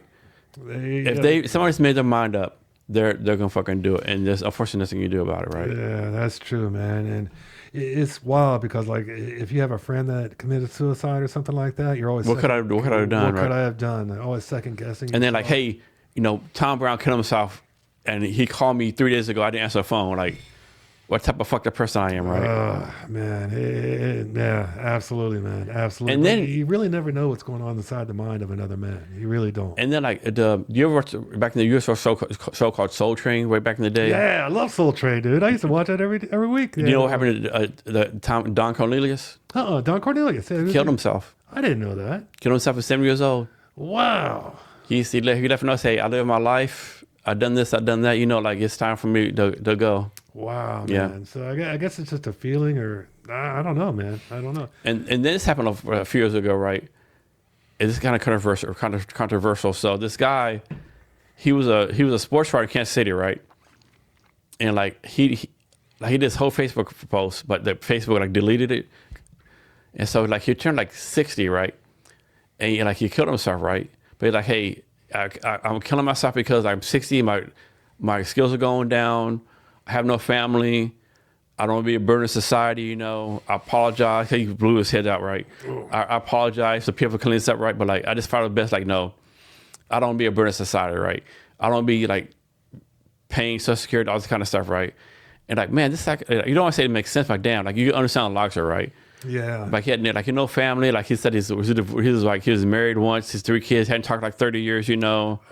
All kind of shit. Like he felt alone. Like my skills, I could obviously see my skills. Like I could obviously make more money because I'm who I am. But like I can see my skills going down. But like Wow, man. Wow. And when that's a solution or the answer, man, you got to really kind of question the questions, I guess, man. Oh, yeah, man. I don't know, man. I don't know. I mean, I don't it's never the answer, right? But man, like. Well, I mean, who knows? I mean, it kind of leads to kind of questions on what's on the other side. I mean, we were talking about this last night. Nobody's ever, out of all the people that have died before that we've got to this point, nobody's ever came back and said, "Oh, this is what happens." I mean, you've got your isolated things where people have died and said that they went to the light and everything like that, and they come back. I don't know if I believe it or not. Yeah, man. There might be some kind of I don't think that they're lying, but I think there maybe is some kind of psychological. Or maybe they're fucking doing an LSD trip. It might have been, man. Absolutely, dude. Just took some magic mushrooms. Dude, I've never had a good experience on mushrooms. I've tried them a couple of times, man. Every time it's just been a train wreck, dude. I tried it once. It didn't do anything for me. Maybe I didn't take enough. Yeah, just like, okay. Dude, I took, I was in a pharmacy in Amsterdam. And you can buy mushrooms there. And I bought mushrooms, and they come in packs of 4. And so I took all 4, and I shoved them in my mouth. And the pharmacy was like, no, like that. And I was like, what do you mean? That's too much. Yeah. Next thing I know, man, I'm projectile vomiting in front of the train station in Amsterdam. And then I had to go back to my apartment, and I had this thing of pixie sticks. And I had to sit there and play with these pixie sticks for about 12 hours, man, because I just couldn't deal with anything else, man. Oh. It was a strange So I'll tell my Amsterdam story again, like I told you last night, right? So me and my 2 friends were in Germany. We would go to Amsterdam for the weekend, right? And we get like Friday night. We party all night long, like 6 in the morning. We go 6, 7 in the morning. We go to McDonald's, right? Get some eat, right? And these 2 females are like of the counter, like next to us, right, across the way, right? They're like 17, 18 years old, like look really young, right? And like. And they throw all these fucking white powder on the table, like, what the fuck? Like, is that cocaine, right? Like, what the fuck, right? And we see 2 cops, like, oh shit. And even though marijuana is legal, and cocaine's like illegal, right? These cops walk up to this young female. Excuse me, where do you get this cocaine from? Oh, officer, we got it from our friend with a reliable source, right? We trust him, right? Are you sure? Because there's a lot of bad coke out here right now, and like people getting sick. We just want to verify this is like cocaine that you trust. Yes, officer, it's cocaine we trust. Damn. And we're like, that's a mind blower, dude. First of all, this 18, it had to be 18 years, like young females, right? 7 in the morning at McDonald's, sipping cocaine at McDonald's. Yeah. At McDonald's. Oh. That's a crazy. We're like, this is the best fucking country, it's the best thing in the fucking world. I got the death scared out of me in Amsterdam, man. I had just bought some ecstasy off the street. And there was a female cop. She was on a horse. And she came down off the horse. And she goes, I just saw you purchase ecstasy. I'm like, no, I didn't. And she was like, yes, you did. I was like, no, I didn't. And so I slid the ecstasy. I had 2 tablets. I put them in between my fingers like this, and I raised up my hands like this. I was like, no, I didn't. She goes, can I check your pockets? And I was like, yeah, go ahead. And she checked my pockets, and I'm sitting here like shaking, man. I'm so scared. Did you tell her to check my? Did you tell her to check my front pocket too? No, I should have, man. She was kind of hot, to be honest with you. And she was like, oh, I apologize, sir, and everything like that.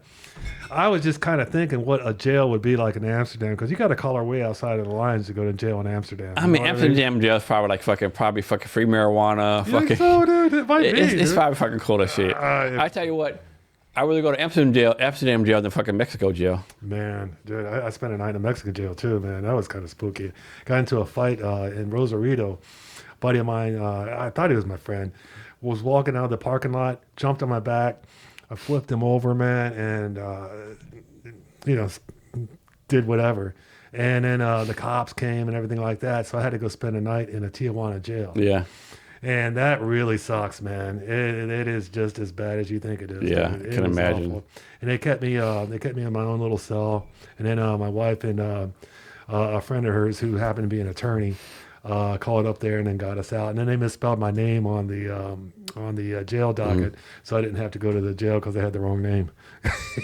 So- You ever watch a show called Locked Up Abroad? yeah, man. Yeah. You see that one absolutely. episode where this dude went to jail in some random country, and there's like one mattress, nowhere to sleep on. Hey, you can have the mattress. He's sleeping on it, but it's full of fucking bed bugs.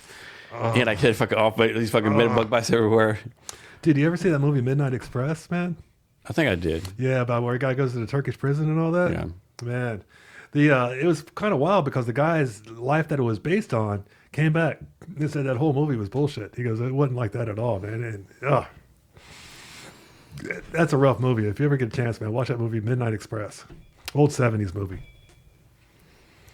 So you definitely want to avoid going to jail abroad, man. I mean, that's in my general, advice. unless it's Beverly Hills jail, you probably want to avoid going to jail, period, right? I don't even think you want to go to Beverly Hills jail, man. I've heard bad things about that place Yeah. too, man. So, Jail's not a good place, yeah. yeah, stay out of jail, kids. Life advice Absolutely. from Chris. Avoid jail. At all costs. Man, one thing that's wild about Mexico is that they have checkpoints sometimes, and this is more prevalent in Rosarito than it is in Puerto Vallarta. But one of the things, if you're in Mexico, look down at the shoes of the military. If they have boots on, like black boots, that's Mexican military. If they have sneakers on, that's cartel. And one time I'm coming. So through- cartels have checkpoints? yeah, cartel sets up checkpoints, man, to make money. Absolutely, man, 100%. They do it all the time. And so what you want to do, man, is that you look down and you see the sneakers. I was on my motorcycle one time on my Harley in Rosarito, and I came by, and I hit this checkpoint, and I looked down, and I saw the sneakers, and I knew it was cartel, man. And so he went to reach my wrist, and I just lit it up, man, and I got out of there as quick as possible, dude. And the guy was screaming. They had AKs and stuff like that. I thought they were going to shoot at me. So I'm bending down on my motorcycle. I've got the thing full throttle.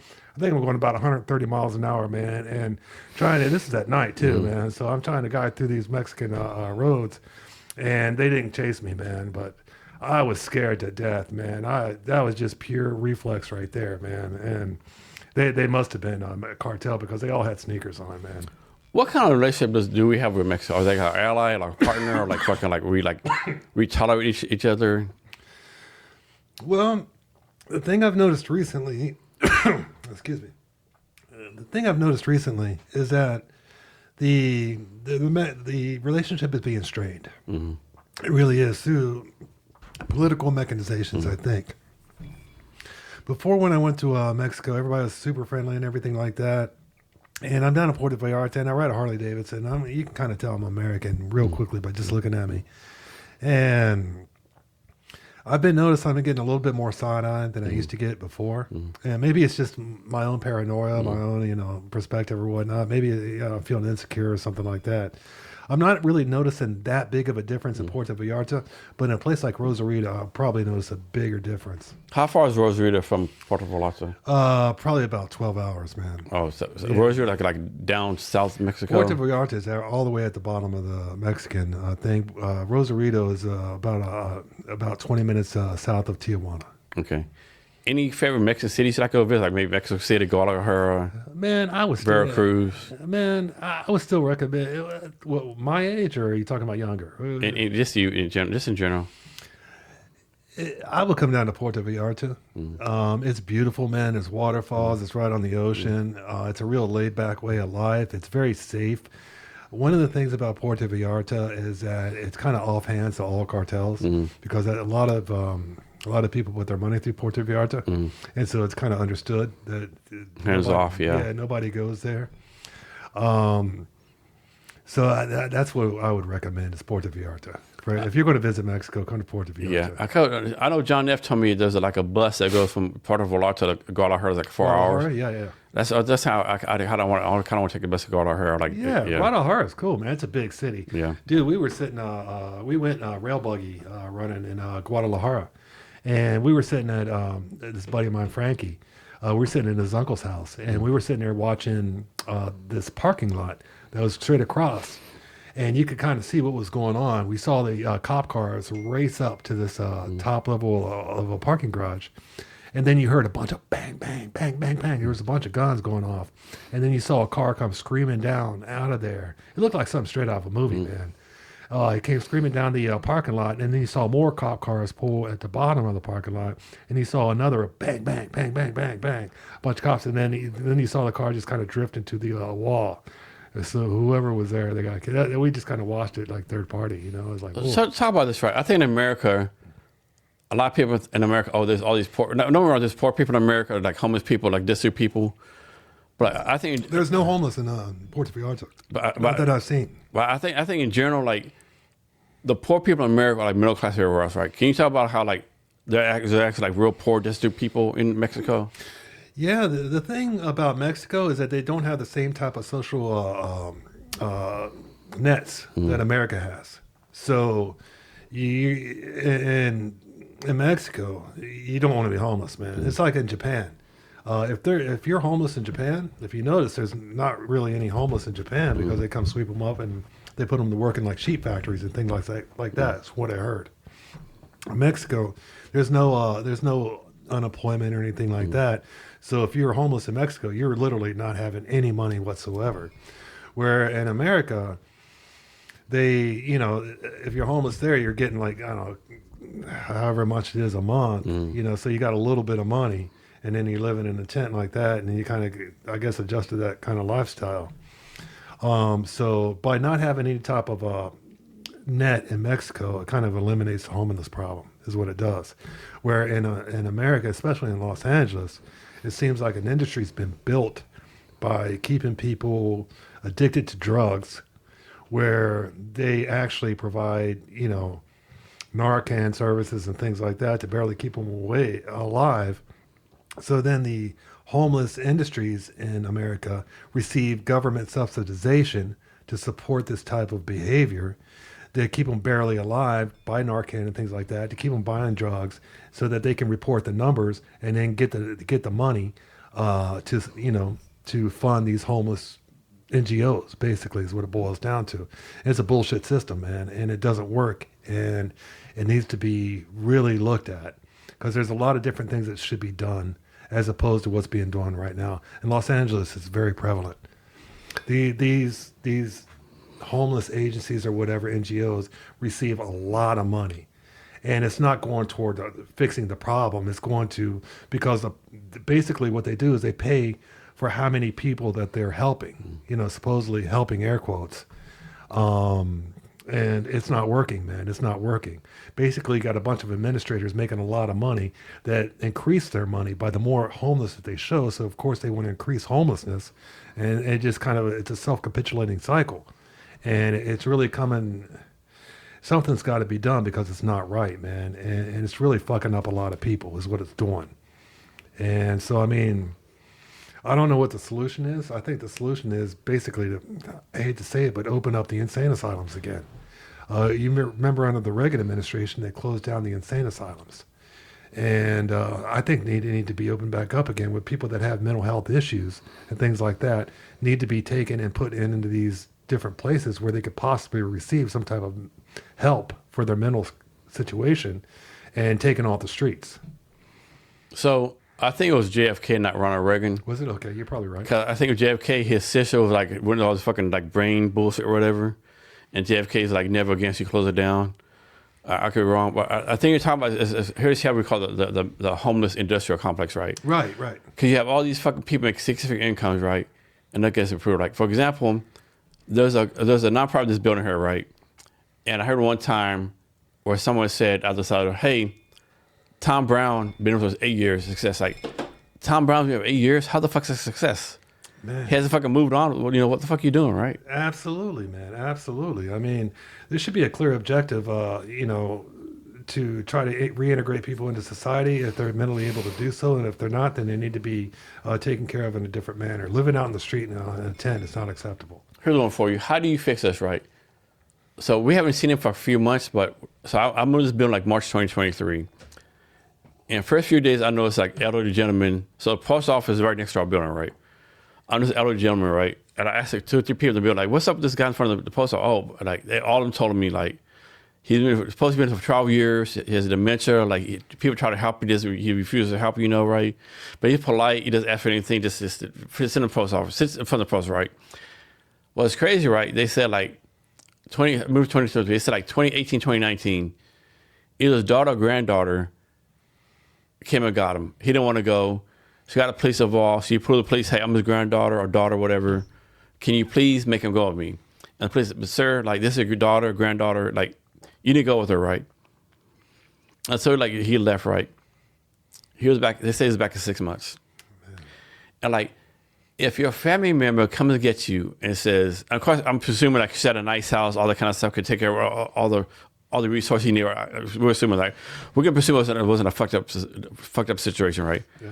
But like, if your daughter or granddaughter gets off the street and you come back in 6 months, like, what can we as a society do, right?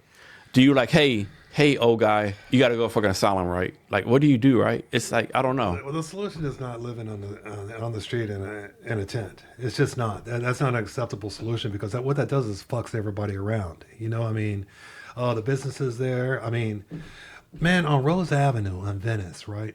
You've got on one side of the street, on the left-hand side of the street, you got a bunch of middle-class Americans who bought these houses that live there. And on the right side of the street, you got a bunch of these RVs and tents where there's a lot of rampant drug use. There's feces in the streets. I mean, it's really bad, brother. It's really bad, man.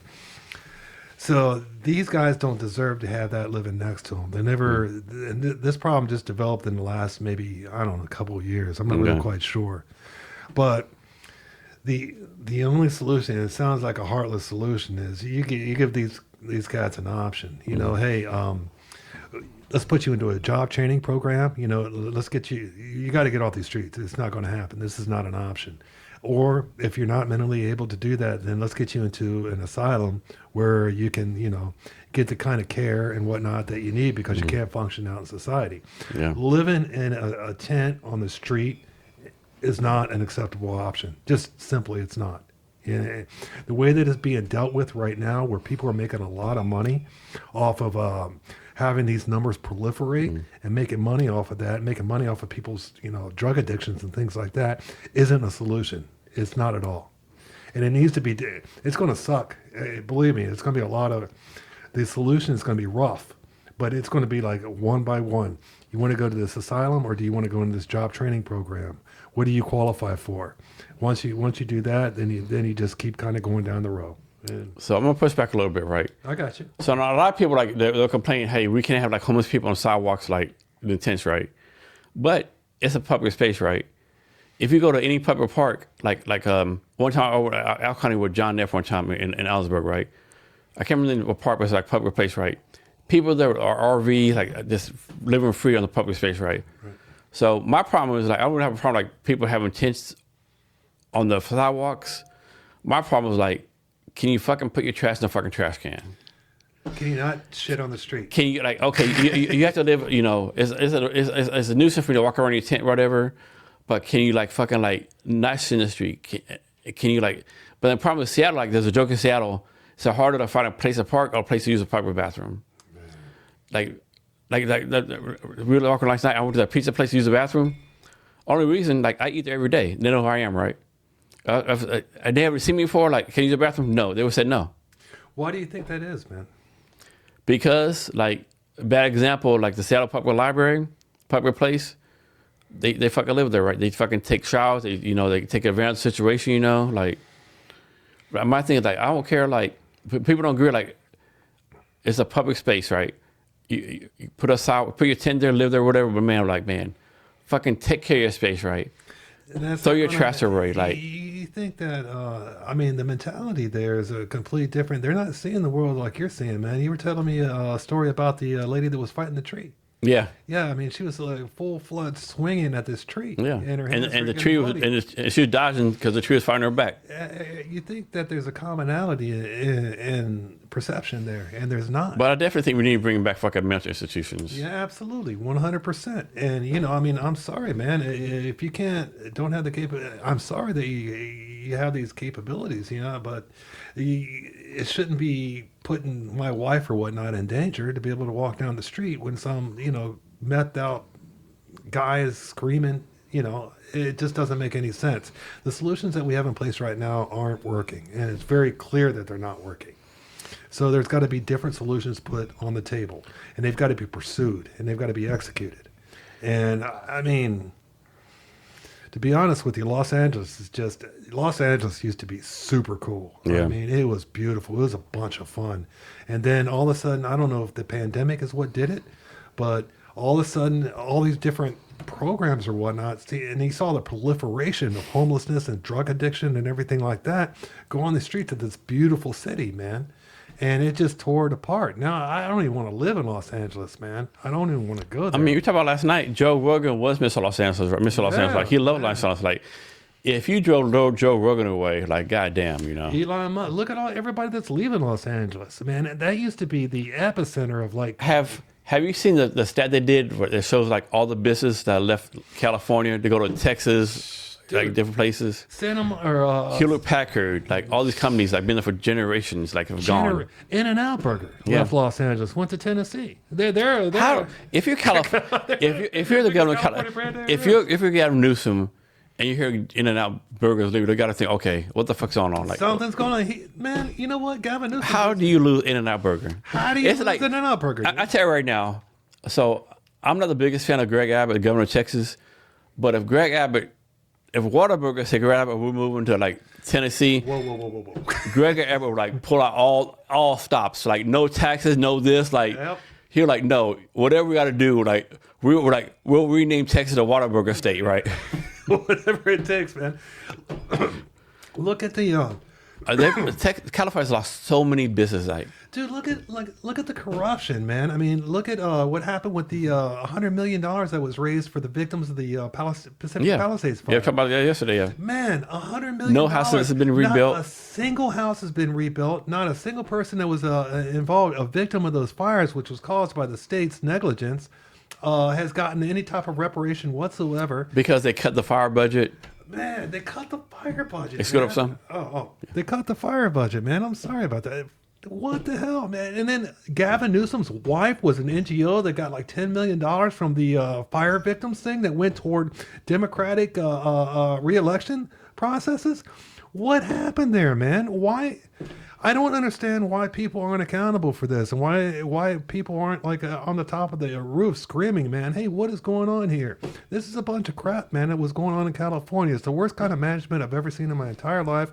And you're seeing the effects of that management come out now. You really are. And what's crazy, despite all that, California is like still the number 4, 5, 6 economy in the world, right? Not now. They just dropped below Japan. Now they're number 5. Yeah, they were number 4 for a long time. But still number 5 in the whole world, right? Yeah. Can you imagine if they had like decent government?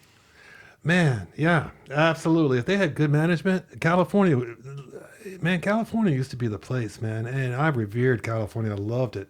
But now, man, I'm in disdain because I've seen with my own eyes the whole thing deteriorate due to different political and what do you even call it? What do you call the woke thing?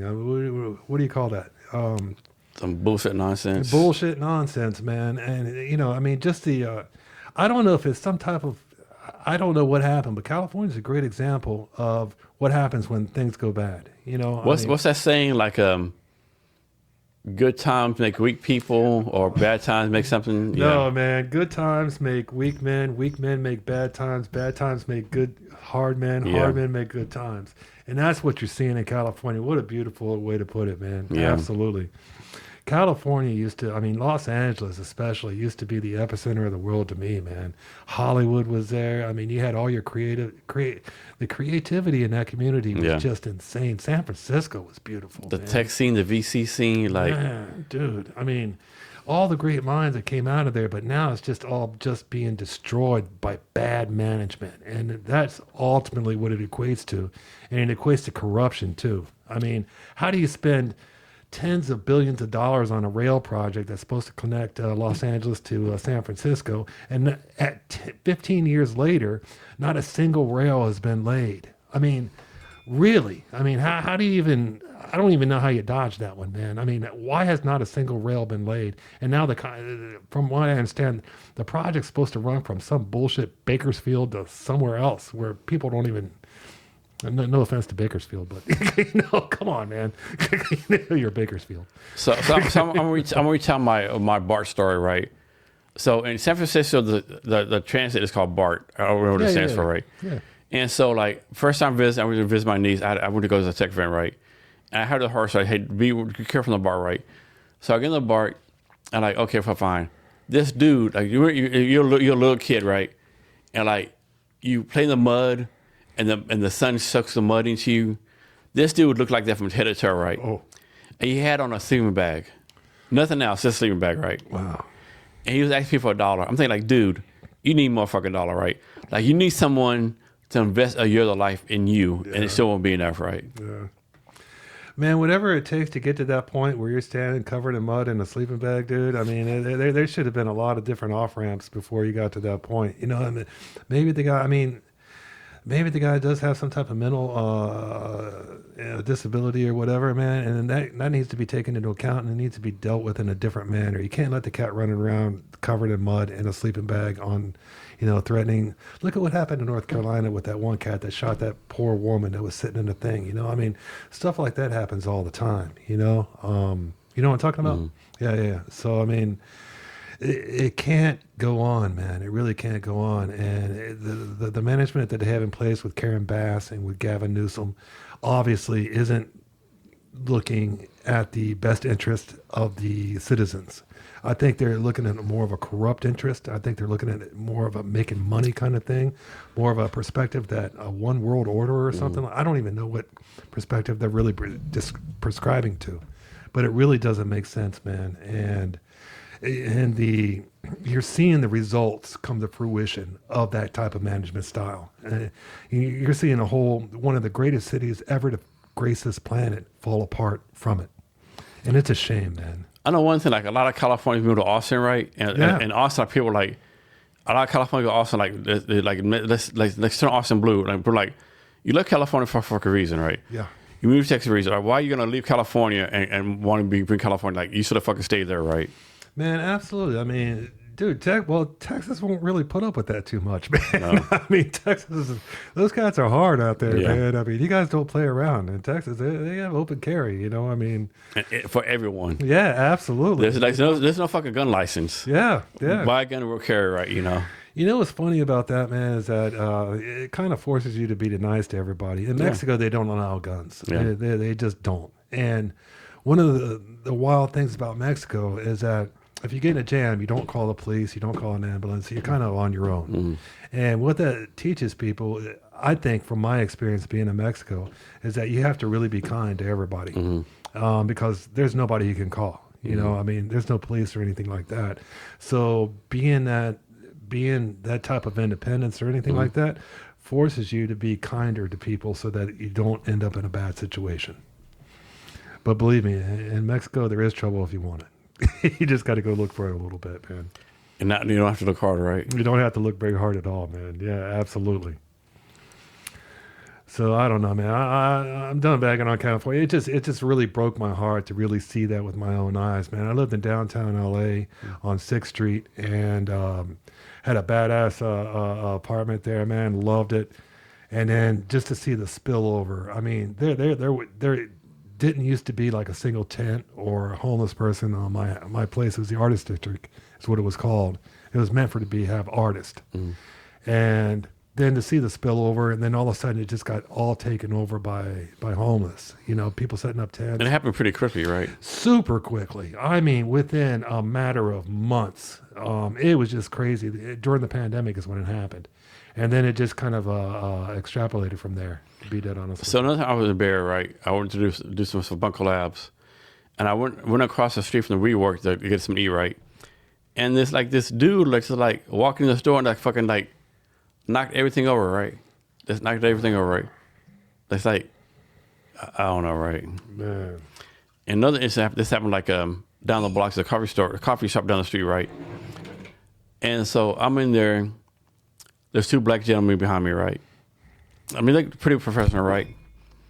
And this lady walked in, like you just tell she's fucking so bastard crazy. She walks in and she just starts yelling, telling these people, these two black guys, "You ends, I used to own you back in the day. My grandfather owned your grandmother, blah, blah, blah, back in the day." What? Yeah.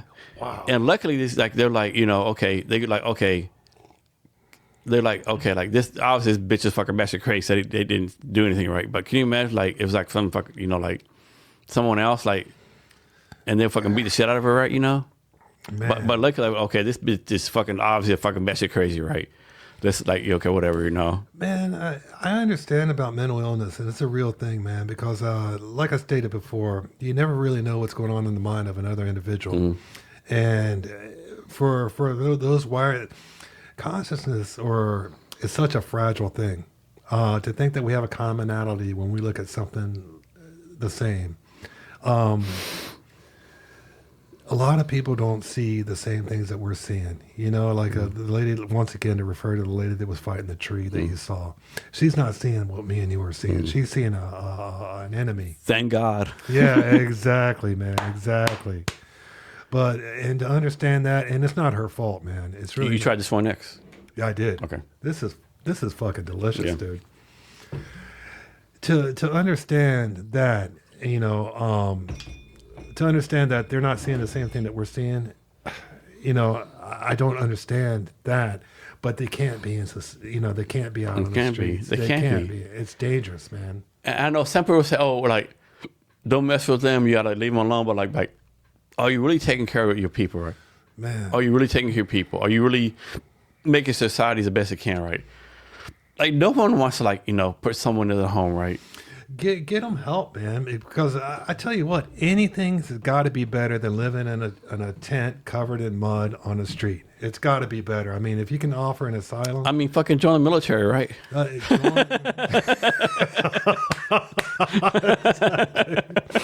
Life won't get much better.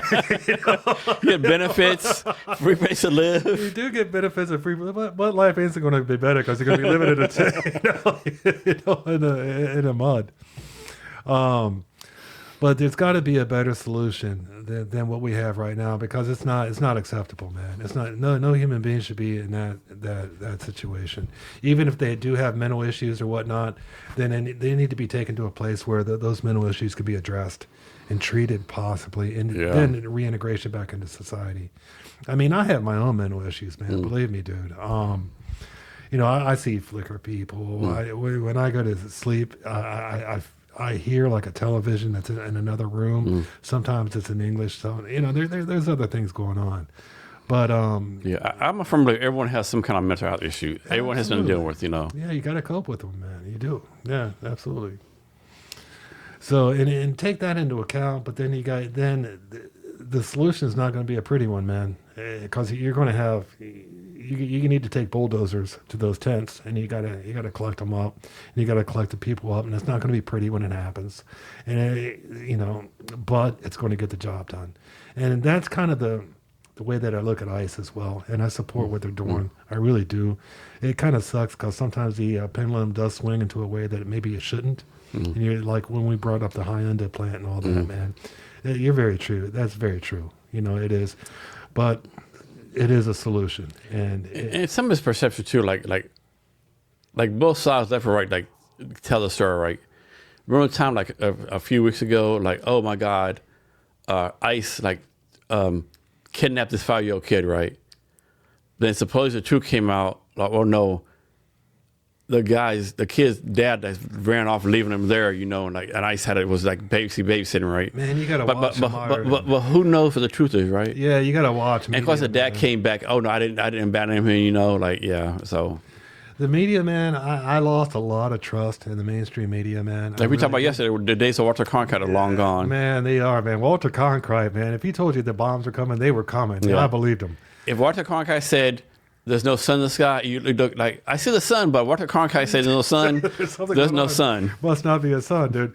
Dude, when I was over in Iraq, man, and we would watch the news on CNN about stuff that was going on in Iraq, we were there, and we were like, that didn't happen. You know, they're like, what? No, that didn't happen. It was just crazy, man, because it was like they were reporting from something completely different than when you're standing on the street. Oh, the street in Abu Ghazi had a bunch of heavy gunfire today, and you're like, oh, I'm right in the street right now. I did not. Do you remember the first Gulf War? The dude from Iran, I was in it, yeah. No, not Iran, the Iraqi media person, they were like, oh, today we killed 10,000 Americans. Remember that dude? I think so. Oh, they had a name for him. We called him a name. Yeah, a name. Like, shit, I forget the name. We destroyed 18 stealth bombers, or like, you know. It was complete bullshit, dude. Yeah.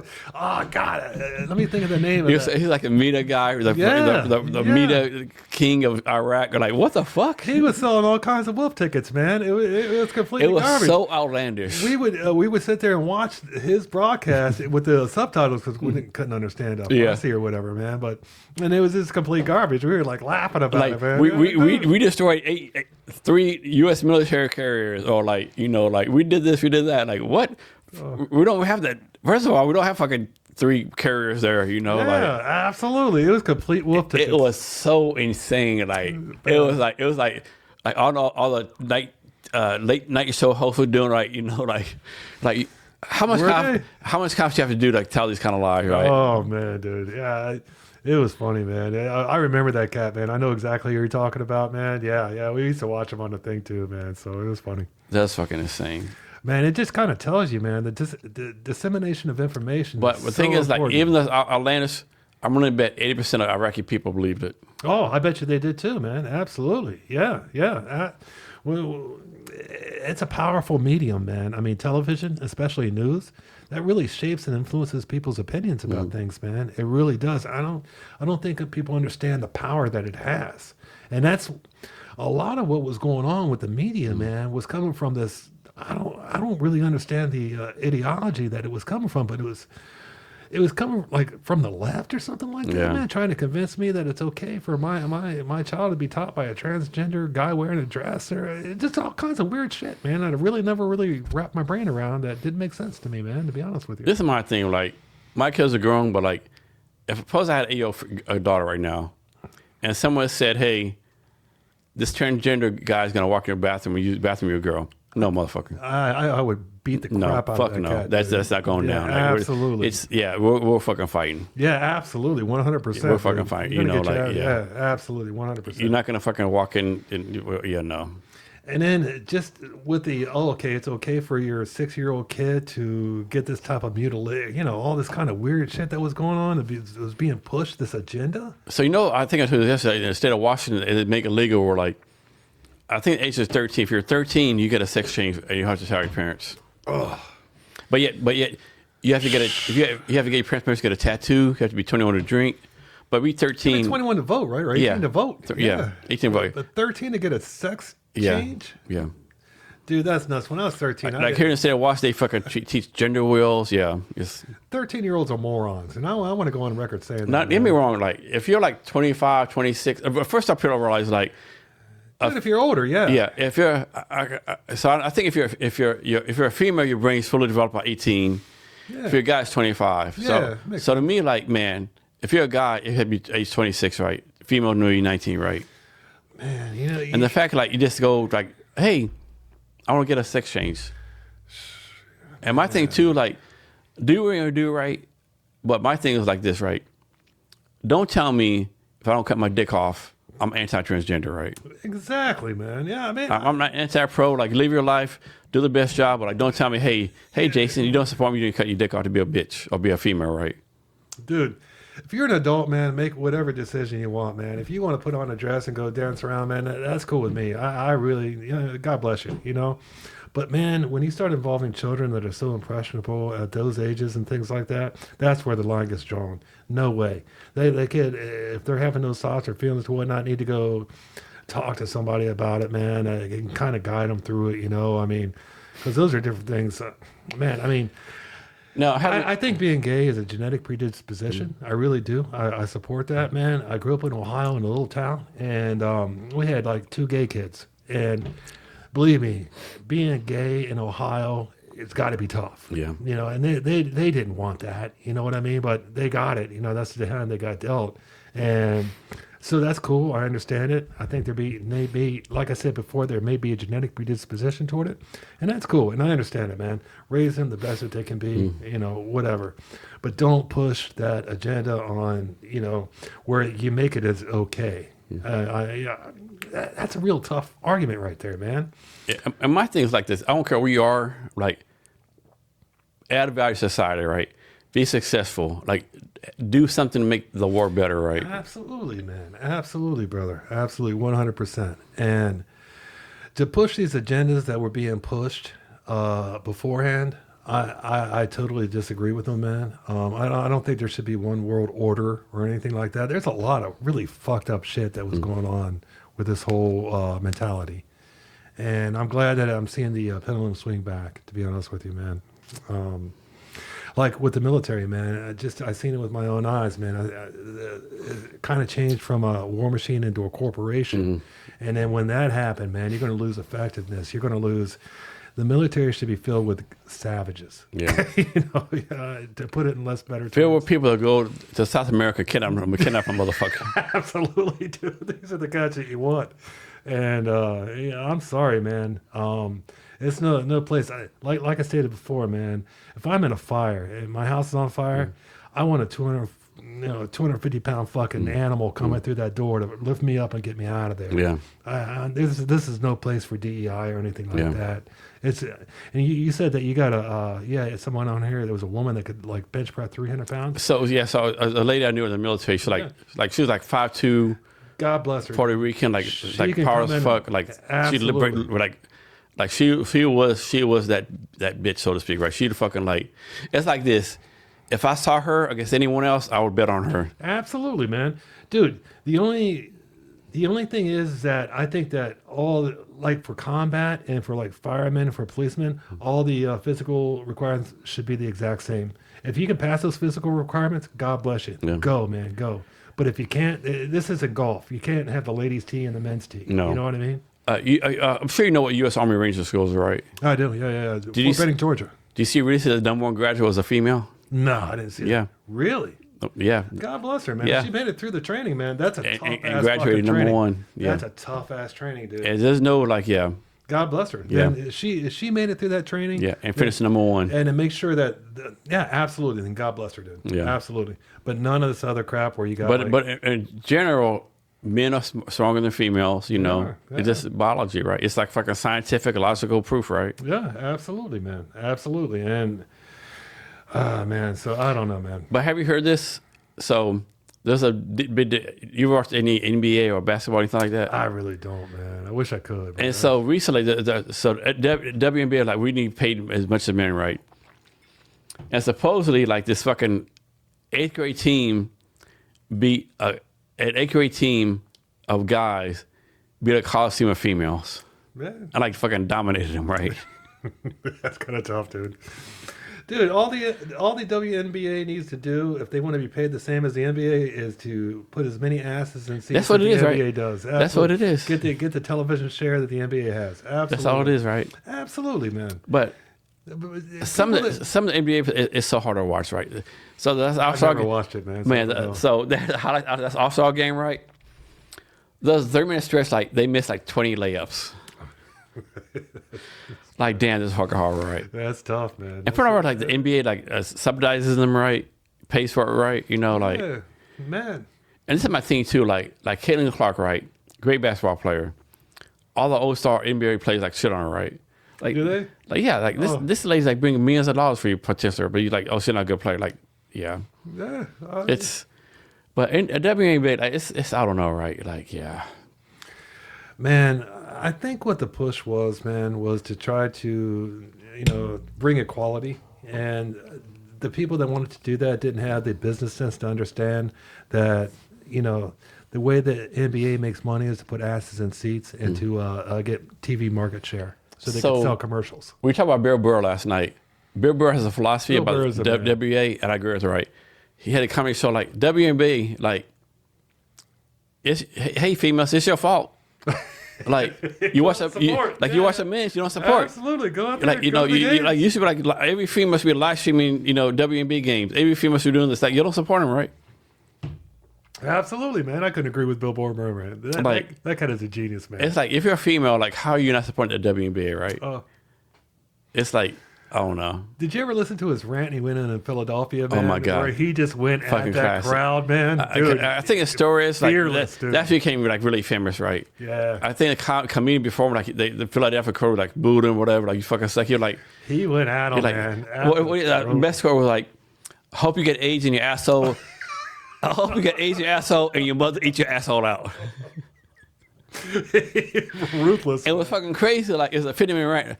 And like minute 4, they're like fucking clapping. Oh, dude! They're like giving a fucking standing ovation. Like you're like fuck your standing ovation. Fuck you and your standing ovation. You fucking bitch punk motherfuckers. Like I hope you blah blah blah blah blah blah. Like I hope they invent a new form of cancer and you get it. And your firstborn child is eaten by a dog. Like it was fucking classic. Like yeah. Philly's tough crowds too, man. Yeah. Dude, I remember when Philly got in trouble for because they were throwing batteries at Santa Claus. Yeah. Man. Yeah, absolutely. I mean, they got a jail in that stadium, dude. Yeah. Philly's a tough town, man. Yeah, no, absolutely. But Bill Burr, like, yeah, not today, motherfuckers. I gotta use the restroom Yeah. real quick. Yeah. Is that cool? Yeah. I'm probably to use it after you. Okay. This is a key right here. Thank you. So while my guy Chris goes to the bathroom, I'm talking about some of the things I'm working on. No particular order. So I'm taking part in helping out with Military Creators Conference. It's in Arlington, Texas, April 16th to April 18th. 50 speakers. We're talking about military creators, how military people are actually creators, helping them like build podcasts, YouTube channels, stuff like that. We're doing a Casino Royale thing there. Last evening we were doing a cigar and whiskey night at Hearsay Bar. My guy Barry Gibson is going to talk about Facebook monetization. Taylor Ray is going to talk about geofencing. Just like really good events going on. Then I'm working with a tech bank out of Vietnam. So Tech Bank is a software development company in Vietnam. They have like products in all across Asia, Europe, Middle East. I'm helping them break into the United States. And they can do basically anything from MVP builds to enterprise software solutions, right? AI. So if you have like a established company that has like a product, software development company, whatever, a product, whatever, and you have to improve your process, they can help you with that. Also, I'm helping Earth VC. They're a deep tech VC firm that helps improve the climate. So the motto is there's no prosperity on a dead Earth, right? So they've done 10 investments so far. So example, last year they talked to 3,000 startups, invested in 10. They want to do like 10 or 20 startup investments in the United States.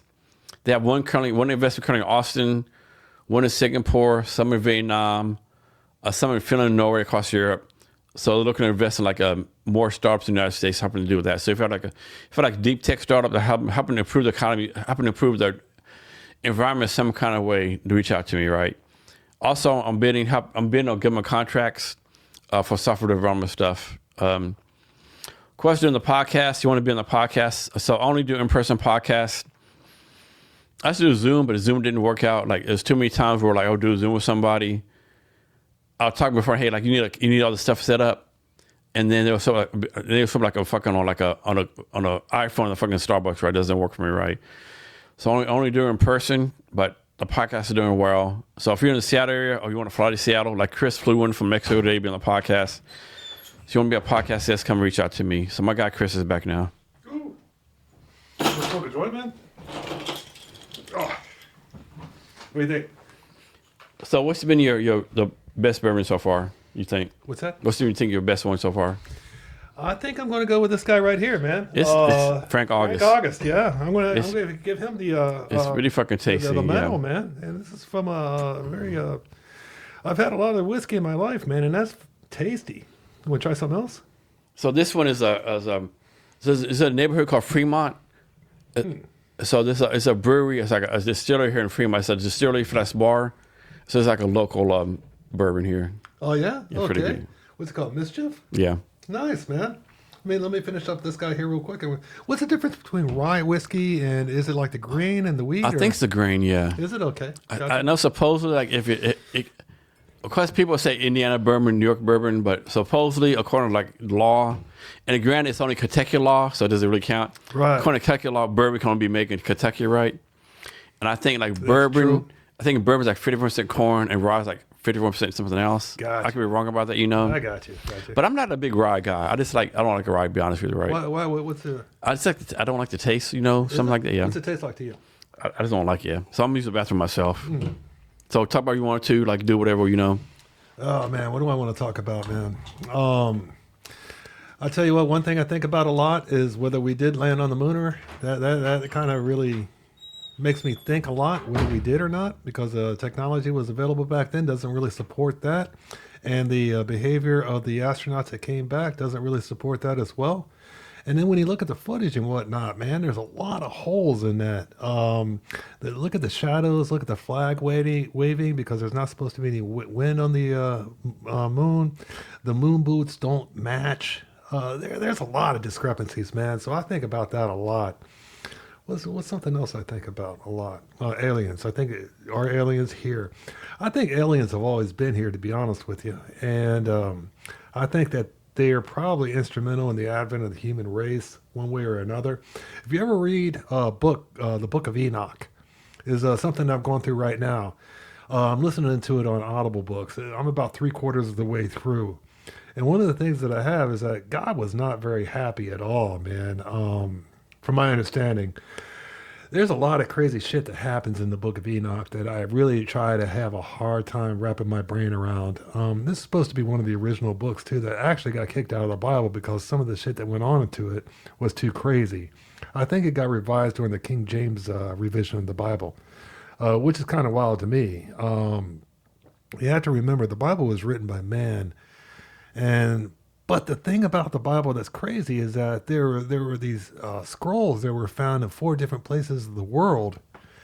And the different places that the scrolls were found, there was no place that they didn't have communication between these different peoples at this time. And they all told the same story. So there's a lot of continuity within the Bible that really kind of amazes me, to be honest with you. Anyway, with the Book of Enoch, what happened there was that God got very angry. He was angry all the time, actually, in the Book of Enoch. If you get a chance, man, check out this book. But essentially, from my understanding, and this may be wrong, is that the angels came down and they started mating with the humans, and that really made God pretty mad. And there's a lot of crazy shit in the Book of Enoch, man. You got to kind of read it yourself to get your own interpretation of it. Hey, Jason's back now, man. So anyway, I was feeling. So you're gonna fucking deep shit now. It's fucking about the Book of Enoch. Yeah, I started thinking about the Book of Enoch, yeah, because I'm listening to it on Audible books right now, and it's a tough listen, man, because God is not a happy guy at all whatsoever, dude. He's pretty angry with a lot of stuff. And thing is, like, you know, regardless of the religion you believe in, or the Christianity, Roman Catholic, Hindu, whatever, Jews, like the God of the Old Testament was a fucking, like, that motherfucker was like, he was just like, hey, Israel, take the country over, like, rape and kill everyone. Kids, children, whatever, right? Kill them, right? Man, how many rapes are in the Bible, man? A lot. Oh, there's a bunch. Like God kills more people than anyone else, right? Yeah. And like you got to think, like, if you're like, you know, in New Testament, if you're New Testament, right?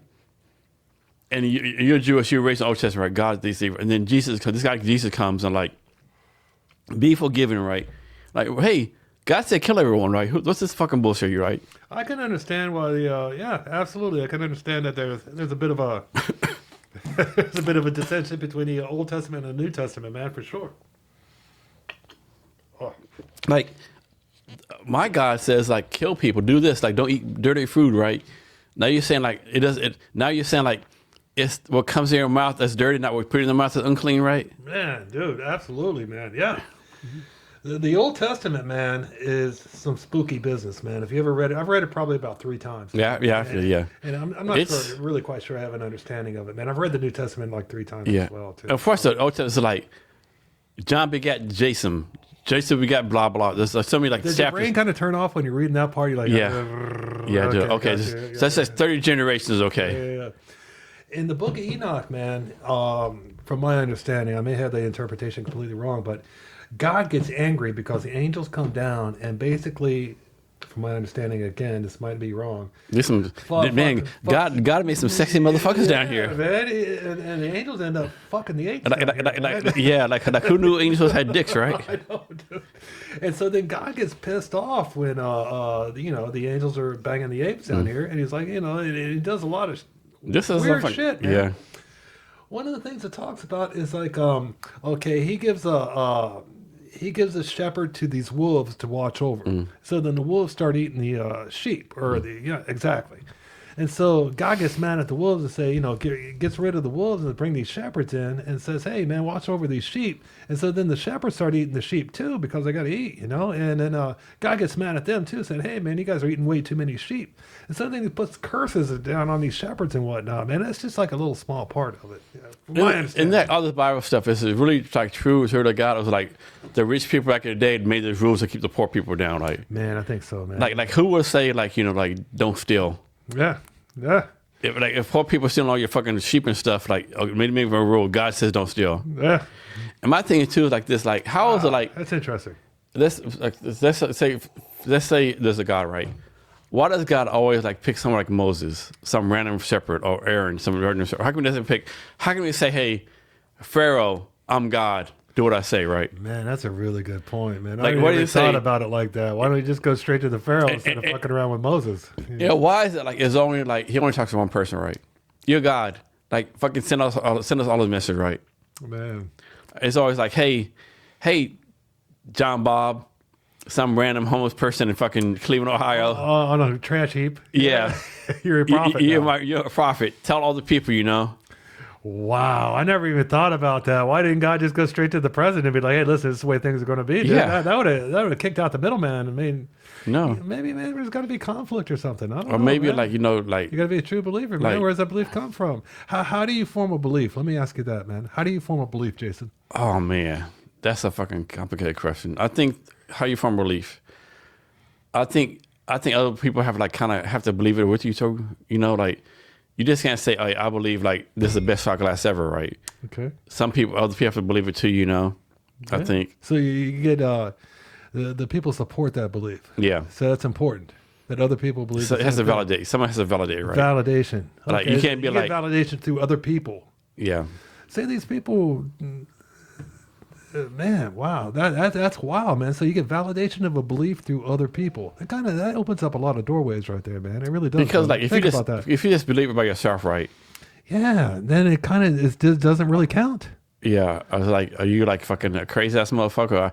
I believe. Wow, like the lady that was beating the trees, man. She believed herself that she was the only one that believed that too. So she was kind of hopefully wrong. she's the only one to believe it. Yeah, I know. I don't see any other guy walking down the street. But I mean, right. but belief, right? How do you why do you believe in something? Like me? I believe the Dallas Cowboys are the best football team ever in history of sports, right? Excuse me? I believe the Dallas Cowboys are the best sports franchise in history of sports, without a doubt. Really? Yeah. Wow. But do I have any in the last 30 years have fucking logical proof of that? No. Now from 94 to 98. You don't have proof of that because it's wrong. Yeah. Sorry. I mean, from 94 to 98, I could have proved as a thing, right? They won 3 Super Bowls, right? Yeah, 4 Super Bowls. I can prove I can prove that the number one. What's the thing? There was more money in any sports franchise. I think we're $15-16 billion right now. I can prove the more playoff wins, more second most wins ever. Number one fan base, but.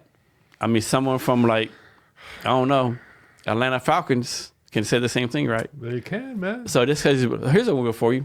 That was really cool what you just did right there, man. Here's one for you. Absolutely, that was cool. A lot of people believe in God, but can you prove God exists? believing and proving this, I think, is two very different things. Let me answer that question. Yeah. The words of Immanuel Kant.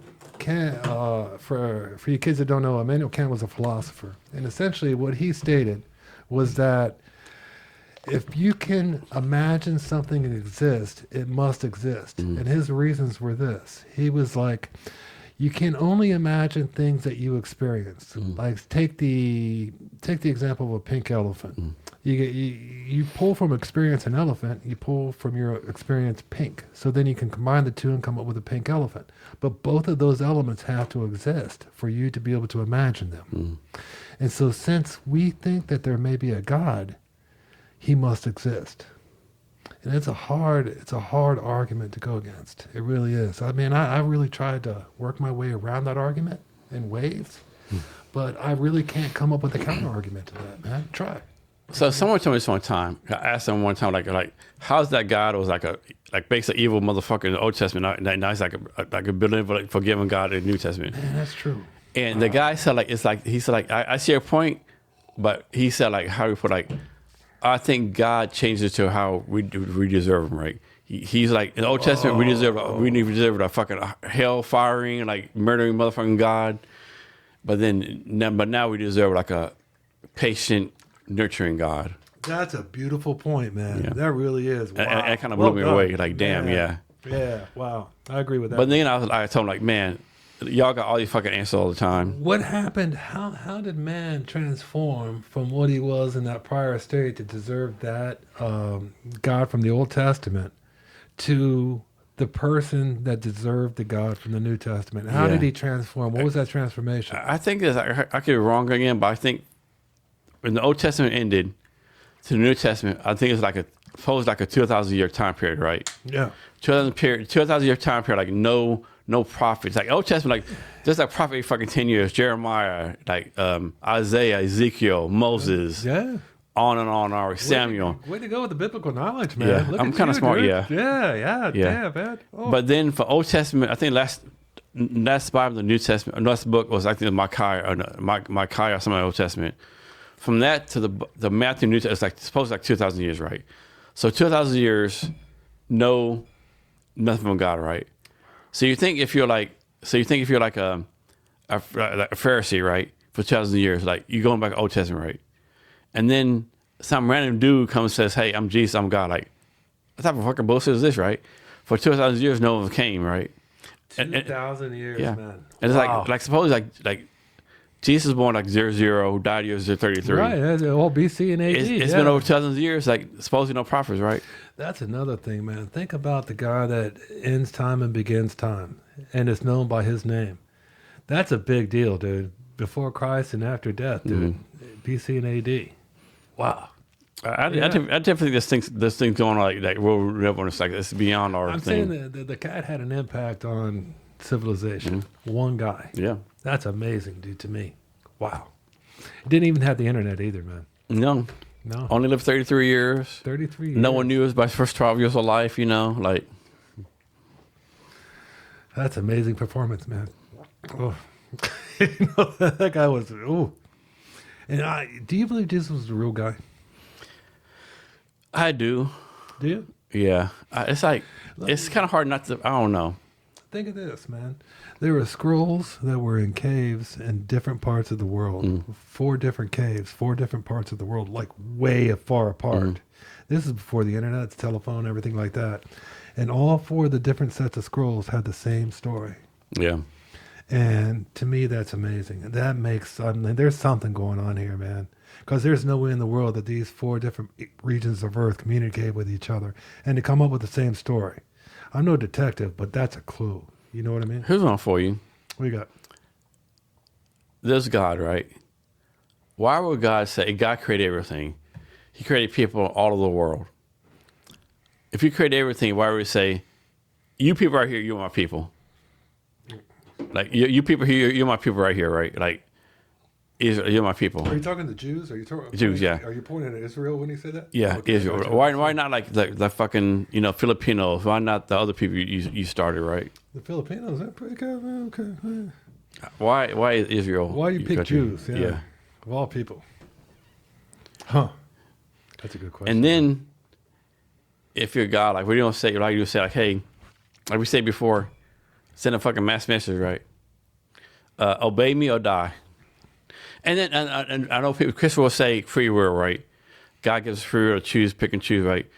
But if God really loved you, like, why even give you free will? Why not to say, hey, if I give you free will, you might fuck up and go to hell and die, right? Would you do that to your kid? Have you ever given your kids like that, like free will thing, or do you? Because you know they're gonna fuck up, man. You have kids, right? Yeah. You knew they were gonna fuck up. What'd you do? Did you let them fuck up? I let them fuck up. Yeah. My philosophy as a parent, I'm the best one. Suppose you put your kid in the string, right? Gotcha. And you push the string, right? And your kid's like, push it higher. You push higher, you push higher. Gotcha. Push it higher. And you know, like, if you push higher, they're going to fucking fall out and bust ass, right? Yeah. My philosophy is like, push them as high as they want, and they bust ass, you go down and like, make them better, right? Well, they get fucked up and land on their neck, man, and are all paralyzed for the rest of their life, dude. I never thought that. I never thought like that.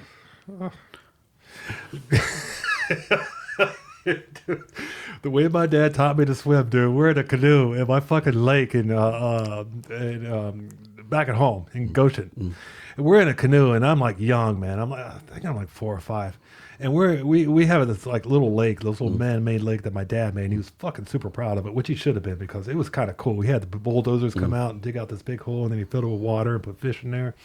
And anyway, we go out in this canoe, and he goes, guess what? He goes, you're going to learn to swim. And he pushes me out of the canoe, man. And I'm fucking in the canoe. I'm in the water. It's the first time, I wasn't very fucking experienced with water. And I'm splashing around. I'm fucking trying to figure it out, man, because I can't stand up because it's too deep. And so then I kind of figure out how to fucking doggy paddle and then just kind of panic or I don't know if it's natural instinct or whatnot to take. I think it's natural. You think so? You ever hear the story like people telling like little kids in a swimming pool and a river and like they fucking like you learn to swim. I think it's natural. I think it's natural instinct. If you just go like this, you're gonna I'm doggy paddling now, right? Yeah. And you start with the doggy paddle and then you go into the you end up with the breaststroke, man. Yeah. Absolutely. And anyway, it taught me a lot because I had a lot of fear. I kind of remember that fear that I had when I got pushed in the water and I'm fucking trying to figure out how to swim. And then I do, and then like an instinct takes over. And I think that kind of leads to a lot of other things in life. And man, I'm sorry, man. I smoked that joint, man. I shouldn't have done it. And it was just, now I'm too stoned to fucking talk. You're good. You sure? Yeah, you're good. Okay, edit that part, man. Oh. So that was a rabbit hole. This is the one time I was really scared, right? So I was on the list. I was to OCS, right? Officer County School. Oh, yeah, I know OCS. Officer County School, right? And so I'm not a very good swimmer. I'm kind of a weak swimmer. And so one of the things is like, I think week 3, week 4, you have to go like a high diving board. Like, I'm talking about 30, 40, 50. Like, it's like that's a jump, dude. It's fucking up there, right? Yeah. And you have to walk up. You have all your stuff on, right? And you're not a strong swimmer? Kevlar, flak jacket, weapon, right? And what you're supposed to do, like you're supposed to jump, go in the water, stay on the water, take all your stuff off, pop up. For the qual? Yeah. Pop up and say like and answer a question, and go down, put yourself on, and put it down. That's a tough qual, dude. Yeah. I was like, I came that close to the line and said, they asked like, who does not know how to swim? I came that close to saying, no, I don't know how to swim, right? Even though I didn't know how to swim, right? But by then I was ingrained on OCS marketing. Officers don't lie, cheat, or steal. Like, I can't fucking lie. But I just thought I might fucking die today. I might die today. What happened, man? I did it. Somehow I did it. I was calmed up. First try, yeah. Nice, man. What was your thought process when you're going through it? When you're standing on the end, when you had to do the 30-foot drop into the water, what were you thinking at that moment? I think, man, if I die, was I a good person, Like, were you thinking that? Yeah. Wow. I was that fucking scared, like, because, like... When you hit that water, man, and that fucking... did you have any thoughts at that moment, or were you just going through when I hit the water, it's like everything clicked, right? The training is like, okay, I got this. This bam, bam, bam, bam. Like, it's like... Nice. Yeah. Dude, right on. That's what's so wild about programming, man. Because I think as human beings, we can be programmed like you can program an AI agent. Yeah. I really do. And I think experience is the programmer. Yeah. Think about that when you start thinking about the simulation theory, man. Yeah. How that all kind of clicks into place. Jumped in the water, took all my stuff off, popped up. It's like, man, easy peasy, right? But yeah, but beforehand, that fucking my mind fucking me right. Yeah, like Jason, you're not good at swimmer. Way to That's do it, man. that's 30 feet high. That's fucking tall. Yeah, Dude, that's a big deal, man. You Yeah. get through that, dude? That was a big qual, man. Yeah. Fuck, man. Congratulations, brother. Yeah. Way to go, man. oh, that's an experience, right? It's a good thing. Yeah, Yeah. Dude, I tell you what, one of the scariest experiences I had was we went through this diver training in Okinawa with Special Forces. And there was this, it was what do you call it? All the forces were interforce training. And they had these goons that were teaching diving techniques. And they took me out, and it was a night. They were going to hunt with a spearfisher, with spear guns. Take me underwater. I'm 30, 40 feet underwater, full scuba gear, man. And when the guy, I watched a guy through a flashlight spear this fish right in the head, man. And grab it, fucking fish is grabbing around. He goes, come to me. He goes, come here. And so I go over there, and he ties a bag to my foot.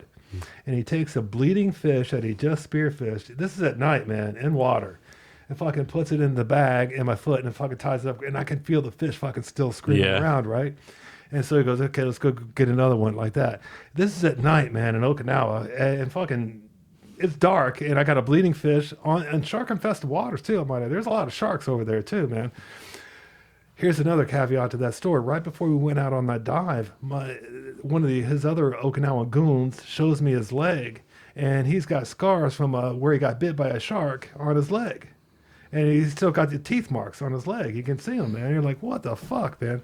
So after that little caveat, go down, night fishing, bleeding fish tied to my leg. I went through my tank of oxygen probably in about 15 minutes, man. It's supposed to be an hour tank of oxygen. I was so fucking so do you still do that? No, man. No, I don't. No. No scuba diving no more. No, I don't tie a bleeding fish to my leg and fucking swim around at night in the water, dude. You know? Scuba diving though, man, I haven't scuba diving in a long time, bro. Yeah. To be honest with you, it is so much fun. That's my bucket. I have so many bucket list things to do, right? Like I still want to jump out of an airplane. Oh, I still want to fucking do scuba diving. why these things, man? You want the adrenaline, or what's the ultimate objective? Of Just like to say I would live life, you know? Yeah. Like I don't want to be a person like there's so many people like, oh, I wake up 8 a.m, drink coffee, watch soap operas, go to the store, come back, you know, like, yeah, I don't want to live life. A boring existence is what's your biggest fear? Yeah. Man, what do you think life's supposed to be lived? What do you think the objectives are? I think you need like some kind of way, like make the world a better place, like make people better, make yourself better every day, make people around you better every day. I think one objective, I think it's hard to do is like be happy, right? Like is what you doing like bringing you joy, right? Like if you're working like I don't know, working at McDonald's and you fucking hate it, like what are you doing, right? And of course, like there's economic situations, Say right? you were working at McDonald's and you hated it. What would you do, man? And I suppose I needed a job. Yeah. What would you do? I mean, how would you get out of the situation? I would spend every available moment finding another job. Right on, brother. Right on. Yeah. Nice. What would that job be? Wendy's. Fuck McDonald's. That's hilarious, dude. Oh. Man, we got to be wrapping this up. Yeah. How long have we been on here? How long have we been talking? Almost 4.5 hours. Fuck me, dude. I didn't even know that was 4.5 hours, man. Yeah. This is fascinating. Yeah. So we got out of here like wrap up your company one more time for everyone. What you do, what you offer, any things you want to do, like what do you do? Jason, like I said before, man, I'm not here to shill. Get geofencing.com. You know, they are one of the leading number one geofence marketing agencies in the United States. And, you know, they do have great customer reviews on Google and Trustpilot. All 5-star reviews, by the way. You know, besides that, man, I'm not really here to shill getgeofencing.com. I'm really not, man. I'm here to talk with you, man, and we just explore different issues that we want to talk about and stuff like that. You know, I mean, I would really feel bad if I was here to like, you know, just sell getgeofencing.com and, you know, promote that company. You know, I mean, it is a great company, by the way. I mean, it really is. I really can't take anything about it. Veteran owned, been in the industry for over 7 years, over 1,000 clients active right now. A lot of renewals, man. A lot of people renew their campaigns with us because they're working. It's a whole different way to look at marketing with getgeofencing.com, but I'm not here to sell that. You know, I'm here to talk, Jason. Just talk mano a mano, man. And I'm so appreciative to be on the great Jason Cavness show, man, too, by the way. So Trustpilot, let's talk about Trustpilot real fast. So that's one like the most recognized like customer service platforms, whatever, reviews, whatever. So I don't know if this happened to you before, like in the past, if you got a 1-star review or in the future you got a 1-star review, how do you like negate that? Like how you like, do you reach out to them? Like what can I do better? Or you just like, okay, this is a fucking hater, or like how you work with that 1-star reviews? You know what, Jason? That's a great question. And man, if we would have ever gotten a 1-star review, I would be able to provide a solution to that, but we haven't, man. Every review we've gotten is 5-star. And so, man, that'd be uncharted territory for me, to be honest with you. Don't go on there and issue us a 1-star review and see how I add. but would that be? But you don't want 1-star reviews, but could it be? We've never had a bad review, man. Yeah. I mean, we're fucking. But could a 1-star review be? We're really good at what we do, man. And I'm not kidding you, brother. But could a 1-star review be actually an opportunity, right? It would be, man. It would show us if we have any flaws in what we're doing and how we're doing it. And I would appreciate that on another platform other than Google Review or maybe send you a text. Yeah, send me a text. Let me know what's up, man. Give me an email, you know, Yeah. so that it gives us an opportunity to be able to review what we're doing and then try to improve it or optimize it, man. I mean, any type of feedback that we get, we take into consideration, man. And that's what's really built all the different processes that we have for that company. Yeah. Jesus. I forgot I was going to ask you. That's all right, man. I'll tell you what, man. We've been smoking. I mean, I don't usually partake in cannabis, but this is very good cannabis, by the way. And this whiskey is incredible. We are in as well. Washington, right? Huh? We are in Washington. Absolutely, man. We're in Washington. Do as Washingtonians. You know what I mean? This whiskey is delicious, too, by the way, man. And I think we should go have us an old-fashioned at the spot we had last night. All right. So last thing, we talk about a lot of value. First of all, how can people reach out to you?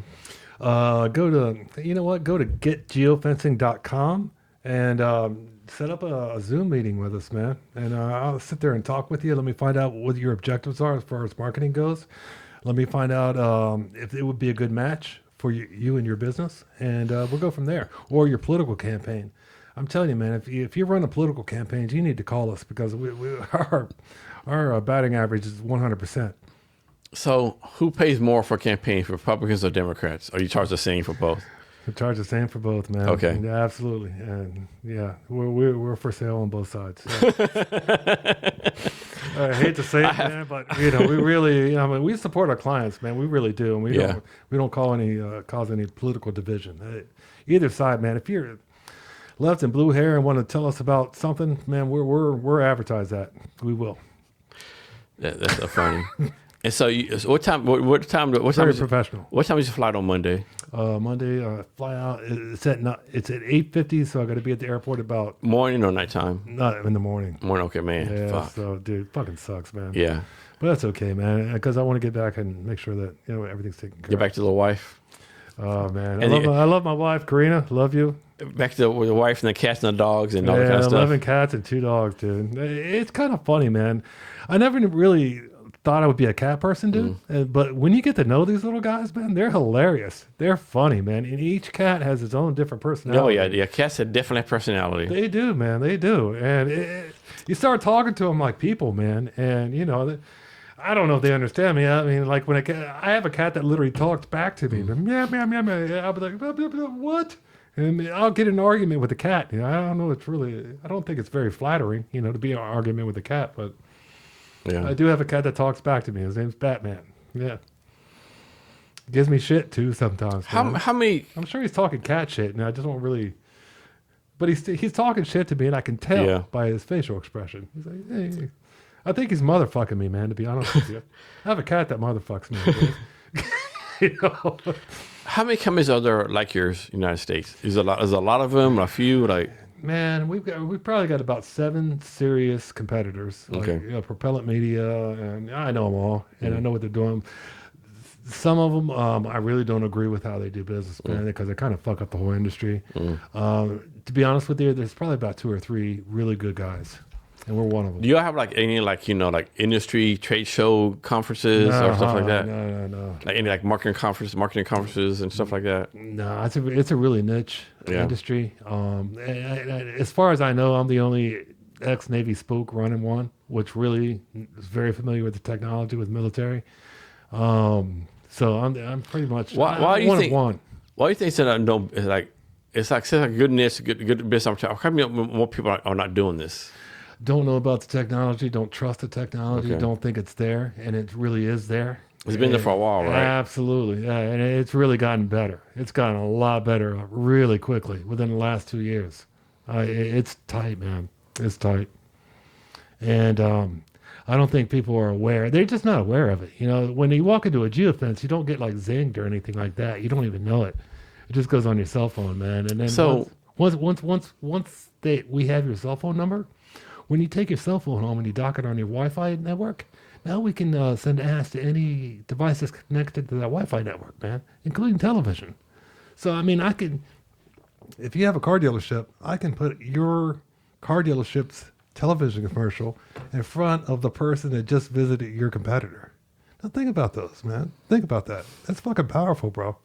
Or Powerful and scary, right? yeah, it's scary. Yeah, absolutely. It depends on how you look at it, man.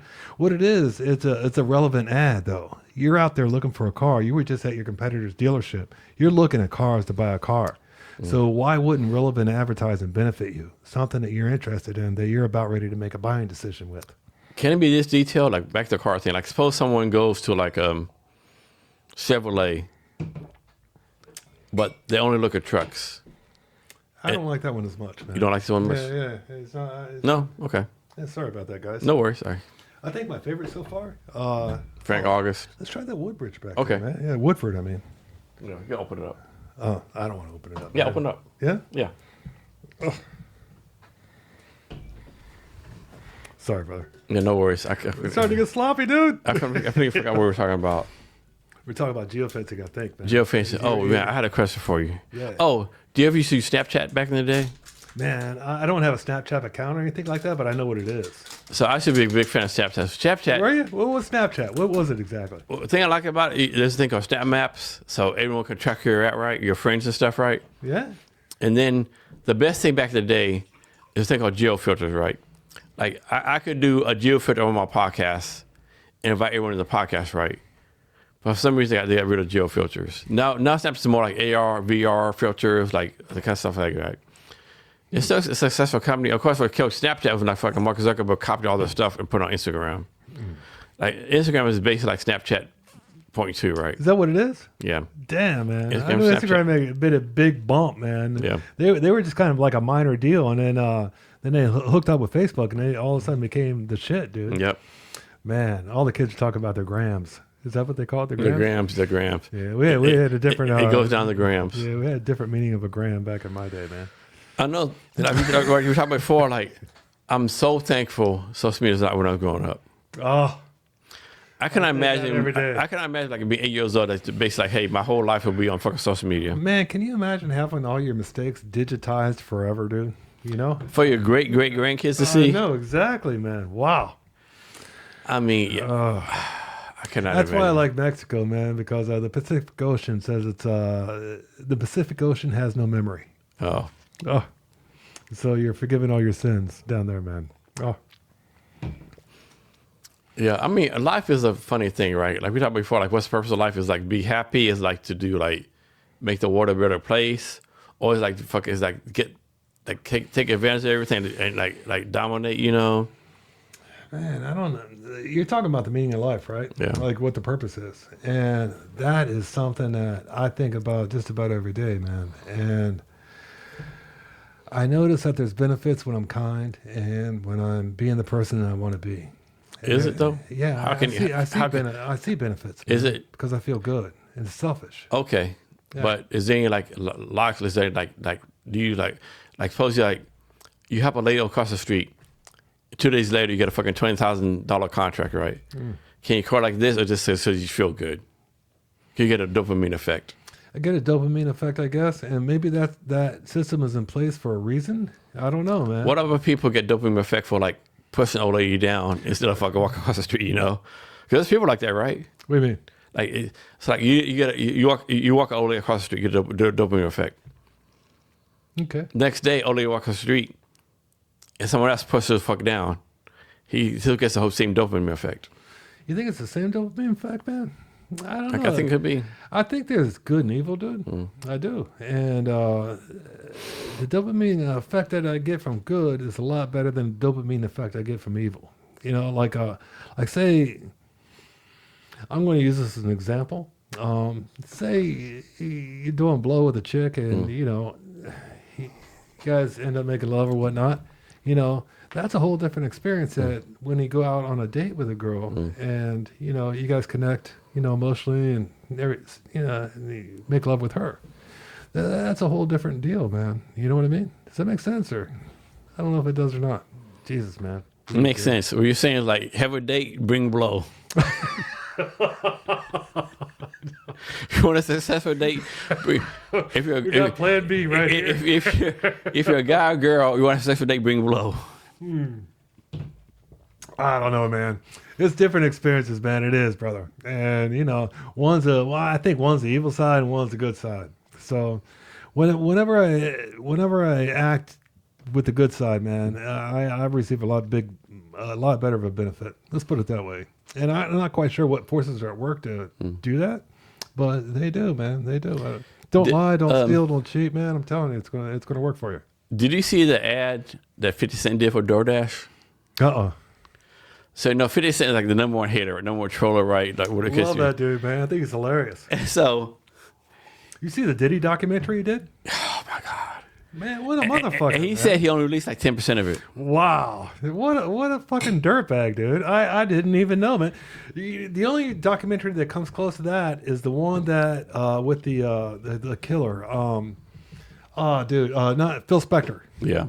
Did you say that's Phil Spector? A little bit of it, yeah. Wow, man, he shot that chick right in the face, man. And How about the Jinx, dude? That cat on the Jinx. Did you see that one too? I didn't see that one. No. That was about the billionaire that dressed like a woman, lived in Texas for a little bit. Ended up murdering his roommate and cut him into pieces. I didn't hear that one. Yeah.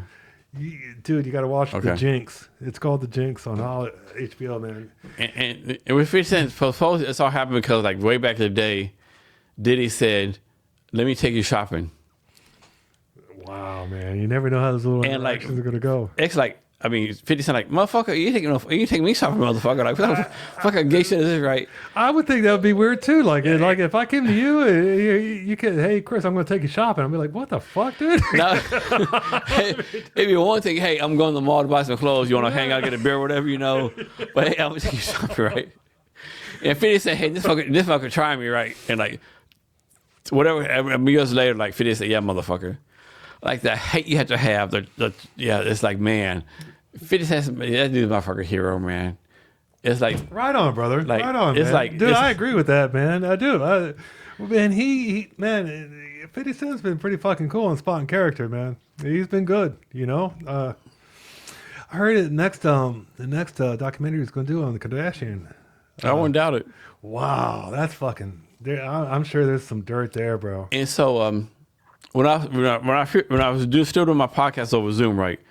This lady was on my podcast, Sharon Goldstone, right? And so I interviewed because she's the director of entrepreneurship and small business at Harvard University in Long Island, New York, right? Okay. Her job before that, she did HR and finance and biz ops for G Unit. Really? And G Unit? She worked directly for 50 Cent. Holy shit. And she told me, Jason, this guy is the best person ever. He works hard, like he cares about people. Like I said, I don't care if your perception, like 50 Cent. So basically, she said, I would work for free for 50 Cent. No shit, man. That's good, man. That's serious. That's serious. She review. praises him like no, and like, man, this guy, yeah. But you can't be a dummy doing what he's doing, right? Oh, he was in jail, dude. He got shot 9 times. Shot 9 times. So back to the fucking DoorDash commercial, right? And so he brings a bag of DoorDash. what type of person would I be to do a commercial DoorDash if I deliver beef?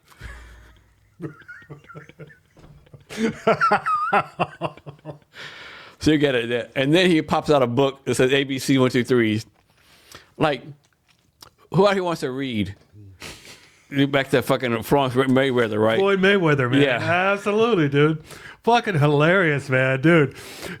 You remember when he put out that $50,000 thing? That, Read a Harry Potter. If you can a Harry read Potter, this- Harry Potter book. I mean, 50,000 motherfucker. And so he slams Floyd Mayweather, and then he like it's like a You know, Floyd Mayweather's going to fight Tyson. yeah, and he's going back. He's unretired after that. Yeah, man. What the fuck is that? And then man? 50 Cent brings out a thing of like a block of combs. Combs, what's this? Those over shoulder, right? And then he says the best one. He says, "This offer is good for 48 months or 5 years." I don't know the exact sentence of Puff Daddy.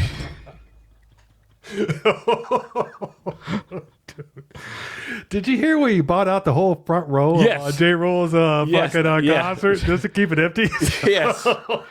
Like I aspire to be the petty that 50 Cent is. Dude, I respect it. I admire that, man. all I the way aspire around, to that, dude. right? Absolutely, dude. Absolutely. I couldn't agree with you more. One time about 50 Cent, like I think one time somebody asked him on a commercial, like, you been Eminem a long time. There'll be a time where you like go against Eminem, like you like if 50 said no. You're like 50 Cent could like beat my daughter, I should be good with him, right? Because you beat my daughter, you must have a reason, Eminem, you know? Like, Eminem is my fucking guy. Like, I'm here because of Eminem. And back to networking, right? Like, you know, like Dr. Dre, Snoop Dogg, Eminem, 50 Cent, The Game, Kendrick Lamar. Man, tell me a talent that's come like that in the last 5 years. Can you name one? Maybe Roddy Ricch. Maybe. Who's Roddy Ricch? He's this rapper. Yeah? He's pretty new. He's decent. He's okay, yeah. But What kind of stuff does he rap?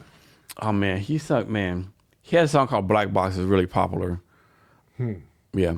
I'll play for you after this, yeah. Absolutely, brother. Absolutely. He's Dude, who's that cat that sings about man, he was on Joe Rogan, man. Sings the country songs.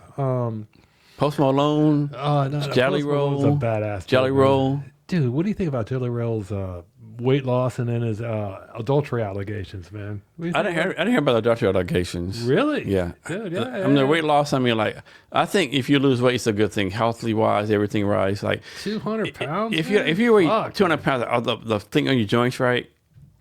Yeah. But I know one thing that people say, you're too fat, you're unhealthy, right? Is that I'm here, or I'm healthy, or whatever. I mean, I know some big people like fucking real healthy, right? But I think there's a difference between being fat as fuck and like being like big and like just like muscular, right? Yeah. But so Jelly Roll like cheating on his wife or something, or Yeah, man. There's all kinds of. I get the news there. I read the news every morning, man. Yeah. And there's all kinds of claims of adultery from Jelly Roll, from several different girls. I mean, like I don't know, like obviously, like you don't want to cheat on your wife or whatever, but like you're fucking Jelly Roll, right? Jelly Roll, brother. Even He's like fucking, famous. even if you're talking 10,000 pounds, like it's temptation is a motherfucker. He seems like a cool cat too, man. Oh my! Can Can you you imagine? imagine if you were in that situation, man? You just got out of jail and then fucking you sing a song and then all of a sudden you're fucking famous, man. I mean, what the fuck, dude? I mean, can you imagine like if if it's Jelly Roll, Post Malone, and like, hey, come party. Like I would love like I'm not a big guy asking people for like autographs, right? I've asked for 2 autographs in my life. One is for LL Cool J, Wow, that's a And- big one. and actually I only got LL Cool J, like him. I would ask Deion Sanders for autograph if I saw him. I'm a big fan of Deion Sanders. Deion Sanders? Yeah, probably of Robert Plant, but that would never happen, Wow. I'm not like they're human beings. They need to live a life. There's no like there's not a lot of people. Oh, who's that? Oh, that's Tom Brown from this band. Oh, I don't know, but let me get his autograph, right? Dude, have you ever sat next to a celebrity at a bar? Not that I can remember. Man, my buddy, he's a real good friend of mine. His name is Wes, man. He sings for Puddle of Mud. He's lead singer for that band. And this motherfucker is so cool. I mean, he is so, I've literally seen him take the shirt off of his back and give it to a homeless guy and walk away.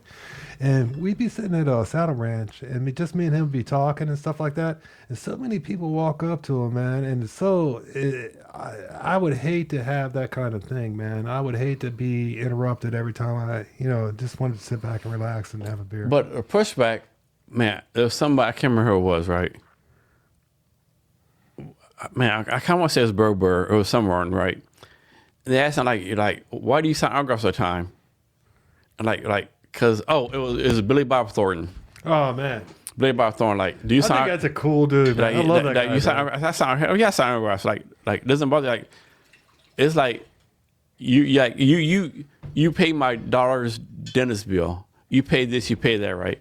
He's like, why as an actor or athlete or an entertainer, like, you're not signing autographs, right? These people, like, are the reason, like, you're successful, right? Like, even, like, they didn't buy anything if they watch your fucking TV show, that is an ad expense, right? Man. And I'm like, man, that's fucking that, yeah. Man, dude.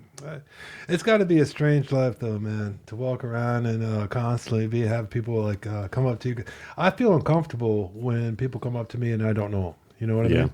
It's that little uncomfortability. Can you know, like, the fucking craziness? Like, this dude's like do me a harm, or like, what the fuck's going on here? Like, I don't even know why. Maybe it's an insecurity on my own point, man. I don't know, man, to be honest with you. But you know what was weird that happened to me? There was an episode of the X-Files where this cat, I guess he looked a lot like me, was on it. He was an extra or whatever. And the next day, I was working down in Beverly Hills, and I had like 3 or 4 different people approach me and be like, "Hey, man, I loved you on the X-Files." I was like, "No, I wasn't on the X-Files. It was some guy that looked like me." And it was kind of like that kind of weird, like, little, I don't know. I mean, I guess it was like a taste of fame, and I would never want that, man, to be honest with you. That was crazy because I felt uncomfortable every time somebody walked up to me. So if you had to pick between rich and famous, you picking rich all the time versus rich and famous? Man, well, you can do a lot with money, man. There's a lot of freedom that money can buy. And that's the honest to God truth, man. Yeah. Dude, we're almost at 5 hours, bro. Yeah. I think we need to go grab some food. Yeah. So, anything else you want to cover, man? So last thing. I fucking totally enjoyed this experience, by the way. Thank you. Man. Yeah. So we talk about business, social media. So last thing, you talk about a lot, but any last minute wisdom or advice you want to give?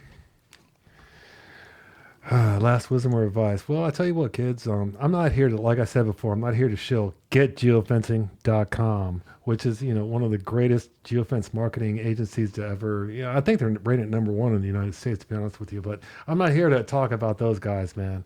I'm here to just hang out with Jason, man, explore different topics and whatnot, man. It's been an enriching conversation.